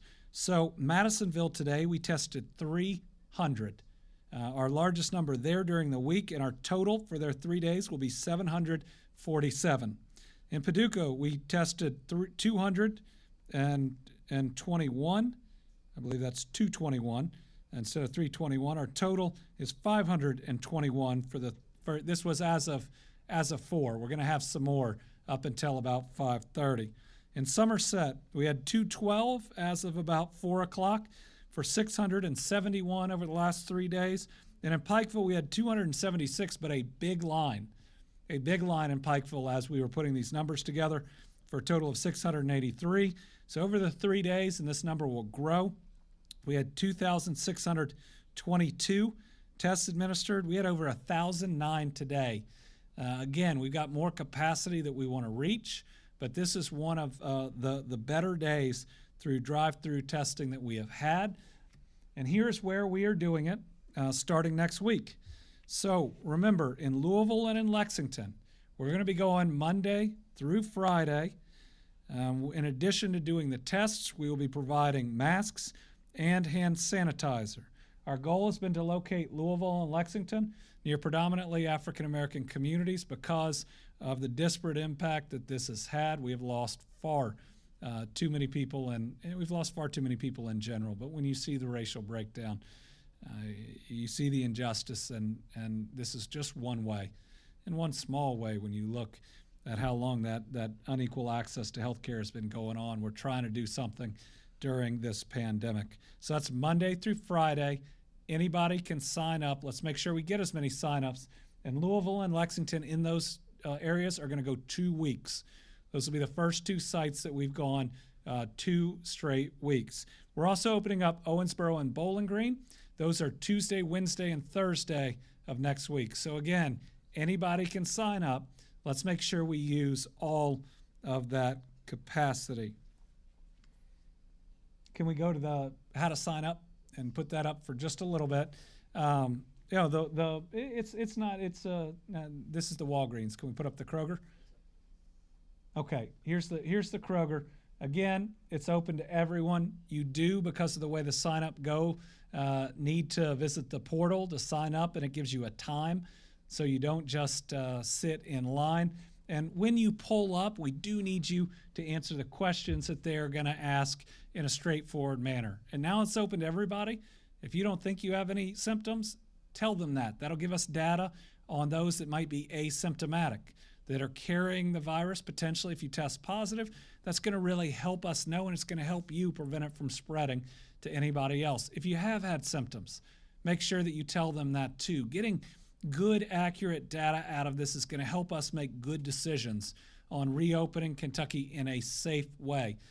How we respond to these testing opportunities is also your way to help us to make those positive decisions. Also, starting on Friday, tomorrow, our partnership with Walgreens at our facility in Lexington. This, because we'll have the other Lexington location, is for healthcare workers and first responders with or without symptoms, because again, you interact with so many people who we want to make sure that we get you tested, and any individual over 18 with symptoms. Again, you got to sign up online. It's going to run 7 days a week, as long as we have the testing capacity. Lexington, in this instance, let's make sure we take advantage of that.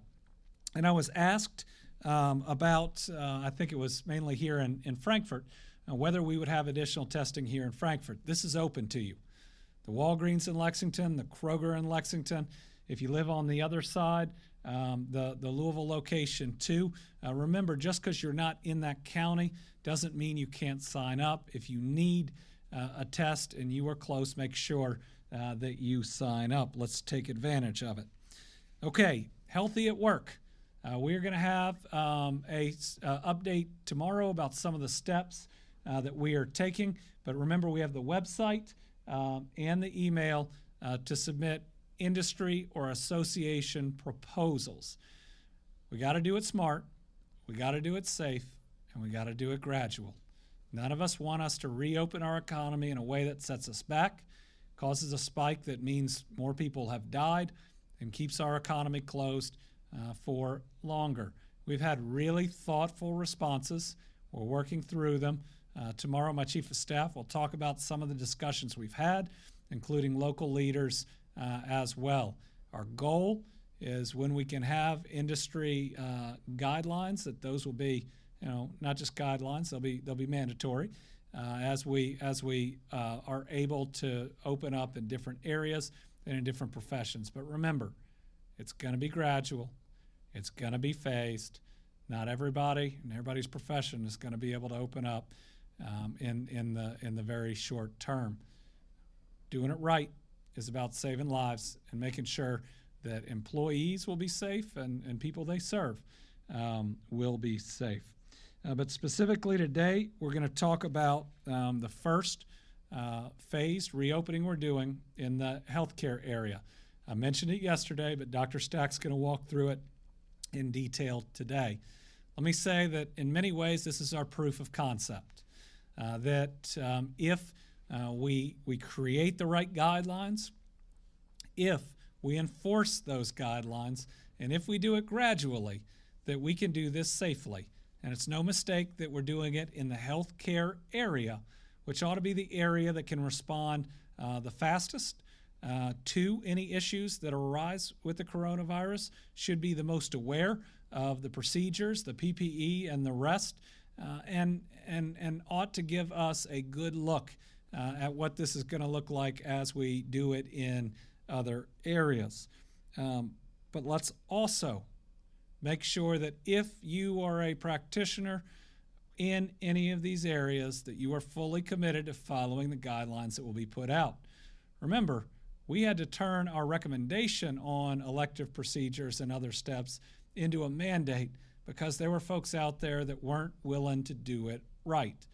And just a couple of folks not doing it right can not only ruin it for everybody else, but will spread the virus. So don't be that person. All right? I mean, we can't be the folks that could ruin it for an entire profession and set our timetable back. These are going to be some pretty specific guidelines. We're going to go over them broadly here. They're going to end up on our website. They're going to be incorporated into the action I got to take legally as we open things up. But Dr. Stack is going to walk through who's included and what's expected. And then at that point, we'll talk about long-term care.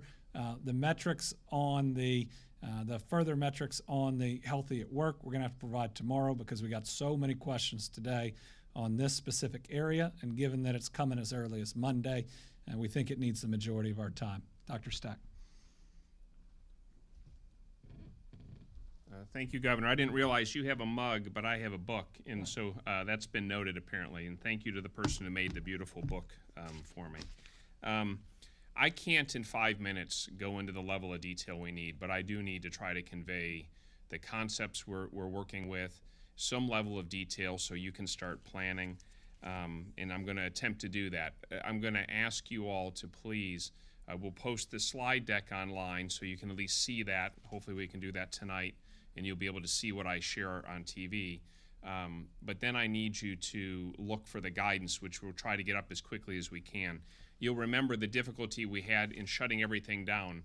There's more questions created by what we're trying to do than we can give answers fast enough. We're going to work as hard as we can to give you the certainty that you need. Thank you for working with us in some measure of patience, because it's difficult on all of us, but it's certainly hard to shut things down and then turn them back on and do it in a methodical way. So Kenneth, if you could show, or James, the first slide, please. So on this, and this is a difficulty, I had a mistake that I caught, so you see it lined out here. It won't be that way on the website. On Monday, April 27th, we intend to resume non-urgent, non-emergent healthcare services. So this means we're going to resume regular medical services in certain settings for certain purposes, and diagnostic radiology and laboratory services. So we're going to do this starting on Monday the 27th. I gave examples of settings where this applies. Healthcare clinics and medical offices.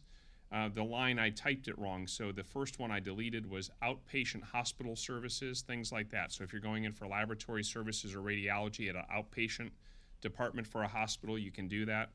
Physical therapy settings and chiropractic offices, but listen to the end because you're specifically mentioned on the 5th slide.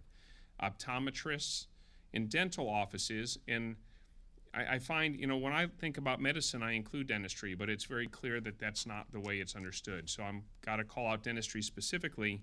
You have a parenthetical here with enhanced aerosol protections. I'm going to come back to that. This is not an optional thing. This is required. I need your help, but I've already gotten all sorts of communications that dentists are ready to open up on Monday for normal business. If you do that, you won't be following the guidelines. This does not apply to long-term care, prisons, other industries, or other settings where there's separate guidance, okay? So more will come. I'm sorry, Virginia, I realized I was talking too fast. I'll slow down. So this is a slide 2, James, please.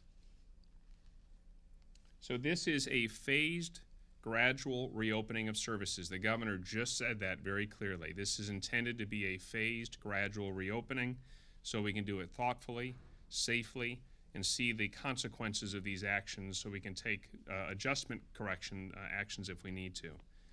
Still, we want in all phases telehealth maximized rather than in person. When we go through this transition and when we emerge at the end of the coronavirus, telehealth should have a larger role in our lives. That would be a good thing from this virus. No visitors allowed in healthcare facilities, just like is currently the rule, unless they're required for vulnerable populations, minors who require an adult. The situations that currently they're allowed will be continued, but there's no new relaxation in the visitation policy in healthcare settings. Eliminate traditional waiting rooms and common seating areas and use non-traditional alternatives. There's a lot of doctors' offices who have done things like the parking lot lobby where you sit in your car and you get a text to come in. That's going to have to be part of our lives for a while ahead, so please continue to do that.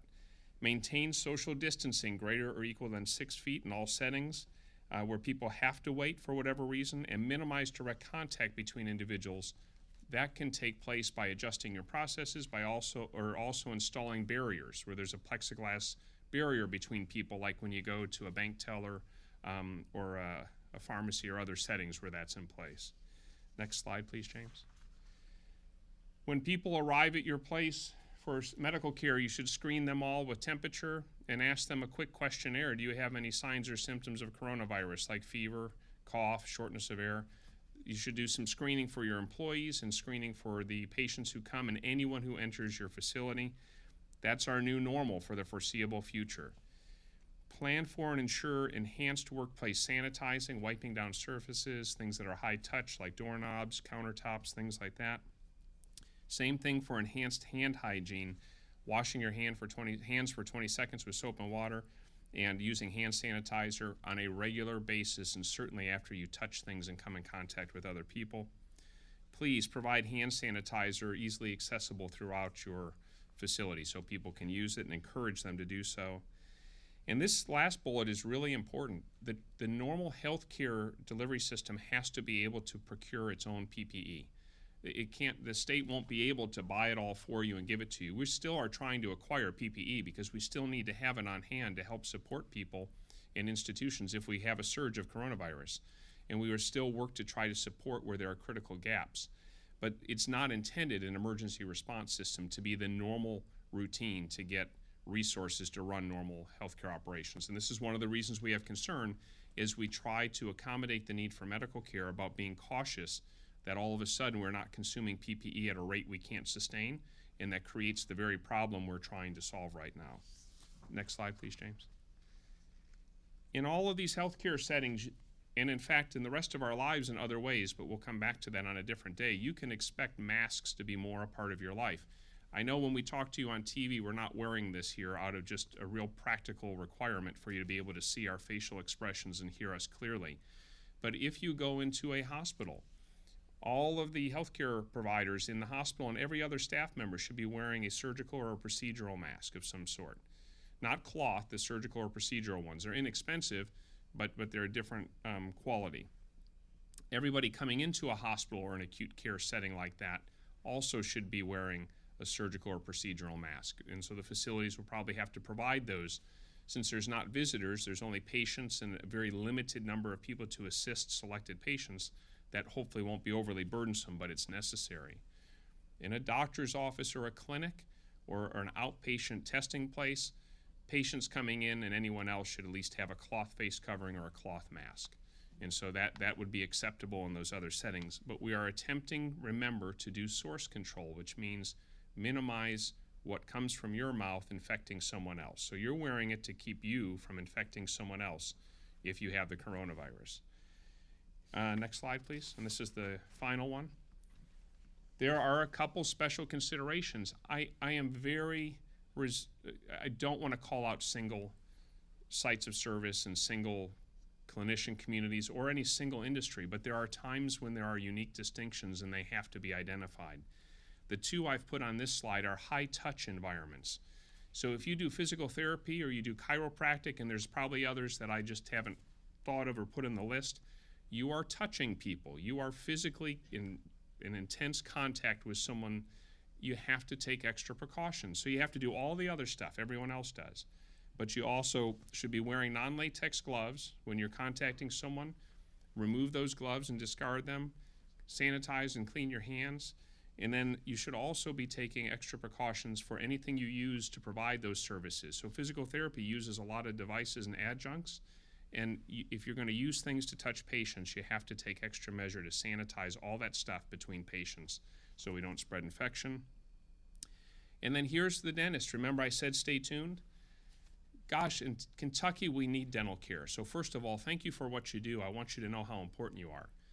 But you've got a big challenge as a community, and I would like your input. So please give me your input. I know that there's a group working, and I don't have the whole list here, but I know there's a large group working together, the boards and the associations. Thank you. I look forward to your input, but you are aerosolizing oral secretions all the time. A dentist's office is far more intense than a typical putting in a breathing tube like I do as an emergency physician, because you are constantly spraying oral secretions. So there's probably going to have to be enhanced protections like N95 masks on your all of your staff who are directly providing services, the hygienists and the dentist. And then I don't know how you address the airflow considerations in your office and how you address the enhanced surface cleaning needs because the aerosolization spreads for multiple feet. So I'm not trying to single out dentists in an adverse way. I'm just saying you have unique challenges that have to be addressed. The same thing, though, holds true for oral surgery, anesthesia in an operating room. They may have to have N95s to intubate, pulmonary services. We look forward to your further input. But because I've qualified this, you would be misunderstanding if you thought it was safe and correct to open your dentist office for normal business on Monday with the normal procedures you were using before we shut everything down. So I know that my email will light up after this tonight, sir, but I look forward to your input, and I want to thank, we can't shout out to everybody, so forgive me, but the Kentucky Medical Association, Kentucky Hospital Association, Kentucky Association of Chiropractors, Kentucky Chiropractic Society, the Kentucky Optometric Association, are just some of the feedback or input I've already gotten. I want you to know we read this stuff, we're relying on you, and we want to work with you, but we do have to do certain things differently after this if we're going to keep everyone safe. Thank you, Governor. I'll take all my notes. Oh, I'm sorry. You could actually have all mine, too. I think Dr. Stack made a real good point at the end there that is going to apply to everything. Your business cannot look the same when you were able to gradually restart it than it did before. If you're thinking about a waiting room, no, we can't do that. That's where it spreads. If you're thinking about everybody that used to come in, whether it's certain administrative staff, maybe billing, you figure that out. No. If they can operate via telework, they ought to be. And if you are envisioning, opening whenever you can open in the same way, that's not going to work. And ultimately, it's not going to happen, right? So to do this safely, you're hearing all of these thoughts and procedures that we're putting into place. Make sure you are going above and beyond. This is our proof of concept in the medical community that is used to dealing, while not with the worldwide health pandemic, but other contagious viruses. We got to prove that we can do this and we can do it the right way. So make sure you're committed. Make sure you're thinking through every single piece of the business. Understand that these aren't going to be suggestions. They're going to be requirements. We are willing to work with you on them, but our job is to make sure that people are as safe as they can be while we are providing these additional healthcare services. And let me say, we need to provide the additional healthcare services. People can get and are sick with other things. We need to make sure that we are taking care of them as well. All right. Next, I want to talk a little bit about, well, before I do that, wanted to thank the Kentucky Organ Donor Affiliates and Kentucky Circuit Clerks for donating 1,500 COVID-19 swab tests, which were delivered to our DPH warehouse in Frankfort today. These are kits. These are tests. It is still hard to get them. 1,500 additional is a big deal. We really appreciate what they do. They're on the front line to ensure the process of organ donation and transplantation happens even in the midst of this pandemic. Our circuit clerk staff members are on the front line in their courthouses. Although not currently issuing driver's license, they've helped add over 2 million Kentuckians to the Kentucky Donor Registry. And every year, April is National Donate Life Month.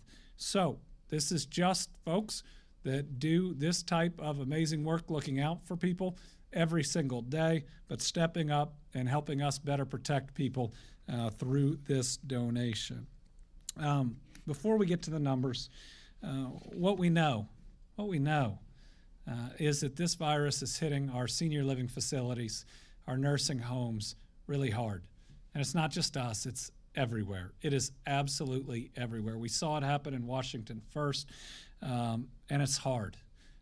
It's hard when it hits one of these facilities logistically with a number of people that quickly become infected. It's hard on us emotionally coming into a situation like that. It's hard on the individuals who are trying to deal with that virus, especially if they're in some of the facilities that are providing really significant services. So I want to ask Secretary Freelander to talk a little bit about some things we're doing at some specific facilities like Jackson Manor, but also, again, to just talk about how much work we're doing. And without that work, we'd be losing more people. And don't get me wrong, this virus comes for some of our most vulnerable, and we're not going to be able to stop it from taking everybody as we've seen. Our job is to fight as hard as we can alongside those that are working in the facilities and in our hospitals to protect as many people as we can. Secretary Freelander. Thank you, Governor. Dr. Stack, I'm stealing your book. First, I want to say that we are working very hard to address the issues that we've seen in long-term care facilities. We would not be in as good a shape as we are today had we not stopped visitation as early as we did. Thank you. I also want to say that we talked about opening. This is not an area we're talking about opening. This is an area that we're talking about giving greater scrutiny. We've started testing full facilities. We've started testing places like Ridgewood Terrace, Rosedale Gardens. You've heard us talk about the Hazelwood Center. We've tested all our clients there. We are beginning and working on ramping up our testing for all long-term care and working on a tiering system for testing those that need the most help. And we. All right, guys, it is that time again. We're going to be bringing you the coronavirus crisis special report. Total, and more than 17,500 with 797 deaths. Riverside County now with almost 3,100 cases and 99 dead. Orange County with over 1,800 cases and 36 dead. To my dear sister who is dying in a hospital in St. Louis, Missouri right now, infected by the coronavirus. Congresswoman Maxine Waters, you just heard there, revealing her sister dying from coronavirus during today's vote on a massive coronavirus relief bill.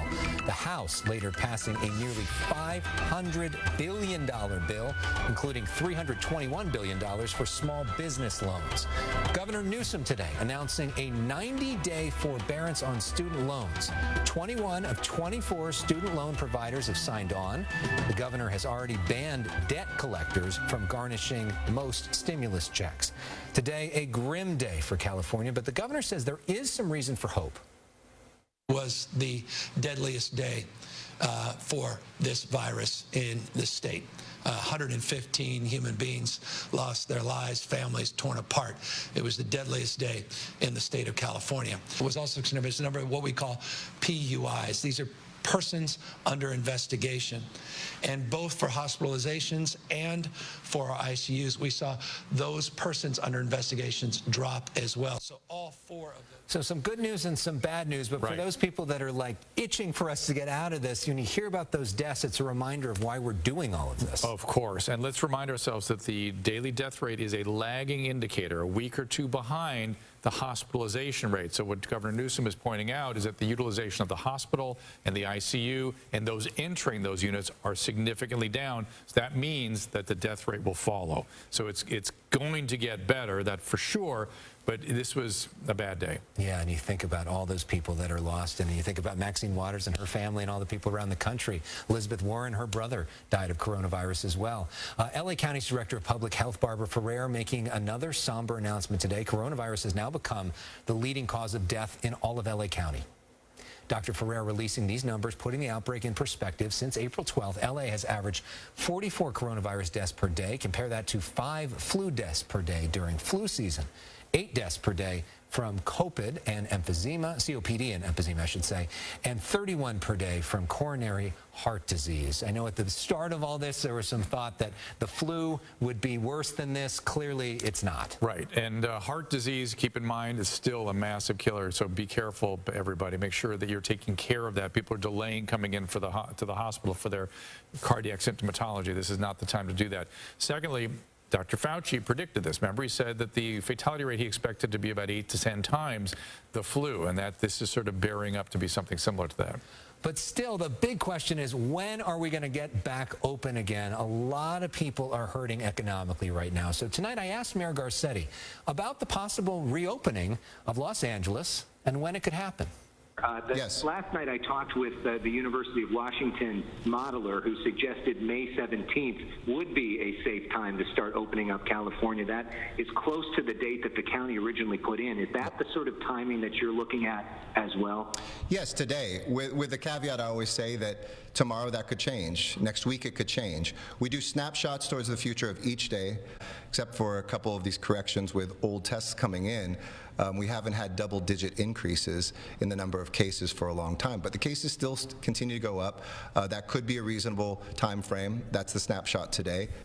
I also pressed him on what kind of businesses we could see open up first. He suggested that retail businesses are probably going to be among taking the lead. He said that Barbara Ferrer, the county folks, are really going to be the ones that make the call on this. But you do get a sense, Dr. Drew, that in the next few weeks, things are going to be changing here. Exactly, Alex. That is exactly right. Remember how we used to be in the fog of war, I was calling it? You couldn't see what was going to happen, what was going to go, what was next for us. Now we're beginning to see exactly what's next and exactly when. And that is, I guess that is some good news. It'd be nice to get a little bit more clarity. In the meantime, we're hearing these personal stories, though, of some real struggle. A local nurse on the front lines of coronavirus fight, now battling to save her own daughter's life after she was diagnosed with COVID-19. And we sat in the ER together until they told me I had to go home. And that was the hardest goodbye I had to ever tell her, because I knew she would be staying in my heart, and it was hard to leave her like that. That emotional interview with our Coco McAvoy. She says her daughter is a fighter battling and overcoming both asthma and cancer. Loya wants to help her daughter beat COVID-19 too. She believes the clinical drug remdesivir can help. She's working to get Lauren transferred to another hospital to begin treatment. There's been a lot of discussion about that particular drug. There is controversy about whether or not it's effective or not. I have to tell you, the clinical experience I've had lately is not exactly super encouraging, but she's early in the course, which they're beginning to think that might be the time to use this drug. And asthma has kind of come off the list of important risk factors, but cancer, of course, is a very serious one. And we have seen that all these pre-existing conditions are so prevalent in the deaths, unfortunately, from coronavirus. In New York, something like 94% of the people had pre-existing conditions. I got to tell you, when this thing takes somebody, it's brutal. It's incredible. When somebody has these risk factors, it's a totally different disease. Yeah, a warning tonight that the coronavirus, well, now we want to get to our nightly segment, Ask Dr. Drew. This is where you get a chance to call in and ask Dr. Drew a question. Joining us on the phone is Jeff. Jeff, thanks for calling in. Where are you calling from? Arcadia, California. Good to have you with us. Hi, Jeff. Hey, you guys are doing a great job. Watch you every night, Alex and Dr. Drew, so good job. Basically, I have a friend that was hospitalized back at the beginning of January. Yeah. And he was in the ICU for 2 weeks. He was in the hospital for about a month. They had him on antiviral and antifungal antibiotics that really did nothing. He has since made a full recovery, but he's trying to get a test for antibodies. Do you think that could have been the virus? Oh, well, it certainly could have been. It's important that he does get the antibody test. He's probably somebody that should talk to his doctor about getting a full blood draw and seeing if they can actually detect. The rapid test, there's a lot of accuracy issues with that. But this is all a reminder that infection and septicemia are kind of common conditions. And there's many, many other things that could have caused what he had. But of course, you want to rule out COVID. And in terms of getting that antibody test, talk to your doctor to help do something like that too? Yeah, it should be easy. It should be just go in, get the blood draw, send it to the lab. It's expensive. That's the only thing. Yeah. All right. Well, thank you so much for watching us every night. We really do appreciate it. And if you have a question for Dr. Drew, we encourage you to email it to us. The email address right there on your screen, askdrdrew@foxtv.com. Be sure to include your phone number as well. We've got a lot coming up, including this: 2 cats testing positive for coronavirus. Now, many are wondering, can pets actually pass it on to their human owners? Then, Extra's Billy Bush with a one-on-one one-on-one interview with Governor Gavin Newsom. He talked to him about reopening the state and how celebrities are stepping up in the battle against coronavirus. And speaking of Gavin Newsom, we have one of his cabinet officers with us. If you're looking for ways to help, we have the guy to tell you how. California's Chief Service Officer, Josh Friday, standing by to talk about the state's new volunteer campaign and all the people that are already a part of it. Stay with us.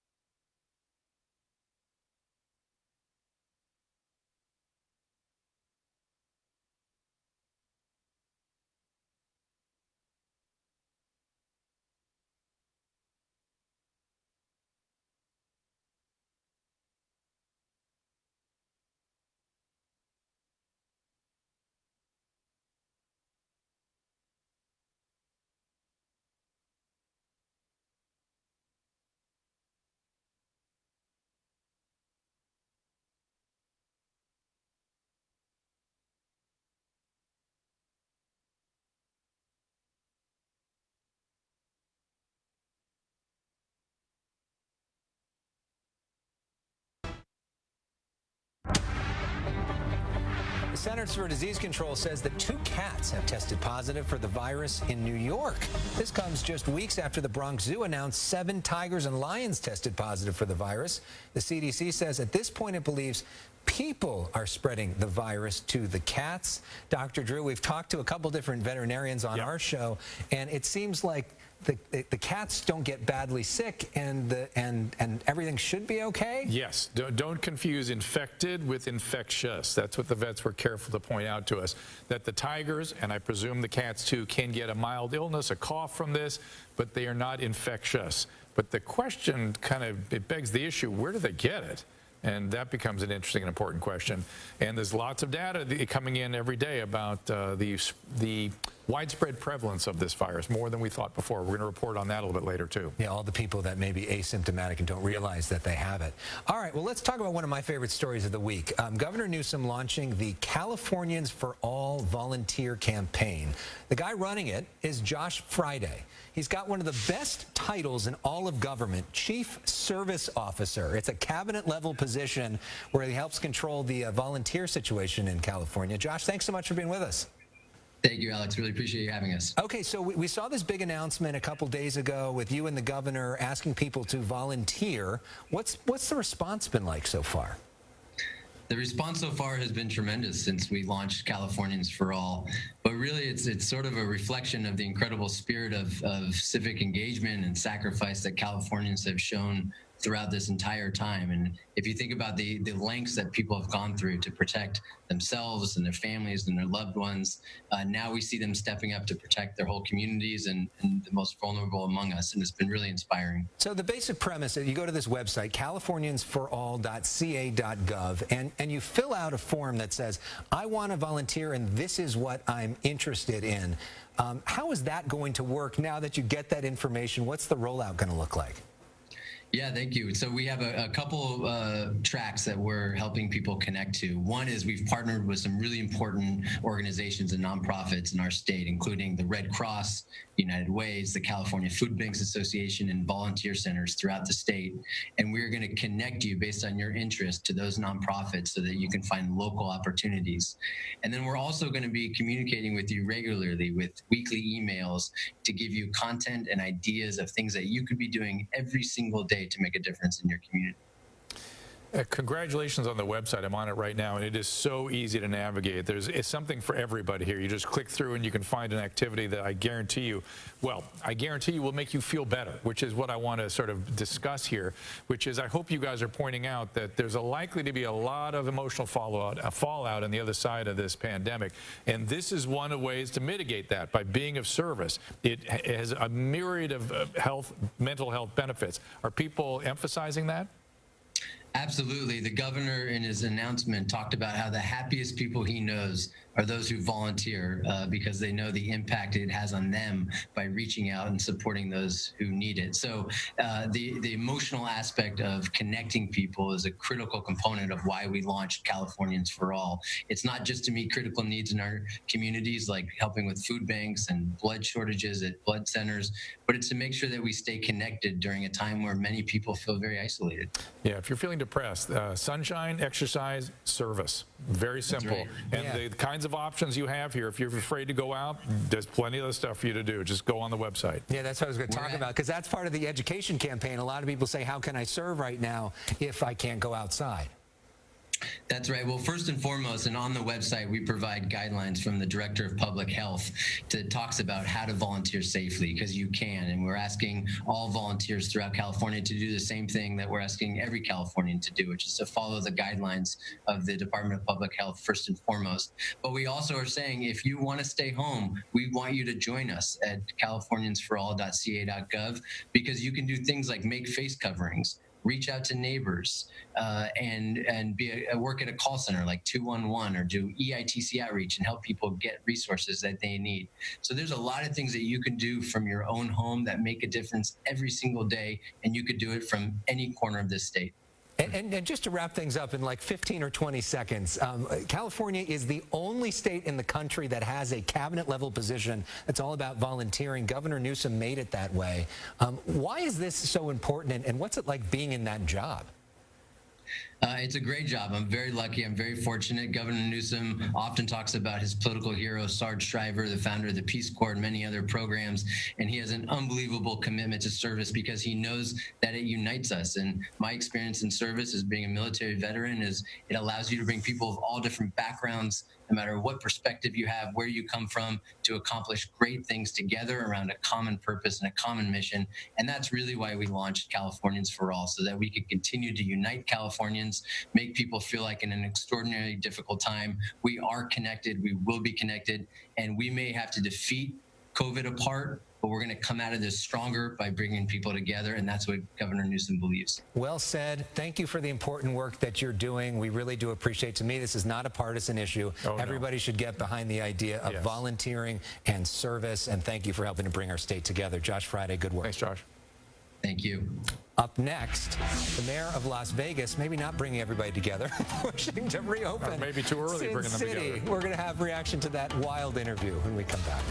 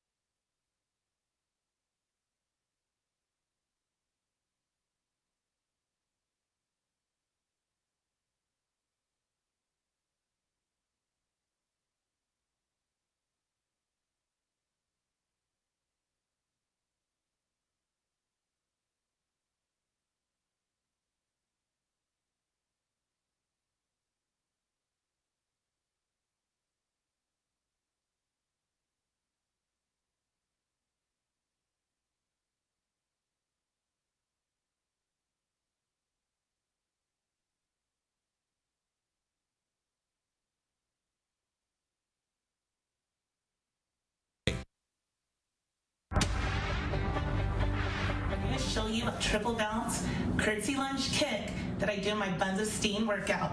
Grab your water bottles, rack them up on your shoulders, and take that foot back, bounce for 3, 2, 1, and kick. You want that knee behind your front heel, and then kick. Make sure on your kick, you turn that knee and toe forward. Give me 3 rounds, 30 seconds each, and feel that burn. Hi. That was Nicole Steen. Thank you for the workout tips she shot just for us. You connect with her on Instagram at Nicole Steen Fitness. That's Nicole, S-T-E-E-N, Fitness. Watch her a different workout tip from a different trainer every night here at 7 o'clock. Now to this story. It's getting all sorts of attention. The mayor of Las Vegas facing some calls to resign after she called for the city's casinos and hotels to reopen in this wild interview with Anderson Cooper. 2.3 million people in southern Nevada, and we've had 150 deaths. Oh my gosh, it could be your own mother, your own grandmother, your grandfather, your brother, your sister, anybody. Every one of those lives is a tragic loss. But when you count 150 versus 2.3 million, you have to say, we have to open up. Mayor Carolyn Goodman also suggesting Las Vegas become a control group to see how easing restrictions would affect the city. Other elected officials called her comments reckless, embarrassing. Nevada's governor saying the mayor has no say in the matter and, quote, the virus and science will determine when Nevada will reopen. When are we looking at Las Vegas reopening? So let's look at some of the science. Now, the other state that people are making an issue of is Georgia, which is, I think is forging on ahead. So let's look at the University of Washington graphs updated a couple of days ago, and you can see that if you were going to pick a state that, and if you remember what the researcher told us, they want to get the hospitalization rate down towards 0, where if you look right now, they're not even at their peak yet. So this would be exactly the wrong time, based on those models, to engage in opening things up. However, we will learn whether or not social isolation, mask, hand washing is as effective as everyone quarantining in place, because you will see that graph start to drift upward if indeed it's not as effective. Now, Nevada, here's the thing about Nevada. They are in a decent position as compared to Georgia, at least, to perhaps think about opening up. If you remember, we talked to the researcher about why did it have to go to 0, and he felt that was the best way they could then contain things afterwards. But you could argue maybe it should go to 7 people or 10 people. And Nevada's heading towards that. So it's rational from that standpoint. But think about this. Las Vegas is a city that everybody goes to and then comes back out and may expose other states. So that's the real problem with Las Vegas, is that it's a tourism city, and if she really wants to open it up, she's going to open the tourism. I don't understand how we manage that California particularly, if a ton of us start heading into Las Vegas. Yeah, the most tourists in Las Vegas come here from California. And what you're talking about is more proof that what happens in Vegas never stays in Vegas. In this case, it probably won't. But, I mean, again, we're going to learn. Keep your eye on Georgia. It's the one interesting thing. It's a control group, right? No, it's not a control. It's an active experiment. It's experimenting with safety without, with real consequences. Right. But we will see. Perhaps, if that state is lucky, that if they engage in really cautious social distancing, maybe they won't see that much of an uptake, but we will find out. We will, I guess we'll see. I guess the governor there making the residents a control group, whether they wanted to be one or not in that situation. Billy Bush standing by. We'll talk to him about his interview with Governor Gavin Newsom when we come back.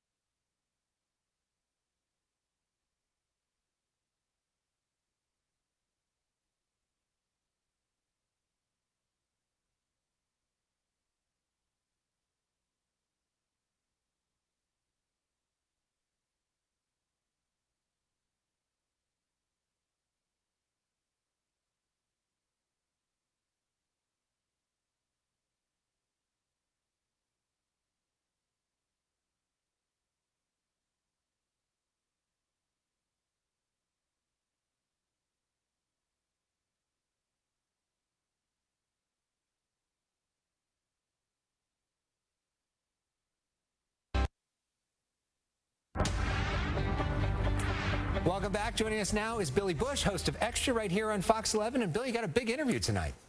The governor of California. You know, this coronavirus pandemic people appreciate his handling of it because his approval rating has shot up about 40 points. He's 83% popular right now. He's the #1 rated governor in America at 83%. Charlie Baker from Massachusetts at 80 and Cuomo at 79.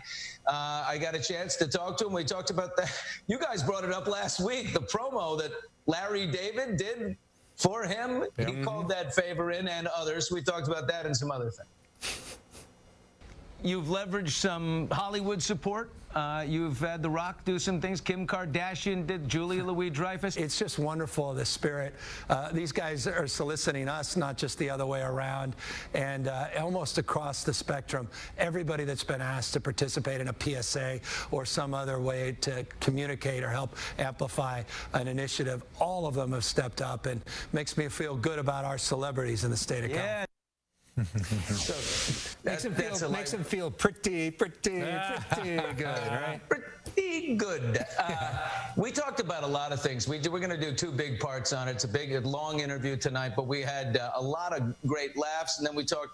You know, it's over a month now since he made the call for safer at home in California. It's gone very well here. So it's a little bit of everything. A lot of laughs and a lot of personality. He's got a lot of charisma, this guy. Well, and obviously we've known Gavin Newsom for years and years here, but this is a sort of a big moment that introduces him to a national audience. Your show not only airing here, but airing all over the country. Yeah, you know, look, they say that you know, these big moments like this, they don't make leaders, they reveal them, and he has had he's done very well in the eyes of the voters of California. I mean, 83% approval. Objectively, he's done well, right? I mean, and in the eyes of President Trump, who multiple times this week has said that he's done a tremendous job. So who would have ever seen that coming? In the second part of the interview, which is going to be on Monday, I talked to him about, I said, did you get blowback from people in your party because you said something nice about Donald Trump? Because, you know, we're deeply divided. He said, yes, I did. And it's very unfortunate. He struck an extra bipartisan tone here, and I think that's why California appreciates it. I don't think all whole California he's been able to get a lot of funding from President Trump when some other states haven't been able to as well. Right. All right, Billy, that's coming up in just a few seconds here on Extra. Dr. Drew and I back tomorrow night at 7. Christine and I back tonight at 10. Have a good evening. Take it away, Bill. Good night.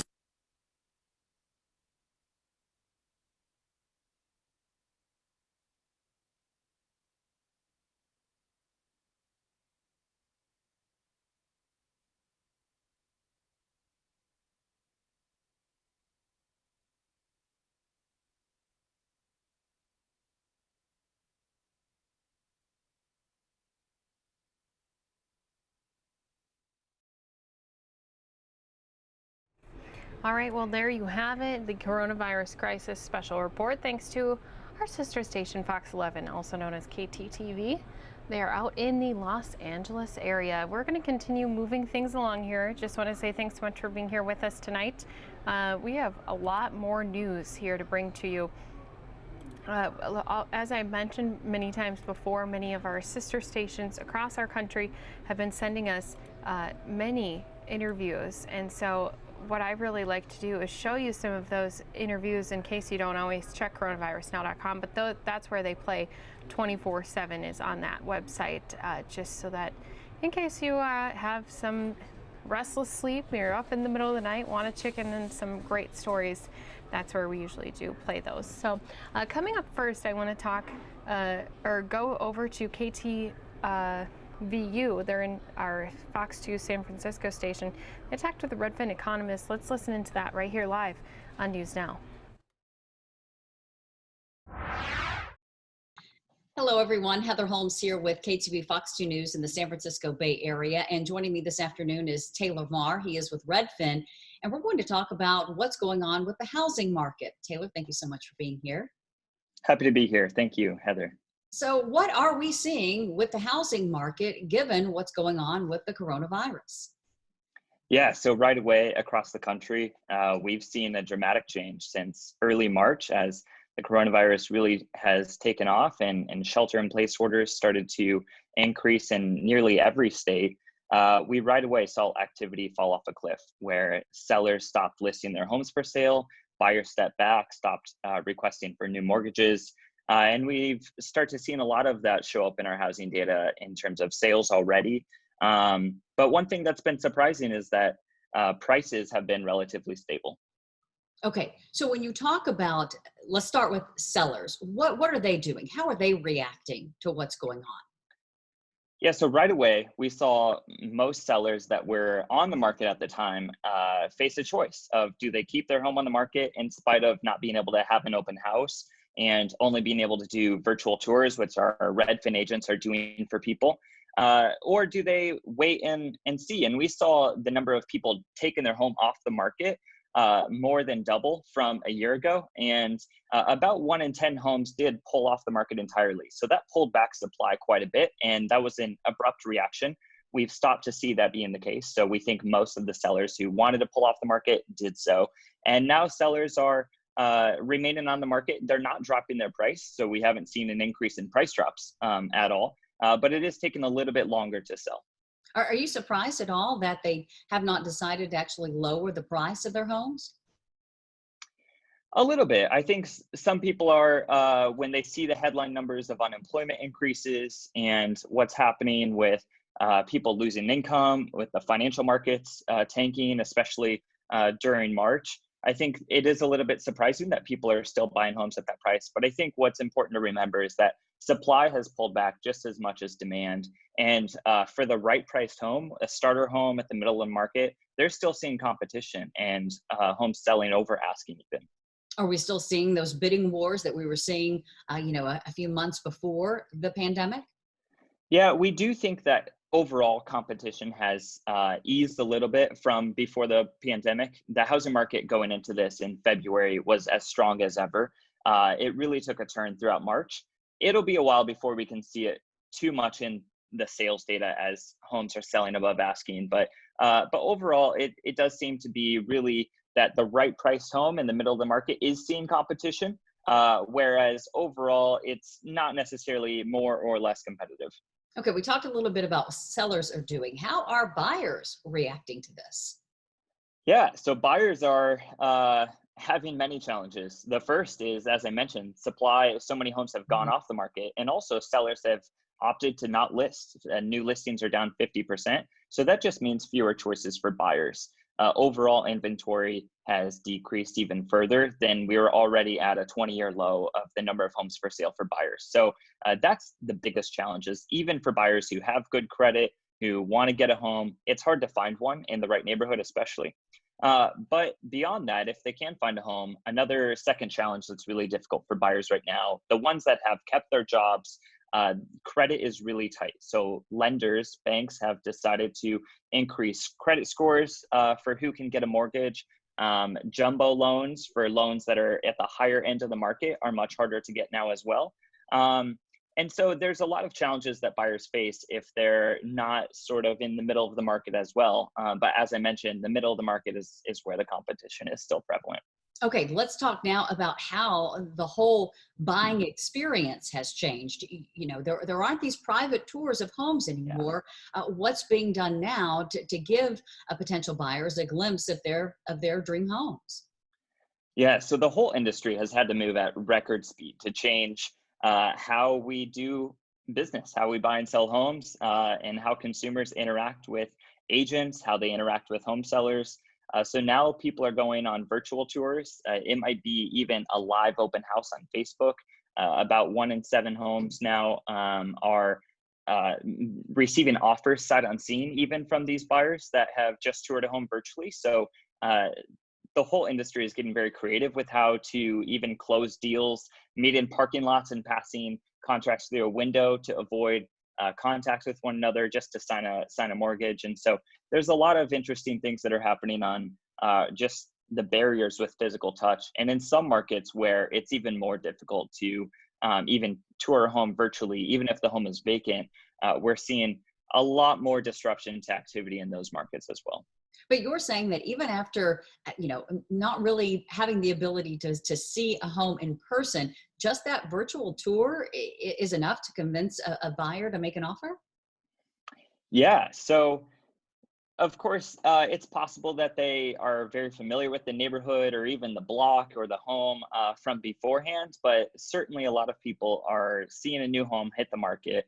They're touring it virtually with their agent, having a conversation, or even the seller, if they live in the home and want to do the tour, that's happening as well at times, where they can walk the buyer through everything in the house and look at it as if they were there.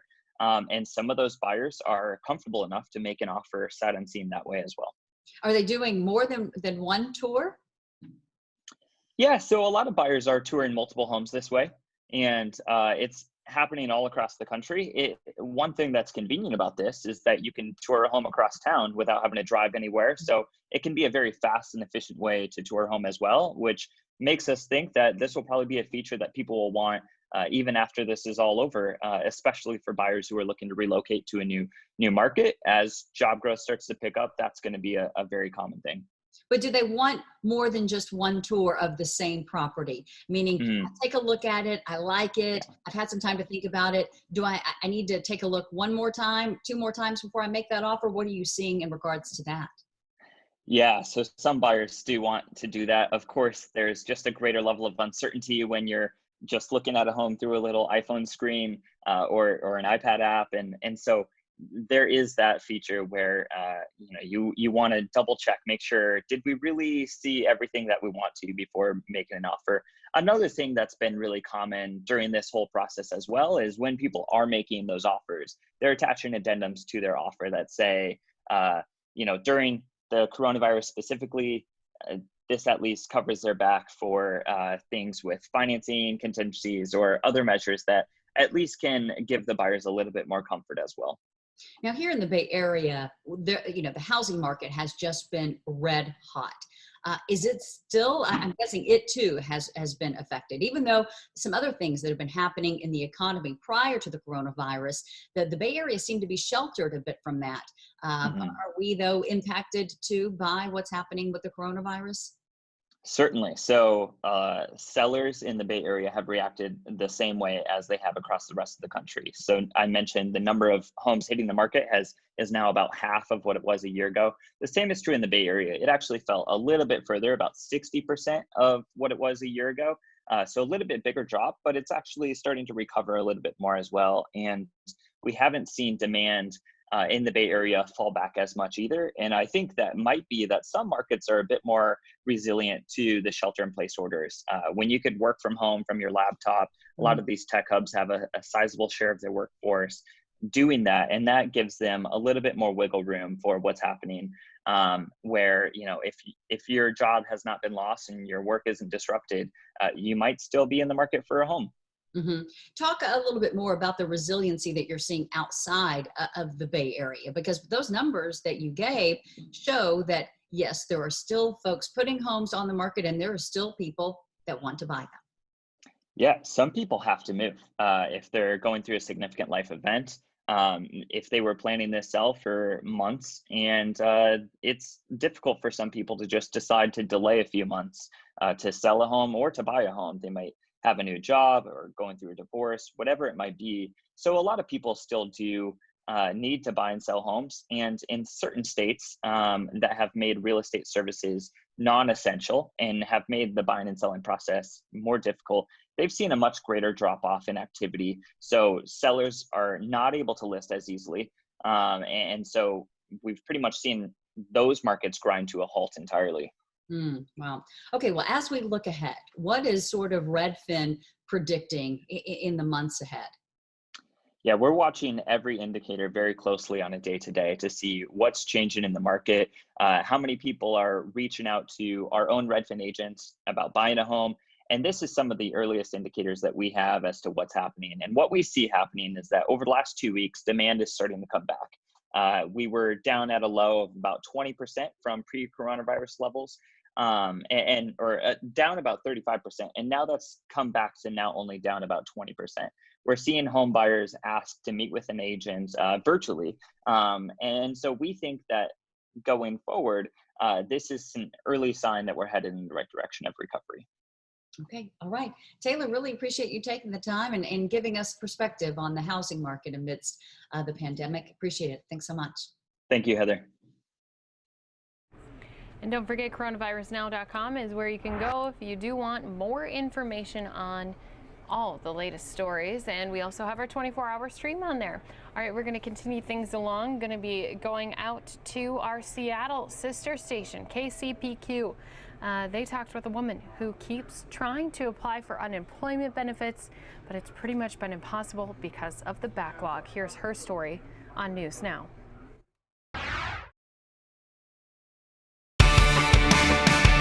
Here for all North Texas. Fox 4 News starts now. I'm so sorry. Let me get the correct interview here for you on News Now. Tell me what happened with you. Where were you working? What industry? Yeah, I'm a nail technician, and I was working at a My Day Spa. So of course, when Inslee came down with the stay-at-home order, I immediately applied for unemployment benefits starting back March 15th was the weekend that I applied. Still haven't heard anything. Emails, still haven't heard anything. Got through to somebody. They had told me I had to wait for the pandemic insurance to kick in. So wait till the 29th, then you can file.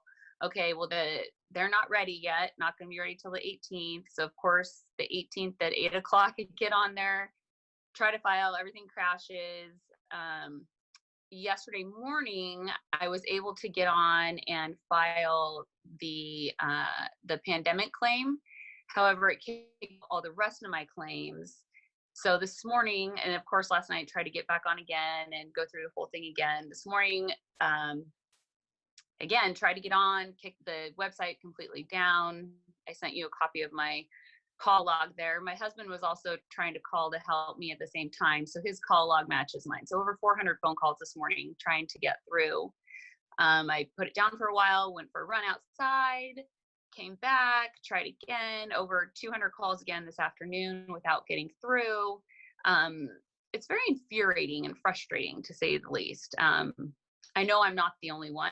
I mean, for there to be, they knew it was going to be tsunami, as I've heard them say many times. So how can they not be more prepared for this? You know, I understand they've hired more people and they have people working around the clock, but I mean, this is ridiculous. Everybody's lives have been turned upside down by this, and no money coming in, zero. I know that there are people out there in, you know, dire straits right now, trying to figure out how to feed their family, how to keep their on, how to pay their rent. Like, what is going to happen to all of us? What's going to happen to these people if we can't even get through to a human to talk to when we need to? It's just super frustrating, for sure. Yeah, I completely understand that frustration. And there's, you know, hundreds of thousands of people that are in this boat. Right. And so why do you have to get someone on the line? Why isn't it working for you just online? So, well, for one thing, the site keeps crashing. So, once I had filed my claim, I had already had a claim open since since March 15th, when I originally filed. And so when I got through to talk to somebody on March 30th, the gentleman was very helpful. He's very nice. He said, just keep calling in, keep weekly claims. So that's what I have done over the last 6 weeks. However, when I went in for the pandemic insurance, it basically made that claim inactive. And so all those weeks that I filed did not roll over to the pandemic insurance. And then nowhere on there does it give me a spot to claim for the weeks. So this morning I kept trying, it kicked me out multiple times. I was able to finally get back in and under manage my claim. I was able to get in there, try to change the dates for some reason it had me back in February. I was able to change the dates to March 18th. I get all the way through, I hit submit, and it drops the whole thing completely. So it kicks it back out, the website crashes.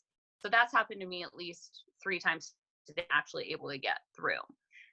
So on the phones, I've been trying to get through to find out from somebody, hey, how to claim for this pandemic insurance when the 6 weeks that I'm claiming are now showing as inactive. I don't know, does that make sense? Yeah, so My question is, have you gotten any benefits up until this point?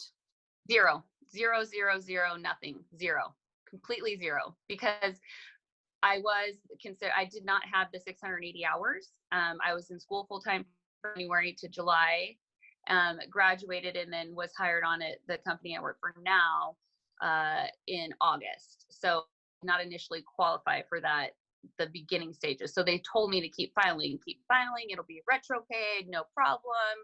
Listen to Susie's speech on Friday or Thursday, whenever that was. Oh, no problem. It's totally going to be taken care of. We're going to be retro paid. Yet there is $0 deposited into my account this morning. I've talked to several other coworkers who are dealing with the same issue. Some of them have gotten something, but not all of it. I mean, it just seems like it's just such a chaotic mess, and I know people are frustrated, but when you're trying to get through and the phone line says, "I'm sorry, try back later." Like, I just feel like they should have been better prepared to deal with the 500,000 claims that have been coming into their offices. Yeah.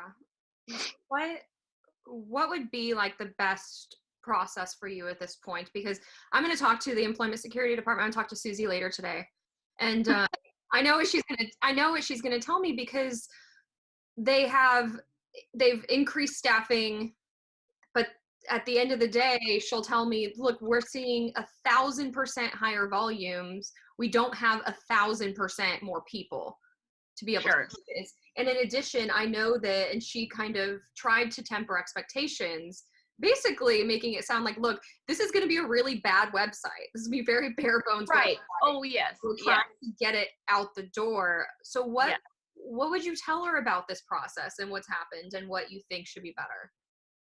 Well, I just think, and I totally understand where she's coming from, and the whole department. I know that people are working around the clock, and I'm so thankful that they are. I'm so thankful that people are willing to do that job, because we need them there, obviously. It just is, and the bare bones thing is, it's bare bones, but it doesn't even function. It seems like it does not even function, because it will not even let you get to the ESD website, and then you click to sign on to your account, and it just drops it. It says you cannot connect to server.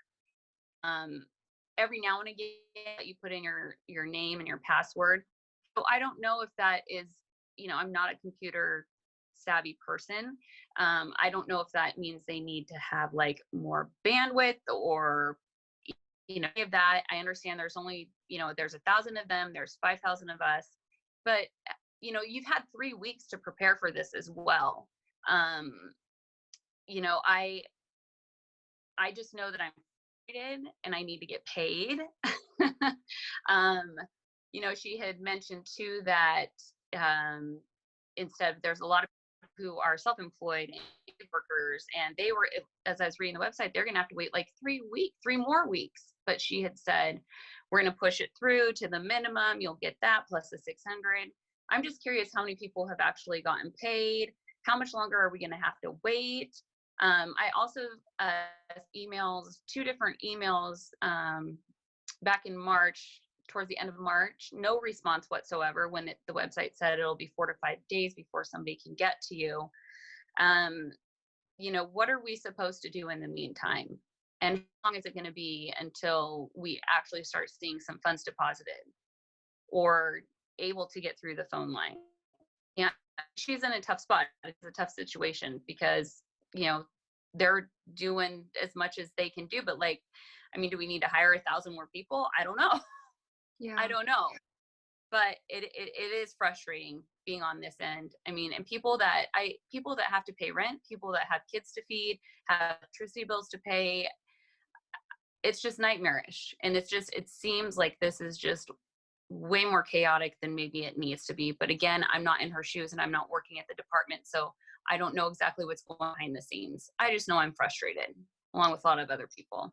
Yeah, I would just ask, how are you doing right now, considering it's been over a month? You've been waiting for this relief. Are you guys doing okay over there? Well, I'm very fortunate. My husband, his job, he is still working. Last week, he found out that he's going to be furloughed 1 day a week. That will cut back a little bit.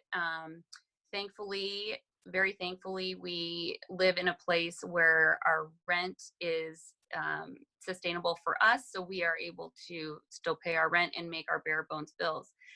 But that, I mean, that's great that we can still do that. And when, I mean, I just feel so bad. And all I'm thinking about are all these other families, these moms, these dads, these single parents who aren't in this situation. And that's, yes, I'm frustrated I'm not getting my money that I'm owed. But then I start thinking about these other people, and that is what is more frustrating. Like, how are they supposed to do it? When can they expect it, when we're being told, oh, you file your claim, you file your PUA insurance application, you'll be paid within 24 to 48 hours. Okay, well, I got a deposit this morning for $0. So, I mean, yes, to answer your question, we are surviving, but my biggest concern is, yeah, I'm not getting my paycheck. I can still survive, but what about other hundreds of thousands of people who are not making it right now? It's sad. It's very sad. And how many times would you say you've called the department today? Over myself personally, 400. My husband, his call only holds up to 200 calls, and he's done at least 400 himself. So we're talking over 800 phone calls today between myself and my husband, without even being able to get a ringing phone line, anything at all. And that just seems absolutely ridiculous to me. So I will add end of interview, but I will just say I've been kind of monitoring when people have been successful. And there are some people talking about like setting their alarm, waking up at like 3 o'clock in the morning, and like getting through and the website not crashing on them. So Right. maybe I'll ask Susie if she's suggesting everybody go at like 2 o'clock, 3 o'clock in the morning. But I will say, like, hopefully if during this volume it's too much to get through, maybe there's a chance that in the middle of the night you might have some better luck. Right. And, you know, I mean, I was shocked that I was able actually to get on and get my application submitted. That was yesterday morning at 6:30 in the morning when I was able to do that, that is in there. So that's in the system. Mm-hmm. But, you know, I mean, it is what it is right now. Everybody is frustrated. I am concerned and worried about all these families that have been not getting paid anything for 7 weeks, and what about both parents don't have jobs right now because of this. I mean, you know, we're out here, we're frustrated. I'm sure that working at the employment department, they are probably frustrated as well. It's just definitely a tough time for everybody, but it'd be nice to be able to get through to somebody or get an email back, or, you know, just have an honest answer about when we can really truly expect to see some payments. And I know I've talked to a couple of my coworkers, they're concerned that funds are going to run out. I know you guys have reported that that's not the case, which is good news, but then how much longer are we waiting to get our money? Yeah. Well, I hear you. Thank you so much for sharing your concerns. Yeah. Like I said, I know so many people that are dealing with this, and it's terrifying not to know when you're getting that money. So yeah. Thank you. Keep me in the loop. Let me know when you get through and be like, I did it. It happened. Yes. And the money's in my account. And let me know if that, like, how the retroactive works. Are they just going to dump it all in at once? Like, I'll be curious to know how they take care of you and all that. Yeah, for sure. Thank you so much for your time. I appreciate it. Thank you for yours. Okay, good luck. Thank you. Bye-bye. So sweet to see them caring about each other and seeing how things will work out for hopefully with that advice about calling maybe possibly even in the middle of the night or trying to log on in the middle of the night. Hopefully she can get that unemployment soon. And same with a lot of people are in that boat. They have had a lot of trouble trying to get their unemployment, but hopefully this all gets worked out. And again, today, earlier, House passing that stimulus bill for small businesses. So we will see if that does lend an extra helping hand to businesses as well. All right, going to continue things along with our Fox 29 Philadelphia coronavirus coverage. Here in the Fox 29 newsroom, we have back-to-back press conferences about the coronavirus. At 1:30 will be Pennsylvania. Right now we have New Jersey, but we'll start in Philly. Mayor Kenny. Privacy, I will not share the individual's name. I can tell you that the individual worked for the Philadelphia Department of Prisons as a social work services manager.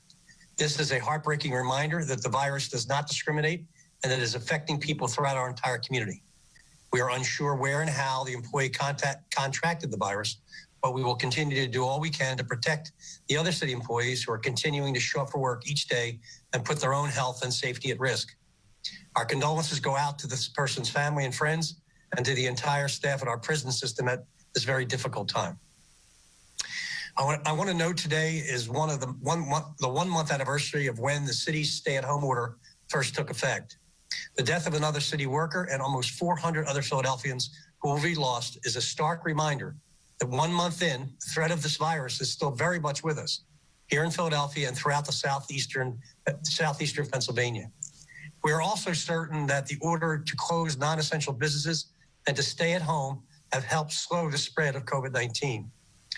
Last evening, as you know, Governor Wolf unveiled his plan for how Pennsylvania can eventually return to normal activities. We are still studying the plan. We're specifically working through how Philadelphia and our region can move forward under this framework. With the southeastern part of the state facing the greatest impact, it is clear a regional approach to recovery is vital. So we thank the governor and his staff for their diligence on this. We expect to have more information to share over the next week. One thing that is clear from the governor's plan: to get a green light, we need to expand testing.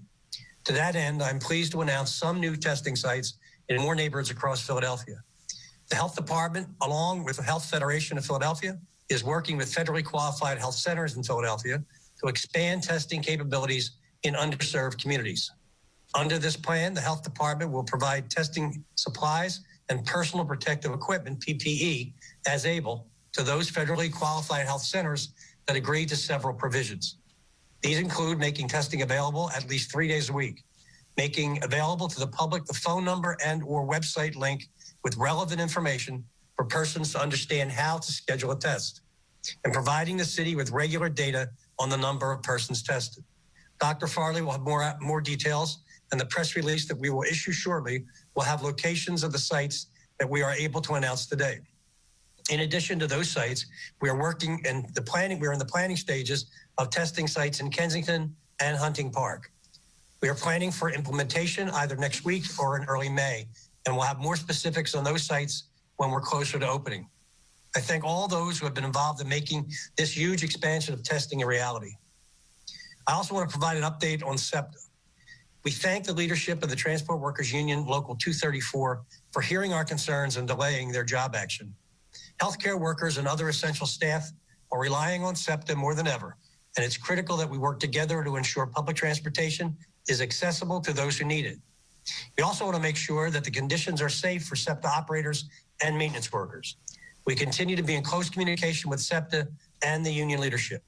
We look forward to continuing to work together for the benefit of SEPTA employees who play a critical role in keeping essential services running.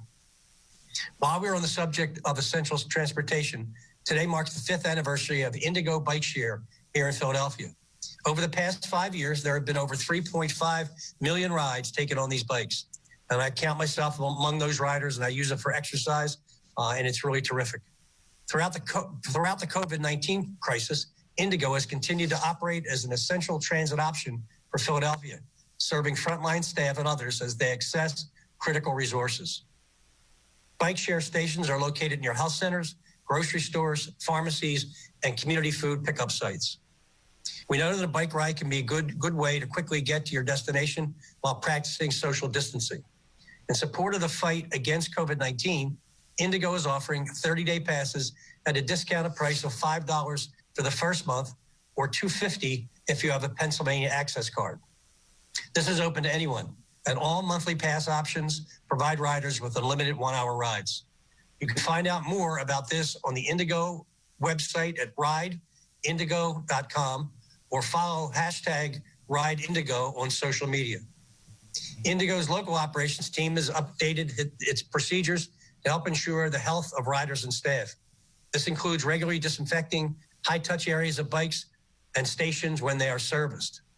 Also, when I ride, I also use plastic gloves, which is a good way to avoid touching surfaces. Staying home is the best way to prevent the COVID-19. However, when you need to travel, Indigo can be a good option. We thank the staff of our program operators at Bicycle Transit Systems for keeping this vital Philadelphia program running, and our sponsors at Independence Blue Cross for standing by the city in this time of need, as they always do. While we are on this topic, I also want to share another bike resource for essential workers. Neighborhood Bike Works has launched Bikes for Neighbors, a program to match essential workers with a refurbished bike at no cost to them. To learn more about this program or apply for a bike, please visit neighborhoodbikeworks.org. That's neighborhoodbikeworks.org. And finally, I have some good news for the residents of Northeast Philadelphia who are struggling economically because of the pandemic. Beginning this coming Monday, April 27th, there will be a new city-sponsored food site in Northeast Philly. For free food boxes, visit the Vote, that's VOGT, Recreation Center at the corner of Unruh Avenue and Cottage Street on Mondays and Thursdays from 10 a.m. till noon. That's Mondays and Thursdays from 10 a.m. till noon. We have more positive news about food access for vulnerable Philadelphians. Free weekly food deliveries are available to residents who are facing food insecurity and cannot leave their homes due to a disability. This program is thanks to a partnership among Liberty Resources, Caring for Friends, and Share Food program. The program begins in May, but you can sign up today. To join, please call or text this number, 215-709-9619. It's 215-709-9619, or email food@libertyresources.org. That's food@libertyresources.org. A program representative will call back to discuss the contact-free food delivery plan that makes sense to you. During this difficult time, we remain committed to diversity and inclusion and ensuring that our response to this crisis reaches our most vulnerable populations. These two new efforts are examples of that commitment. Now I ask Dr. Farley to give us his daily update.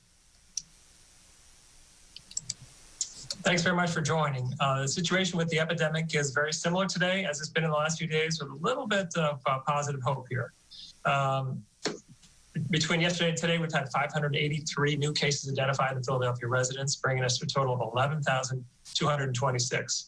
Now, many of these 583, as in past days, were people who were diagnosed in a week or so ago, some number of days ago, but were not known to be Philadelphia residents at that time, have been classified now as Philadelphia residents, so they're counted in our statistics, but they're not necessarily new cases. Overall, we're seeing about the average of the number of cases we've seen in the last week or so, which means we're about level.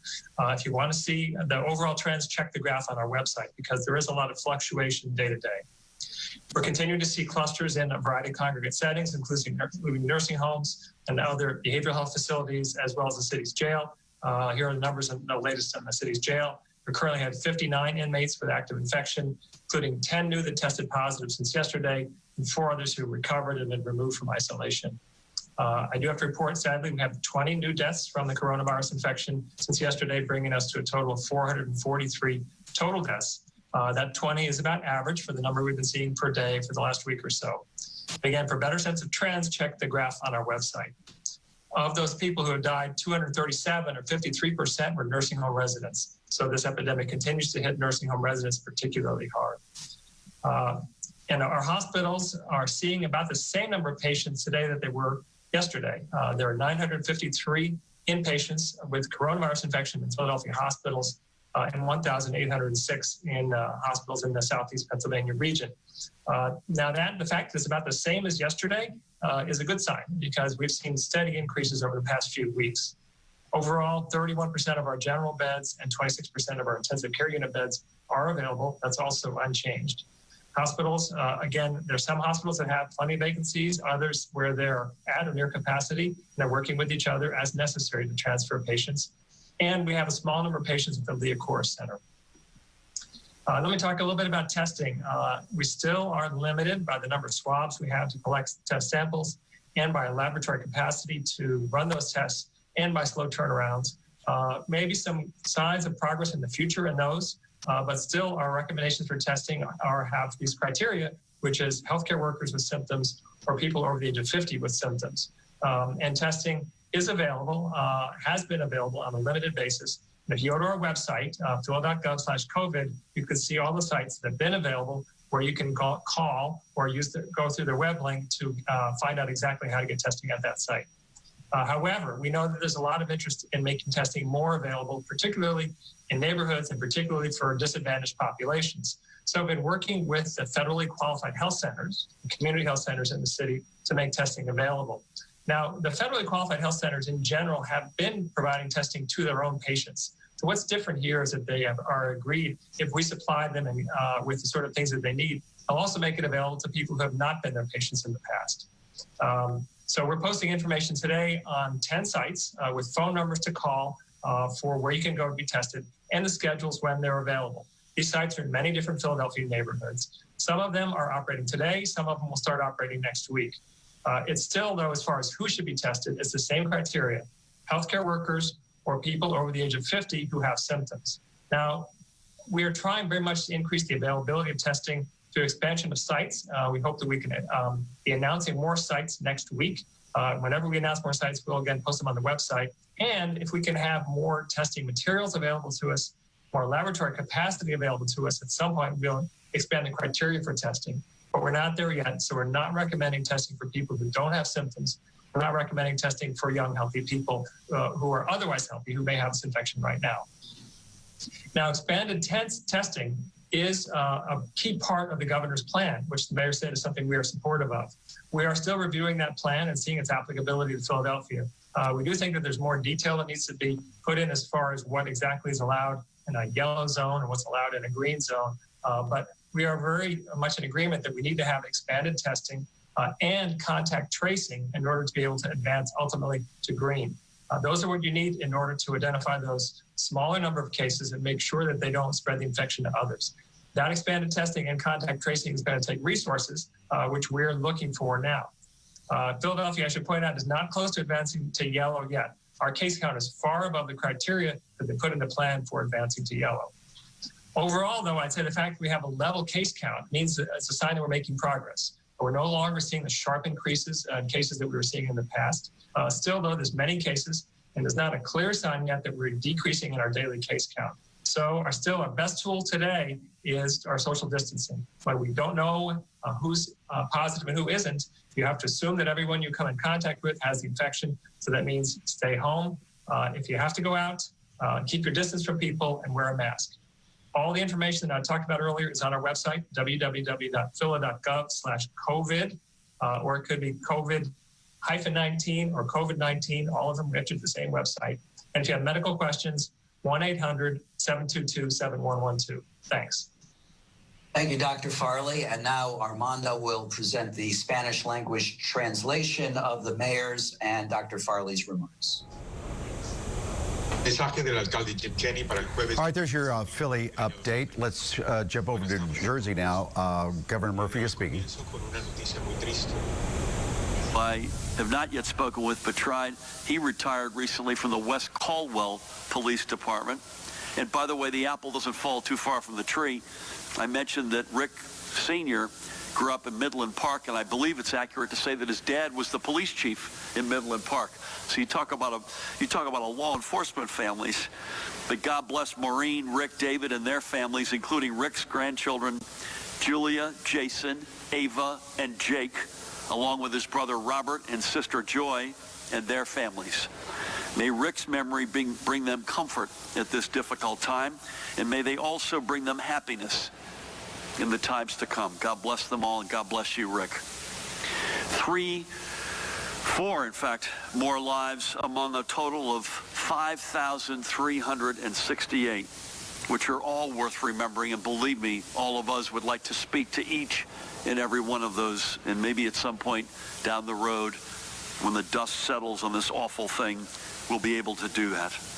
To every family who's lost a loved one, our entire state stands with you in support as the great and diverse family we are. Now moving forward. Today with Brian here, I am pleased to announce that because of the new saliva-based training which Rutgers University has developed, next week we will begin testing all residents and staff at each of our 5 state developmental centers.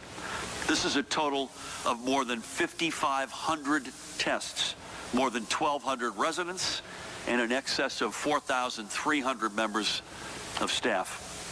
These are among our most vulnerable residents, and the women and men who provide care for them daily are among our most essential workers.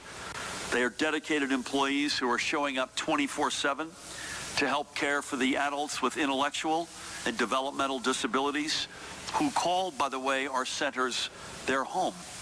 These doctors, nurses, direct care staff, food service providers, housekeeping staff, and many others are doing an extraordinary job and are making a difference in the lives of so many who have no other place to turn, by the way. And our residents, many of whom have called these centers home, literally, Judy, for decades, have faced many challenges in this difficult time, including not being able to visit with family or enjoy their regular outings in the community. Sadly, we have seen this virus in all of our centers, and we owe our residents and staff our best, and testing will help us best serve them. And we are working to expand testing to other state workers and the individuals we serve. These tests would not have been as quickly administered if not for the testing system created by Brian's team at Rutgers University.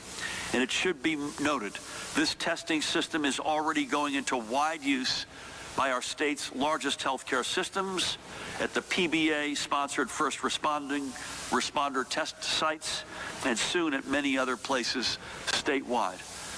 And as I have noted many times, having a robust and greatly expanded testing program in place is vital to our being able to begin to reopen responsibly our state. I said it on Monday, I still believe it today on Thursday, that we need to at least roughly double our testing capacity as a minimal benchmark. Testing will be the starting point, and Judy and Christina have forgotten more about this than I'll ever know, for any contact tracing program that we'll be able to implement, whether it be narrow and localized within our communities or broad-based in partnership with our neighboring states. Without testing, we will not be able to take the necessary steps to contain future cases and prevent them from becoming boomerang outbreaks. Remember again, sufficient, scaled, and rapid return testing, contact tracing, and then a plan for isolation and/or quarantining. Those are the essential elements of the healthcare infrastructure that we're going to need before you have the confidence, and we could tell you that we've got the confidence to begin to reopen our state.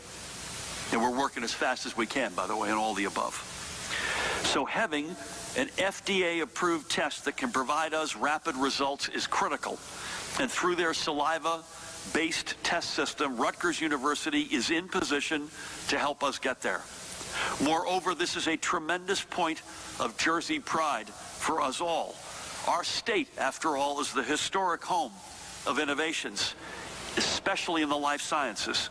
And now we have a huge breakthrough coming from our very own flagship university. To be clear, Rutgers is an invaluable partner among so many in the expansion of testing statewide, and so much is being made possible because of this. And I look forward to this continued partnership. I know Brian will have more to say about this testing system after Judy's remarks, along with other advances being made on the banks of the old Raritan. But right now, to you and all at Rutgers, Brian, I say both thank you, and I look forward to the cooperation to come. And speaking of testing more generally, there are now 86 sites across the state providing COVID-19 testing, including some that are utilizing Rutgers tests. A complete list of the publicly run and community-based sites can be found on our information portal at covid19.nj.gov/testing.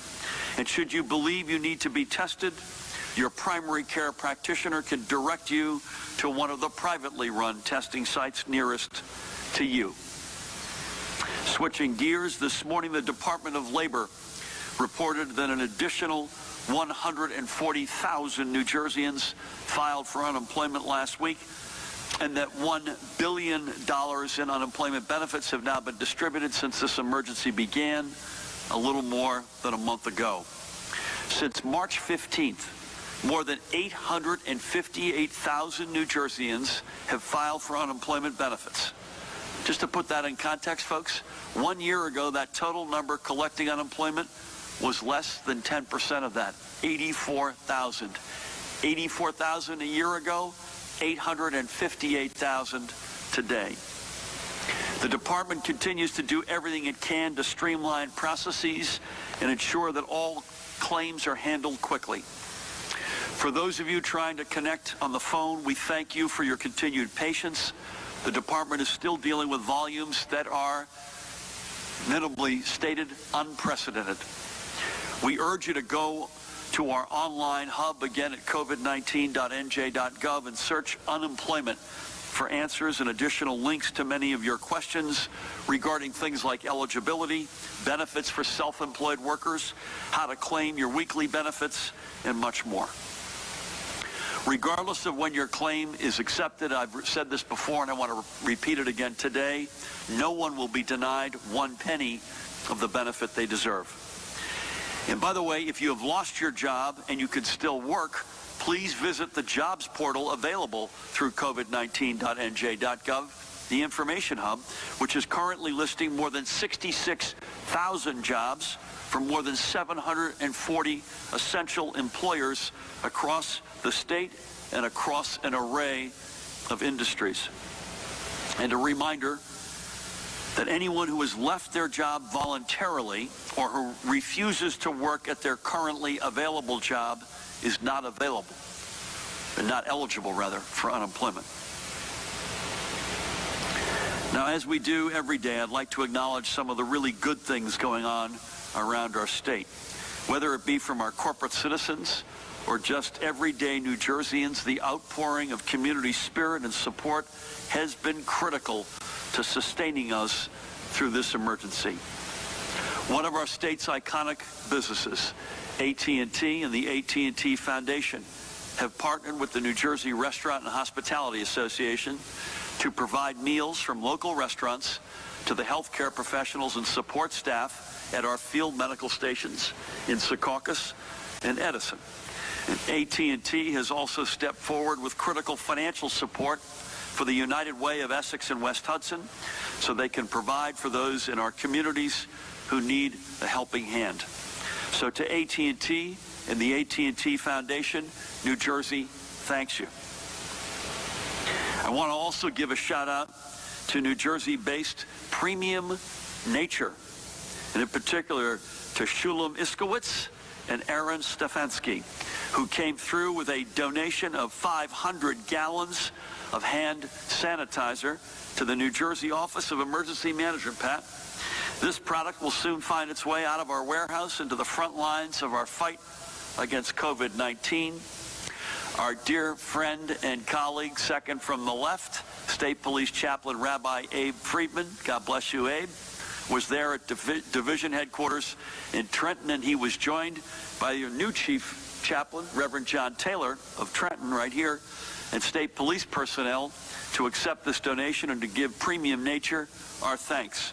And now from me and the Colonel, New Jersey, thanks you. And by the way, I'm very gratified to see social distancing going on in that picture, Judy. And once again, to everyone who joined us for Jersey last night, the stars, the first line responders, heroes, the healthcare worker heroes, to the small businesses who were profiled, and community leaders, also heroes, and everybody who played a part in that, as well as the Jersey takeover on HQ Trivia, thank you. Finally, before I turn things over to Judy, I want to return to something that I said yesterday. I spoke about Senate Majority Leader Mitch McConnell's views on state bankruptcy. I used some strong language, which was richly deserved, by the way, but that's because I know how dire this situation is. I have been clear for weeks that if we do not get significant, direct, and flexible financial support from the federal government, we will be forced to make many difficult decisions about programs we all rely upon and which we will lean on in the months ahead. And I know that doesn't just go for New Jersey. It also goes for many of our sister states, red and blue alike.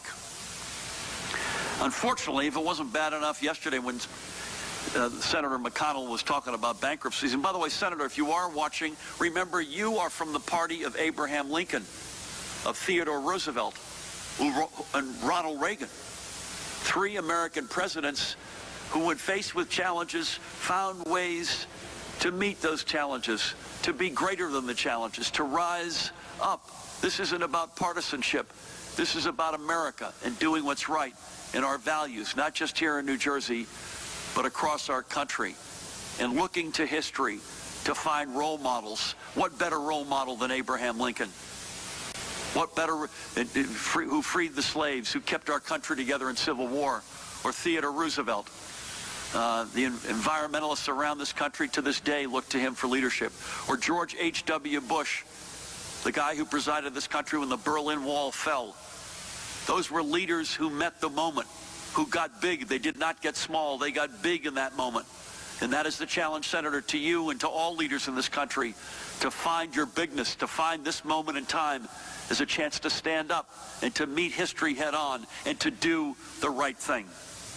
So if it was bad enough yesterday talking about bankruptcies, unfortunately, we received some additional bad news when the U.S. Treasury Department issued its guidance for how we can use the billions of dollars in funding provided to the state and many of our counties in the CARES Act, which was signed several weeks ago. I have been clear that even this funding, while deeply appreciated, is woefully insufficient to address the scale of the revenue loss that we are experiencing due to our mitigation efforts which are working, by the way, and are saving lives. I was assured that this funding would be able to be used flexibly by states, filling holes that we now must deal with. Those assurances apparently were empty.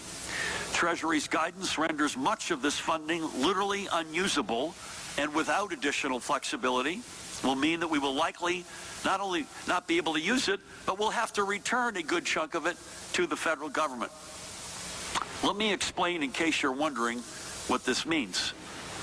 Unlike the federal government, we can't print money, by the way. The federal government can also run trillion-dollar deficits every single year. New Jersey can't. I, by the way, just like New Jersey's families, I might add, have to budget based on certain income and certain expenses. And for the past 2 years, we have done something unique for New Jersey. We actually put some money away for a rainy day. When we close our economy, as we have had to do to crack the back of this virus and to slow its spread and to save lives, that income goes away. If the federal government doesn't do its job and support New Jersey's families, we may not be able to keep our teachers, cops, firefighters, and paramedics employed. The very people who are on the front lines every day. And we'll have to send this money back to Washington. Mike, back Sadly, here in the Fox 29 newsroom. As I told you, we're juggling triple press conferences. We started with Philly, New Jersey here. I think it's important to jump over to Pennsylvania now and Governor Wolf. To keep people safe. But we realize this category can be confusing since it does change over time. So before I go over today's case count, I want to explain this a bit further. When a case is confirmed, it means that there is a positive test result for that patient for both our case counts and our death statistics. Some of the probable cases are actually still under investigation, meaning additional data is still being gathered. Some of these cases will remain a probable case after investigation, especially after someone tragically passes away, because we may never really be able to get a confirmed test. This verification process is very intensive, and under normal circumstances, it can take months to complete. We talked about the work of our epidemiologists, who are our disease investigators, sort of our disease detectives. That's who does these case investigations. But as we know, these are not normal circumstances. As we have said many times before, we continue to refine the data that we are collecting to provide everyone this information in as near time as we possibly can. This is really difficult with thousands of reports each day. We have had counties, for example, that have had to change in their case counts from one day to the next because we were able to verify that their correct county of residence was different than where they passed away and where it was reported before. And I know that that also is difficult to understand, but that's how the CDC reports cases, both for case counts and for deaths. It's their county of residence. So today, you're actually going to see a decrease in our probable cases, specifically probable deaths, and that impacts our total case count. These cases were previously reported as probable, but further review has determined that we needed more information before we could attribute them to a death related to COVID-19. This does not impact our confirmed case count. It just impacts this new probable case count. Now, I want to emphasize, to make the data-driven decisions that we are making and the governor is making, we actually rely upon the confirmed case counts. And probable cases make up less than 2% of our total cases. But they give us an idea if something may be happening in a community that requires further investigation. And in the spirit of transparency, we have wanted to report that to you, but it is complex. The really fantastic work being done by our team behind the scenes each day to reconcile this data has assisted us in continuing to provide more and more data publicly for the media and for the public.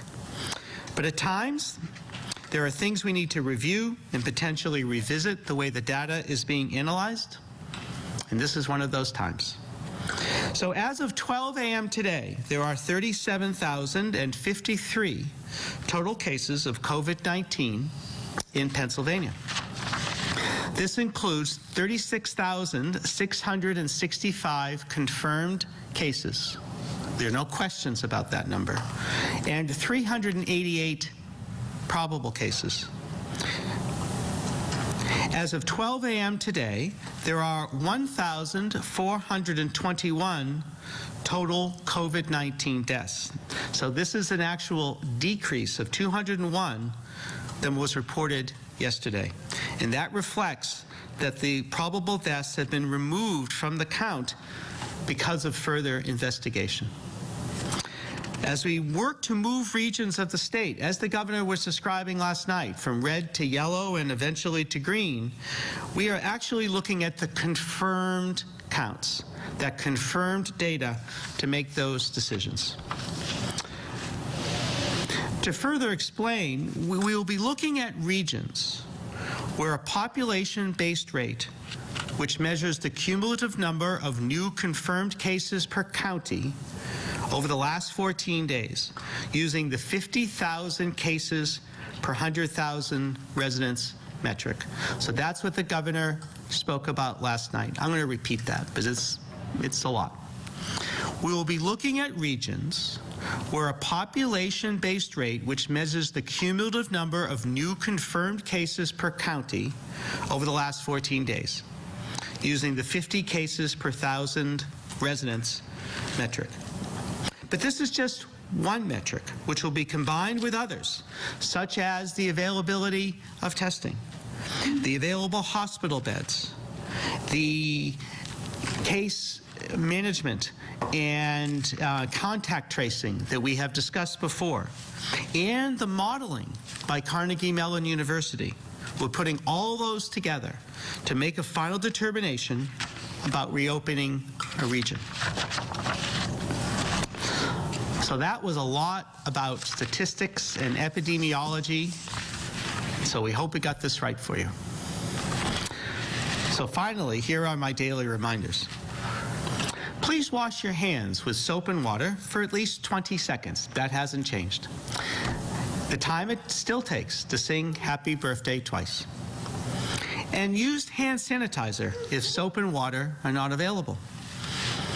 Cover any coughs or sneezes with your elbow, not with your hands. And try not to touch your face, especially if you've touched surfaces. Please remember to clean surfaces frequently. If you have to go out for life-sustaining activities, please wear a mask if you're going to come in contact with others. These Everyday prevention measures can help slow the spread of this dangerous virus, COVID-19, and give hope to our families and our communities that we can recover and we will recover together. If you have questions about your health, please contact your healthcare provider. If you or someone you know needs mental health resources because they are experiencing a mental health crisis, please contact the crisis text line by texting PA to 741-741 or call the statewide support and referral helpline at 1-855-284-2494. Again, 1-855-284-2494. For the most reliable information related to Pennsylvania's response, please visit our website at health.pa.gov. And what is most important for Pennsylvanians to remember is stay calm, stay home, and stay safe. And now I'm pleased to answer questions. Thank you, Secretary. Our first question is from CBS 3. And a New York Times article shared that by the time New York City confirmed its first case of coronavirus on March 1st, thousands of infections were already silently spreading throughout the city, a hidden explosion of a disease that may still be viewed as a remote threat as the city awaited the first signs of spring. Hidden outbreaks were also spreading among completely undetected in Boston, San Francisco, Chicago, and Seattle, long before testing showed that each city had a major problem, according to a model of the spread of the disease by researchers at Northeastern University. Can you speak of your thoughts on this and the new modeling from Northeastern University? So I have not had the opportunity to look at the modeling from Northeast University, but our team will, and we'll analyze that. That's a very interesting hypothesis that there were many cases before the first diagnosed cases were apparent, and so we'd be pleased to look at that and analyze it. From WESA, will reopen counties in a particular region has really hit the population hard. Your message to Detroiters right now. Well, Roop, thank you for having me on, and I just want to assure the people of Michigan and specifically of the broader Detroit community that we're working very closely with Governor Whitmer, with Mayor Duggan, to provide the resources, the support, and the medical supplies. And while there have been, over the last few days, some encouraging trends beginning to emerge, which is a real credit to the people of Detroit, our message is that now is the time to heed your state and local authorities, put into practice, as people of Detroit are doing, put into practice those social distancing guidelines, practice personal hygiene, avoid groups of more than 10, use drive-throughs at restaurants. Because while the threat of serious illness to most Americans is fairly low, the threat of serious health outcomes to people with underlying health conditions, particularly senior citizens, is very real. You've had heartbreaking losses in the Detroit area and in Michigan. So now more than ever, we need to be putting into practice all the principles of 30 days to slow the spread. And I want to thank the people of Detroit for doing just that. Yeah, we keep hearing about the state's responsibility, the federal responsibility, who has what, the federal supply as it relates to how those supplies come down to the state level. Frame that for people so they understand how this works. Well, what we've been doing is, at President Trump's direction, is making sure, as the coronavirus epidemic has made its way across the country, first beginning on the West Coast, where we're seeing very encouraging low and steady numbers in Washington State and California. Now the real epicenter in the greater New York City area, in New Jersey, Louisiana, and of course the challenges facing people of Detroit and the Chicago area. Our focus group from the very beginning has been to make sure that communities that are experiencing a significant outbreak have what they need when they need it. And whether it be the 700 ventilators, whether it be the military hospitals that have been constructed, and will continue to be built out in the Detroit area, whether it be the masks or the gloves. I just want to assure the people of Detroit, particularly those amazing healthcare workers who are going in every single day and providing incredible care to the people of your community, that we're going to work closely with your governor. We're going to work closely with the Mayor Duggan. We're going to work closely with hospital officials like Bob Riney at Henry Ford Hospital to make sure our healthcare workers have the resources and the equipment to provide the level of care to people struggling with the coronavirus that any one of us in our families would want. We often hear the president talking about the phone calls that you have with governors. I know you have a relationship and you have talked to on many occasions Governor Gretchen Whitmer. Tell us a little bit about that and how does that relationship work relative to making sure that the needs are filled at the local level here? Well, we have a strong working relationship with Governor Gretchen Whitmer, and we've been working with her from the early emergence of the coronavirus in Michigan to make sure that the people of Michigan, and specifically those being impacted in Detroit, have the support, the supplies, the resources they need. And I understood, as the president understands, that when it comes to dealing with a health crisis, it's the healthcare workers on the ground that are implementing the mission and providing the care. But it is our governors, it's our state governments and health officials that manage the response on a state-by-state basis. And our job at the federal level is to make sure states like Michigan, other areas around the country that are impacted today, and those that may be impacted tomorrow, have the support they need. And that's been the basis of a strong working relationship that we forged with Governor Whitmer, with Mayor Duggan, and I promise all of those impacted families that have suffered loss have our deepest condolences. But I want to promise all the people of the Detroit area that we'll continue to keep the support coming. And I know we're going to be able to continue to count on all the good people of this community to care for the most vulnerable. Vice President Mike Pence, thanks for your time today. Governor Gretchen Whitmer, it's good to see you again. Thanks for joining us on this Friday.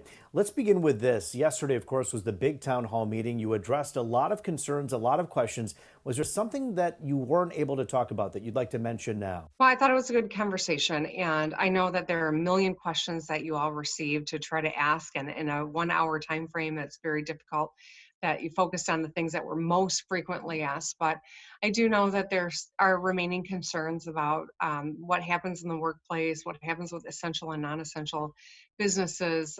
One of the executive orders that I signed actually today is with regard to giving employees protections if they come down with COVID-19 or someone in their household does. They cannot be penalized by their employer for staying at home and doing the right thing. And so that's something we thought was really important to do and to send that message, and I wanted to highlight that.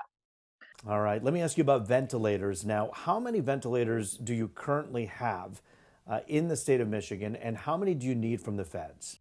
Well, we've asked for 25,000 ventilators from the United States federal government. We've gotten 400. So I just share that with you, not that we expect them to fulfill every piece of equipment that we need, as this whole country is going through this crisis together in different waves, and we're on the front end just right after New York.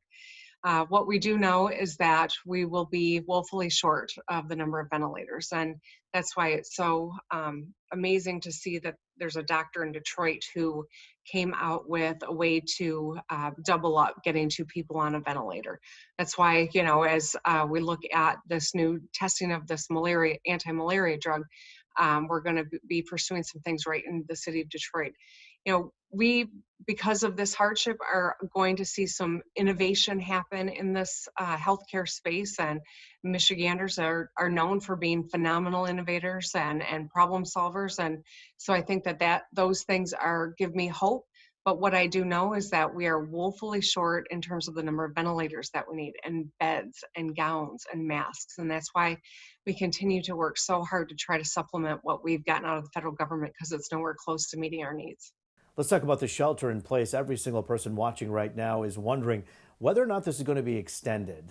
Given the numbers that we're seeing of coronavirus cases in Michigan, it seems pretty likely that that's going to happen. Is that true? Yeah, so the White House, acknowledged that they think that we've got to go at least until April 30th. We've seen Ohio move to May 1st. We are every day getting more information, and we're always going to make decisions based on the best information, the best science, and always centered around what's in the best interest of the public health. I would anticipate that I will have to lengthen the stay-home order, but I'm not announcing anything in this interview. I just know that that is something that we are analyzing and determining what that needs to look like. And as soon as I've made a decision, we'll be sharing that. Want to allow you to give a message to all of the nurses and the doctors out there. Many of them are not watching this because they're too busy, but their families are watching. What do you tell them right now? They truly are our heroes. Thank you. My message is one of gratitude. It is incredible that people go into medicine to take care of others. And in a crisis, that calling is something to be honored and something to be recognized. And we have seen the stories of doctors and nurses who don't want to go home because they don't want to expose their families to COVID-19, knowing that they're on the front line every day. We're grateful to companies like Great Town Casino that is putting up some of our medical professionals so they don't have to go home. And it's hard. I saw a story this morning about a doctor who was leaving and saying goodbye to his wife and his young child and not knowing how many weeks it's going to be before he's able to see them in person again. They're making an incredible sacrifice, and we are all grateful.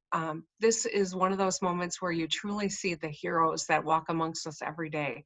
They become more vivid, and I would include the people that are stocking the shelves at the grocery store who are still showing up and doing that hard work to make sure we're all fed.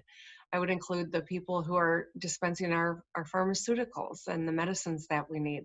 And I would include the janitorial service that we don't ever see, but they're there sanitizing things so that these spaces are as healthy as they can be for the public. And our teachers. So I think the word that I have is gratitude and complete support and for the work that they're doing and for their families. Governor Gretchen Whitmer, good to see you. Let's do this again soon. Thank you. Mayor Pete Buttigieg, it is good to see you. Thanks for joining us today. Pleasure to be with you. All right, just a short time ago, you were running against Joe Biden, and now you're a surrogate speaking on the campaign's behalf. Talk about that message of unity that you want to talk about within the Democratic Party. At the end of the day, there are two things that I think really bring our party together. One of them is what we believe in, our values. We think that workers need to be empowered, that we got to be ready for the long term, that we need to do something about climate change and protect lives from gun violence. And now, in the context of the pandemic, that we need to listen to science in order to save lives and look after the most vulnerable. It's also about what we're up against, and whatever differences there may be among fellow Democrats, they are tiny in comparison to the gulf between what we believe in, and frankly, what a lot of independents and some conservatives believe in, and what you're seeing out of this White House. There are so many supporters of President Trump out there who are watching this, who are saying, why would I ever switch and vote on the Democratic ticket? What do you tell them? I'd say look around, look at who's had your back. There's people in the White House who've done everything in their power to break labor unions and make it harder to do things like raise wages. And there are those who have stood at your side all along. One of the first times I met Joe Biden was in the beginning of this last decade, when he and President Obama made the deeply politically unpopular decision to make sure that they saved the American auto industry and saved manufacturing jobs. But also, you got to ask yourself about the road ahead.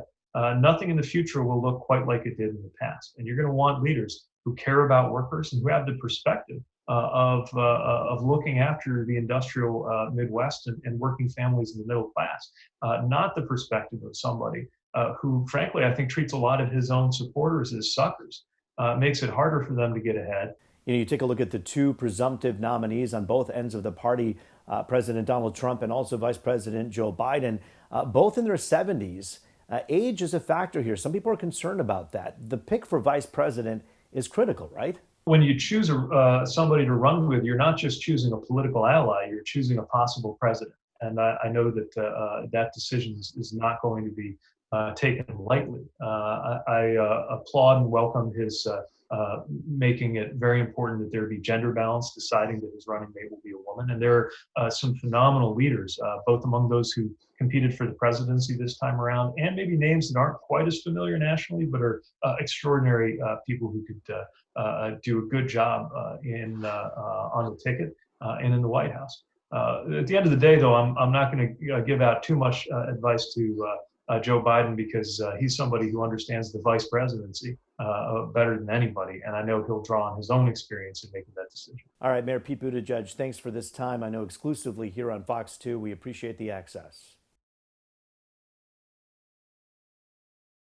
Well, there was a familiar face. Seems like a long time ago since we were covering the presidential election. Now it has been one of those topics that's kind of been brushed under the rug as coronavirus takes over all of the news headlines. Just want to say thanks so much again for being here with us on News Now. Here's one last look at the numbers here in the United States. Unfortunately, we are getting close to the 50,000 mark for deaths here in the U.S., but more than 4.6 million people have been tested. Our number currently sitting at just over 868,000 cases of COVID-19. If you're with us on YouTube, thanks so much for being here with us today. We'll be right back here tomorrow morning with Mike Page, Pilar Arias, and myself, Christy Larson. But if you're with us on coronavirusnow.com, don't worry, we have more stories and interviews coming your way. If you are with us on YouTube, hey, you might as well switch on over to coronavirus.com, because that is where we have a 24/7 stream. We have a lot of great stories coming up. Not only are we going to have more specials from stations around our country, we have some interviews like a GoFundMe page that's trying to help a record store stay open. Plus, nonprofits, what challenges are they going through? And coming up here in just a few minutes, we're going to be talking about the challenges some families have if they have special needs children and they're all quarantined together. So, again, you can jump on over to coronavirusnow.com if you want to see all of those stories and much more. Otherwise, YouTube shutting down for the night. Thanks so much for being here. We'll see you guys right back here on Friday.